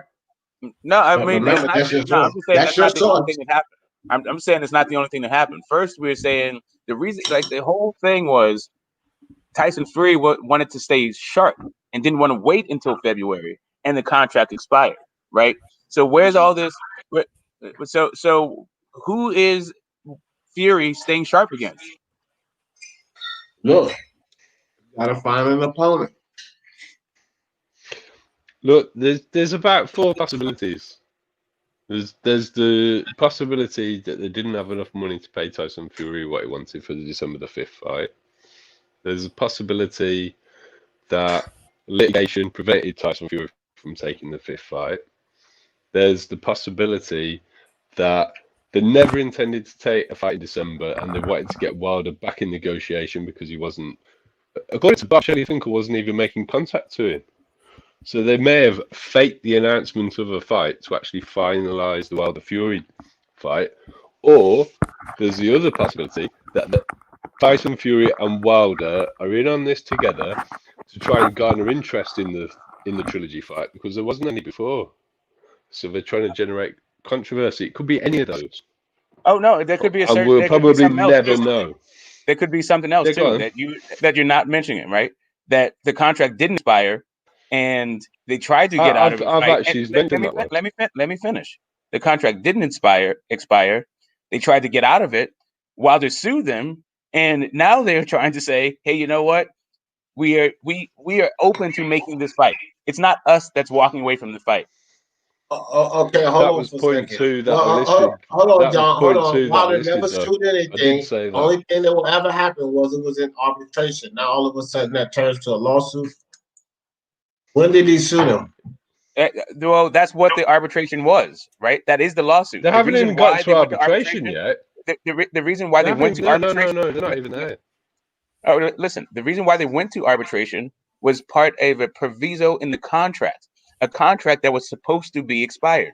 The reason why they actually even that he initiated the arbitration clause is the lawsuit. You have to press your rights in the law because the other guy is saying, I don't have to abide by it anymore. As soon as that happened, all of a sudden the fight is canceled, and now there's all these reasons as to why the fight could be canceled, even though we're now back to the Wilder fight. We're not talking about how the Wilder fight ain't happening, how he's walking away from the trilogy. None of that is what's happening. Now we're talking about whether or not it's going to be Wilder or AJ. That's all. You just don't know. Just don't know. Smart. There's two things. First of all, they're in mediation, not arbitration. So that's a step before arbitration. Secondly, I did say that that could be the reason. That was my second point of the list that I stated. Sorry, I heard they're in it together. I didn't hear any. No. I said there's to get out of it. I said there's 4 points. Yeah, them in it together is point 4. It's a different point.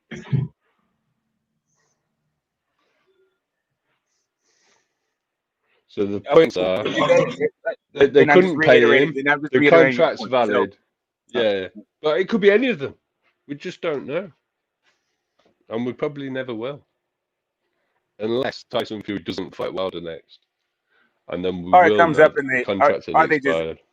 Or it comes up in the when they actually make a date, and it comes up in the build up of the fight, because there's a lot of at this point you can only get so much out of Glovegate as part of the build up, right? You can't just keep saying that over and over again. So yeah, I'm sure it'll come up. What about this scenario? He doesn't fight Wilder. Then how could we assume that we had anything to do with the arbitration or anything when we never got any results? Well, I'm assuming that since they evoked the arbitration clause, if he tries to get out of anything but that fight, then we will see that process play through. When I mean arbitration, I'm just talking about the binding part. The mediation is just can the two guys, do the two guys come to a resolution before it goes to binding, right? It's a mediation and then binding arbitration. So when I say so what if that's what I said? What if he fights somebody else and there's nothing comes about it? That's my whole point. Oh, you mean what if he doesn't? You mean that if Wilder never presses his rights and they never go to arbitration? If Fury fights again and it's not Wilder, and you don't hear anything from the Wilder side, then it's safe to say that maybe it's just coincidental and it had nothing to do with Wilder causing Fury not to fight on December. That's my whole point. We don't know if Wilder situation was the reason he's not fighting on December. We don't know that. We can't even say that at all. It's just speculation. I'm not sure. I'm not sure if in your question we're assuming that the mediation is not happening, right? That they didn't actually do that. No, but you don't know what the results were. Right. So all right. So right. So if they go to mediation and we see and they go through that binding arbitration process, I'm pretty sure that's going to make news. I don't think that is going to just fly under the radar and then all of a sudden Fury's going to fight somebody else. I think we're going to hear about that step. So how are you just assuming that the reason Fury is not fighting is because of Wilder? How are you just assuming that then? Oh, right. I'm assuming that because there was a fight, and then the mediation clause, they had a dispute over whether or not the contract had expired. Once the mediation clause had been exercised, we don't hear about that fight anymore. and there was a bunch of and the reason why the fight was scheduled in the first place was because the fighter said, I don't want to wait this long for this fight to take place. I need to stay sharp. I don't want to wait out of the ring. So if he's waiting outside of the ring, when he said he didn't want to wait outside the ring, if they are talking about the fight, when the fighter said, I have moved on from the trilogy, but all of a sudden it is back on after the mediation, I think it is a more likely than not, right? Like, I don't know that that's for a case, beyond a reasonable doubt. You can definitely bring up a reasonable doubt as to whether or not that's the case, but more likely than not sounds like the mediation and the arbitration is the reason.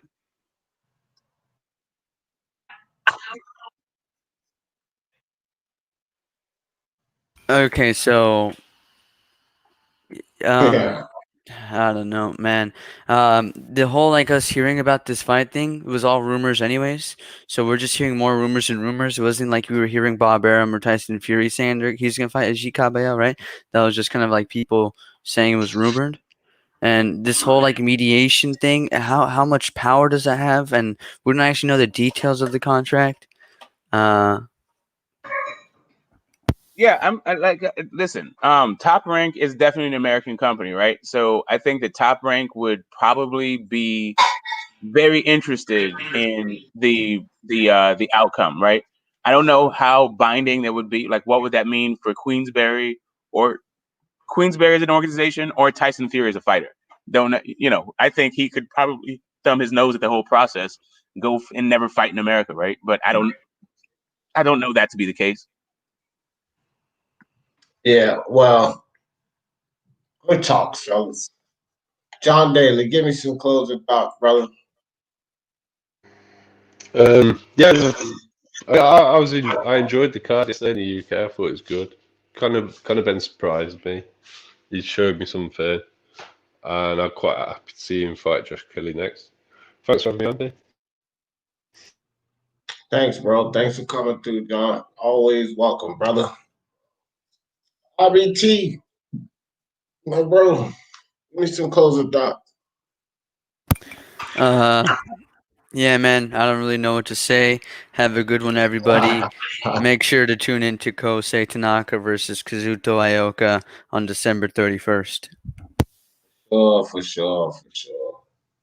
I appreciate you, IBT. Troy Graham, give me some closing thoughts. Oh, damn. Very brief closing thoughts. I have to speak to be brief. Well, like I said, good show as usual. And I wish I could have jumped in here and found out how you enforce an arbitration, but obviously it's too late for that. Too late. But good show. Keep doing what you do, and I'll keep coming in and adding to your ratings. Have a good day. Yeah. That's it. All right, Troy. Appreciate you coming through. Smoke. What's up, man? Thoughts, getting this smoke. What's up? Yeah, this is pretty decent. We're still getting some good boxing during the COVID. Can't wait for things to get back to normal, not just for boxing, but life in general. Pretty decent card. I like Conor Benn's his progression. We saw some cool guys. Fortuna